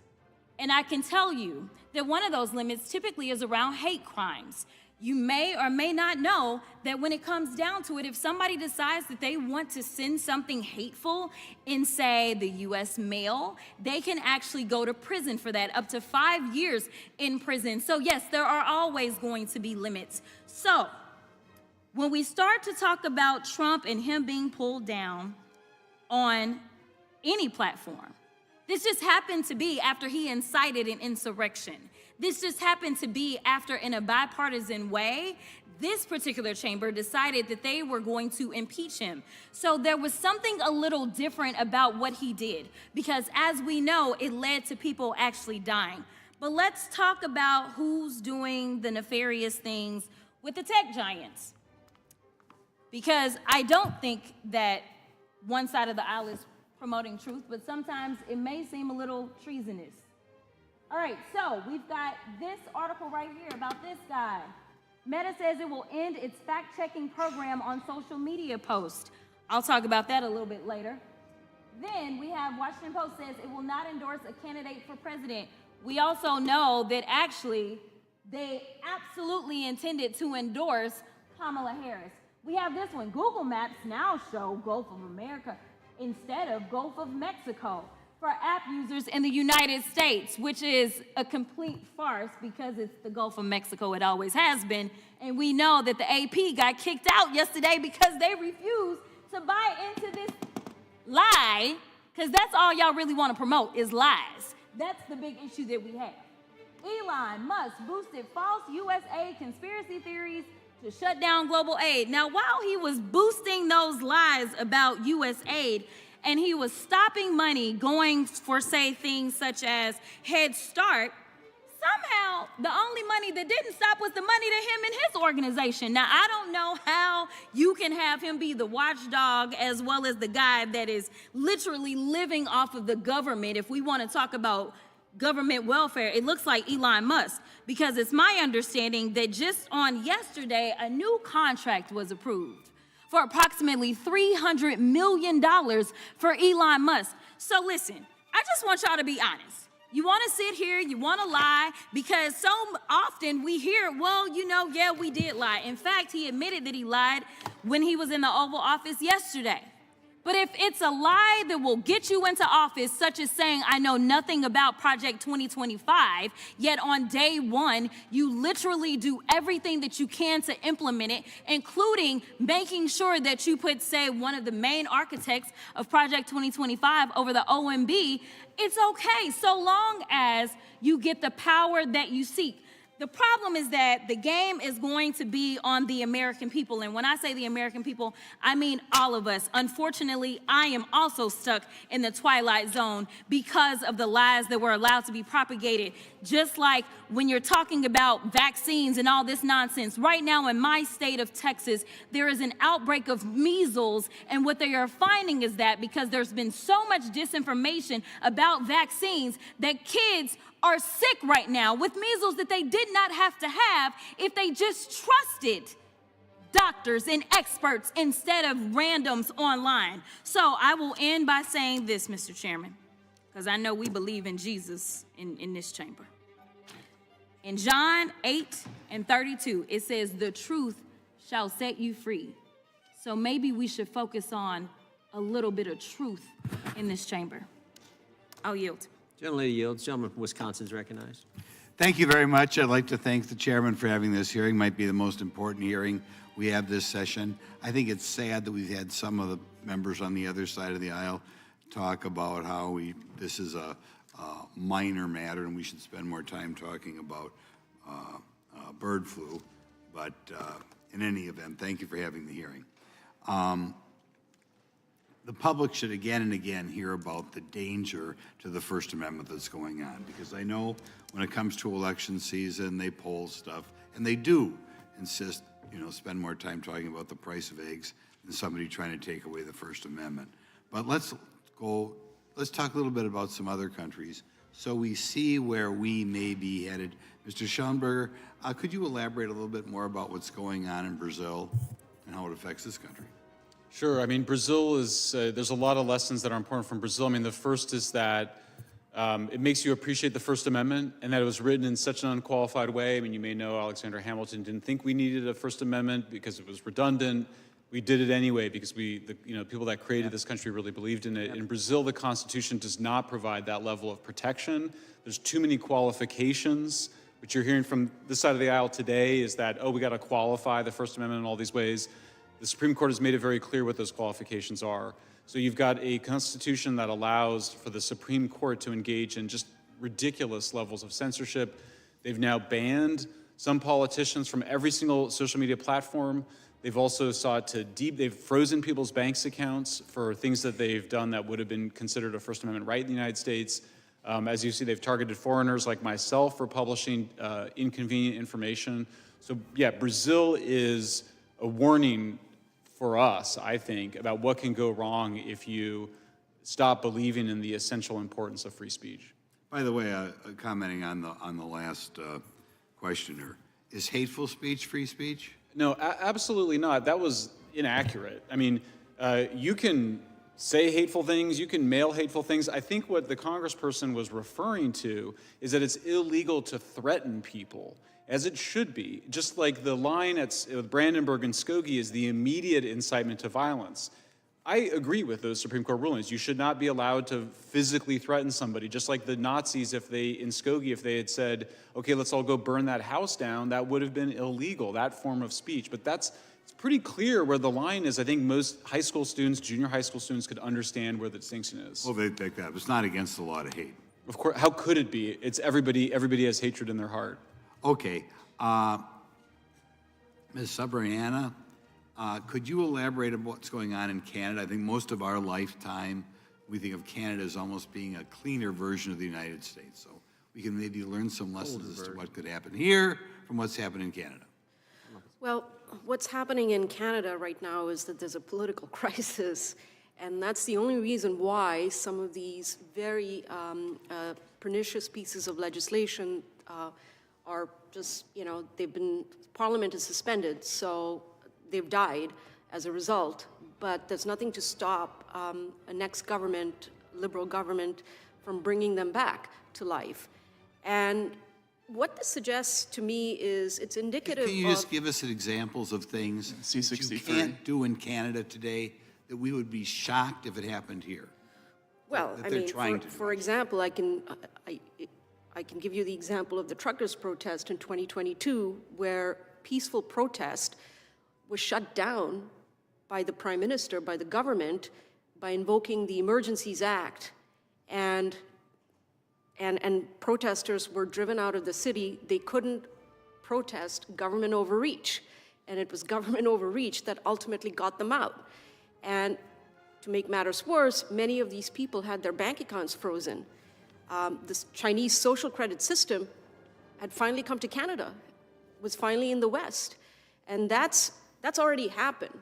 And since then, there have been a series of attempts to pass through legislation for, as I mentioned in my remarks, if you're praising fossil fuels, for example, a private member's bill suggested that people should go to prison for that. I mean, it's extraordinary. We have to be on the ball here in future elections so that when politicians go down that route, they're done.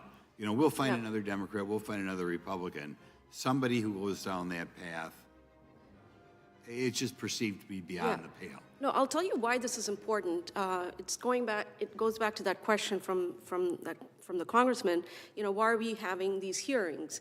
And you need to have more of these hearings. There's a stunning statistic from 2023 from the Pew survey. 39% of Americans in 2018 supported restrictions on false information, what they think is false information or violent content online. That number has gone up to 55%. That's extraordinary. So these hearings are crucial to letting people know why it is vital to have, protect free speech and to defend the First Amendment. And to go over in general some of the things that were done by the last administration. Thank you. Oh, I'm sorry. The ranking member has a UC. Thank you for your indulgence, Mr. Chairman. 3 quick UC requests. One from the New Republic, February 16, 2024, entitled Twitter Files' Matt Taibbi says Elon Musk sent him unhinged messages. Number 2 from Just Security, February 6, 2025, connecting the dots, Donald Trump's tightening grip on press freedom. And finally, February 11, 2025, CNN, Musk touts DOGE transparency, but downplays his conflicts of interest. Without objection, gentleman from Missouri. Thank you, Mr. Chairman. Well, Mr. Chairman, some of our Democrat colleagues have said that this hearing is a waste of time, that this hearing is a dumb hearing. You know, Ronald Reagan said our freedoms are never more than one generation away from extinction. I cannot think of a more important topic for a hearing than this one right here to defend our First Amendment. Mr. Schellenberger, I was very glad to hear you mention that it used to be that the left and right were in agreement on the topic of free speech. I'm not quite old enough to remember, but in the 60s, 70s, the campus radicals called their movement the free speech movement. Boy, the radical left does not seem to believe in free speech today. And the free speech, the censorship that we've seen over the last few years, by and large, it's been censorship of true information.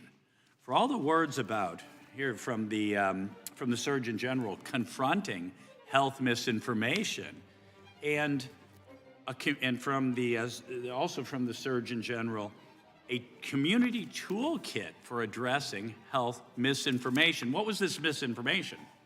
The origin of the virus as a lab leak, the inefficacy of the vaccine, natural immunity, complications of the vaccine like myocarditis, but not limited to myocarditis, the extraordinarily low morbidity and mortality of young, healthy people, especially children, from the COVID vaccine, and therefore the lack of need to vaccinate those kids, and the lack of efficacy for masks. It was by and large true, but it was censored aggressively, and you know, the two of you, of course, exposed that in the Twitter files. In fact, you know, as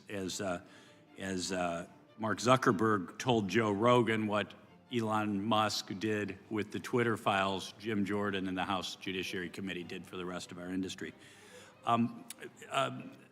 Taibbi, you're an expert on the topic of censorship. A Democrat earlier asked you the question, is banning books censorship? And you said yes, and I, of course, would agree. Are you aware of the Trump administration trying to ban any books? No, not particularly, no. I think sometimes we have to make distinctions here. Would you consider, in your opinion, is keeping pornography and other sexually explicit material away from children, is that censorship? It's a completely different section of the law as far as I understand. Yeah, I would think so. And in your opinion, is a presidential administration cutting funding to rogue programs to promote transgender ideology when Congress never expressed that intent, is that censorship? No, I don't consider that censorship. Maybe controversial, but it's not controversial indeed. But you know, I don't view that as censorship. You know, again, we see that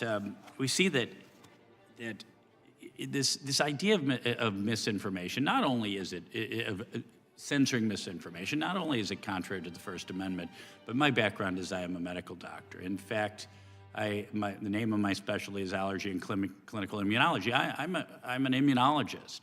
So to me, and we learned in like first year of medical school that the purpose of a vaccine is to mimic a natural infection without getting the patient sick or killing the patient, and therefore inducing the immune response. So natural immunity made sense to me. But you know, Marty McCary testified about censorship during the COVID pandemic, that over 200 studies have shown natural immunity is at least as effective as vaccinated immunity, and one of those 200 studies was his study, but big tech censored that as well as a lot of these other studies.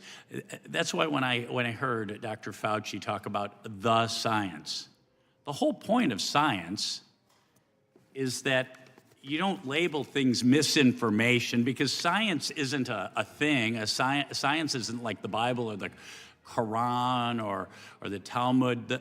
The science is a process. You make observations, you design an experiment. Based on those observations, you test that hypothesis, and then you repeat the process. So to me, it's unscientific, it's against the First Amendment, and a violation of all of our core principles to censor. But thanks to you three for what you've done to defend the First Amendment and really defend the most essential of our rights. Thank you. Gentleman yields back. Gentleman from North Carolina is recognized. Thank you, Mr. Chairman, and I want to say to all of you on the panel, thank you for your patience and your perseverance. I was speaking at a program one time, and a gentleman next to me looked at me and asked me if I was staying till the bitter end. I said, son, I am the bitter end. And I feel like I'm in that role today, Mr. Chairman. You are. But anyway, let me say this. On July 19th, 2021, following directives from the Biden White House to suppress so-called misinformation about vaccines, YouTube removed a video by Family Research Council's Tony Perkins that featured him interviewing Mary Holland, who was serving as the General Counsel of Children's Health Defense. Because the topic included the mention of the COVID-19 vaccination program, YouTube claimed that the news segment contained, quote, medical misinformation, end quote. However, the whole topic of the interview was the lawsuit that Holland was bringing against the Washington, D.C. City Council regarding parental consent. Initially, the appeals to restore the video were absolutely denied. And ultimately, the video was restored, but it was 3 days after FRC brought it to the attention of the press. I want to just pose the question to you, Mr. Taibbi. At least the Family Research Council had a platform to fight back against this censorship.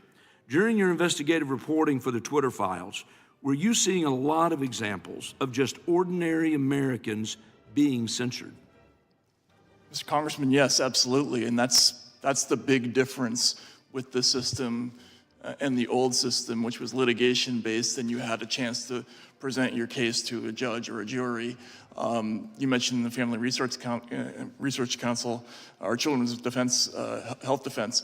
Amusingly, Joe Biden himself was censored because he talked so much about vaccines that Facebook's algorithm pushed him down accidentally, which triggered a response from the White House. But of course, they can do something about it. They could get on the phone and talk to Facebook and complain about it. The ordinary person just can't do that. They just wake up one morning and they find that they're off the internet. In some cases, the first cases that I looked at were basically mom and pop small media businesses. Like there was a site called Reverb Press that was a down the line Democratic site. Just woke up one morning, was gone. It was off the internet, and they have no recourse.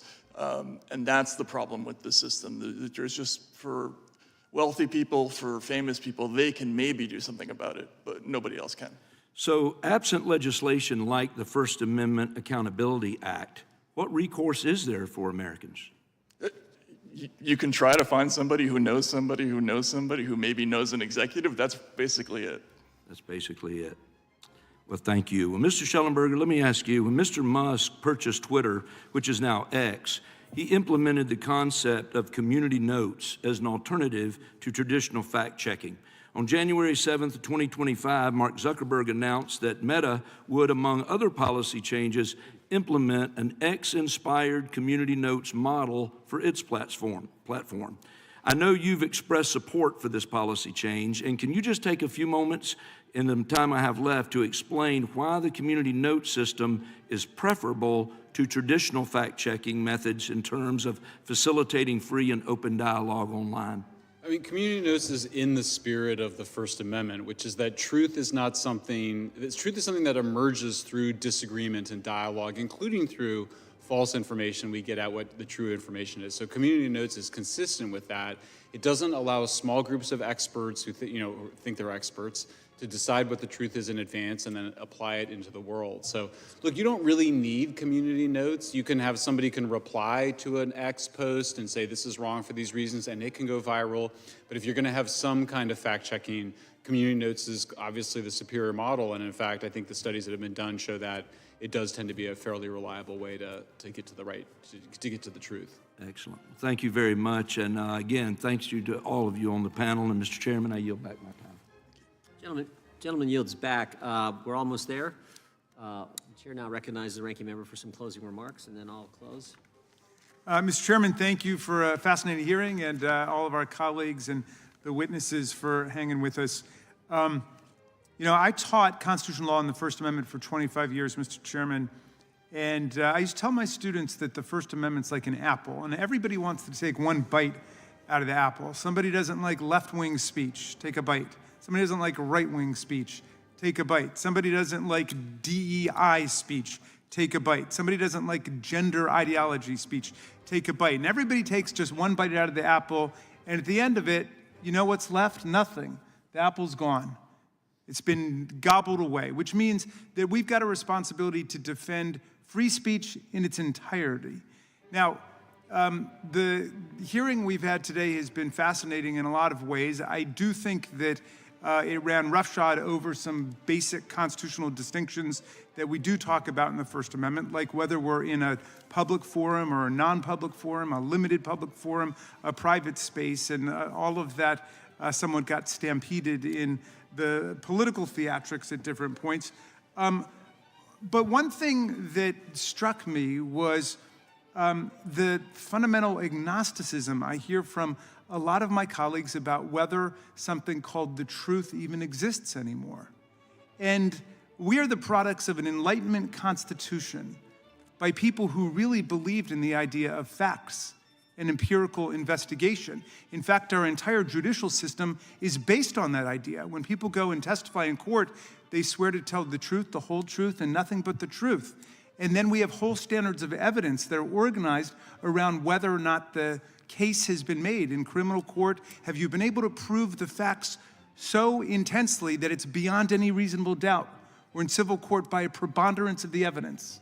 And so our judicial system is based on the idea that there is the truth. If you think about it, Mr. Chairman, our democratic system is based on the idea that there's the truth. I heard people today and in other contexts saying, well, no, we don't want to take down Russian disinformation on social media sites telling people to go and vote on Wednesday, November 9th, if the election is Tuesday, November 8th. That's a violation of free speech, as opposed to just a lie and a fraud perpetrated on the public. But think about it. We don't have democracy if we don't have a concept of truth and the facts, because at the end of the day, Donald Trump might not like it, but there is an election, and somebody wins and somebody loses, and he couldn't handle the fact that he lost in 2020 for whatever reasons, financial, ideological, psychological, emotional, I don't know. He lost by more than 7 million votes, 306 to 232 in the election. And the vexed politics and the divided, polarized culture of our time all has to do with his inability to accept that, and then his inciting a violent mob to come and attack our police officers and wound them and hospitalize them and tear the country apart. But the reality is, at the end of every election, we decide the fact of who won and who lost. And the inability to accept facts and the idea that there are truths is a very dangerous thing for American democracy or any other democracy. And I'll just say finally, Mr. Chairman, there's an attack going on the media. I'm sorry that some of my colleagues didn't deal with the fact that, yes, President Trump has started to ban this media entity, to punish these various newspaper groups, to bring lawsuits for tens of millions of dollars on totally bogus, fraudulent defamation charges, and then forcing those media entities to settle with him as a form of financial and political tribute to the state. What is this? Castro's Cuba? North Korea? Come on. Could we get together on a bipartisan basis to reject that? Do we really have to be so stuck in our partisan encampments that we can't see that as a shakedown? by the state against the people. So let's stand up for real, if we could in this Congress, Mr. Chairman, for the freedom of speech, for the freedom of press, for the right to petition government for a redress of grievances, for the freedom of assembly, for the free exercise of a religion, and for no establishment of religion. Let's at least converge around that. And I thank you for your indulgence, and I yield back to you. Gentleman yields back. I would just say, first of all, thank you all for being here. To just in response briefly, I'm all for getting the facts and the truth. And the way you get there is robust debate. It's the First Amendment. Ms. Crockett quoted scripture. There's a great scripture, I think it's in Proverbs. It says, the first to present his case seems right until another comes along and questions him. It's called the principle of cross-examination. That's basically the First Amendment. One person says one thing, another person says something else, and we can figure out the truth and the facts. If you're just getting one side, and again, from left or right in a political context, that's the problem. I'm for the full apple, to use your metaphor. What I know is, I don't know Mr. Aaron's background, but I know these three people, for defending the full apple, to use your metaphor again, they've been harassed for doing it. Mr. Taibbi had the IRS knock on his door, for goodness sake. He had a Democrat member of Congress threaten to refer him to the Justice Department for prosecution, for goodness sake. Mr. Schellenberger's a wanted man in Brazil for standing up for the truth, for the facts. In fact, I'm going to ask a question here.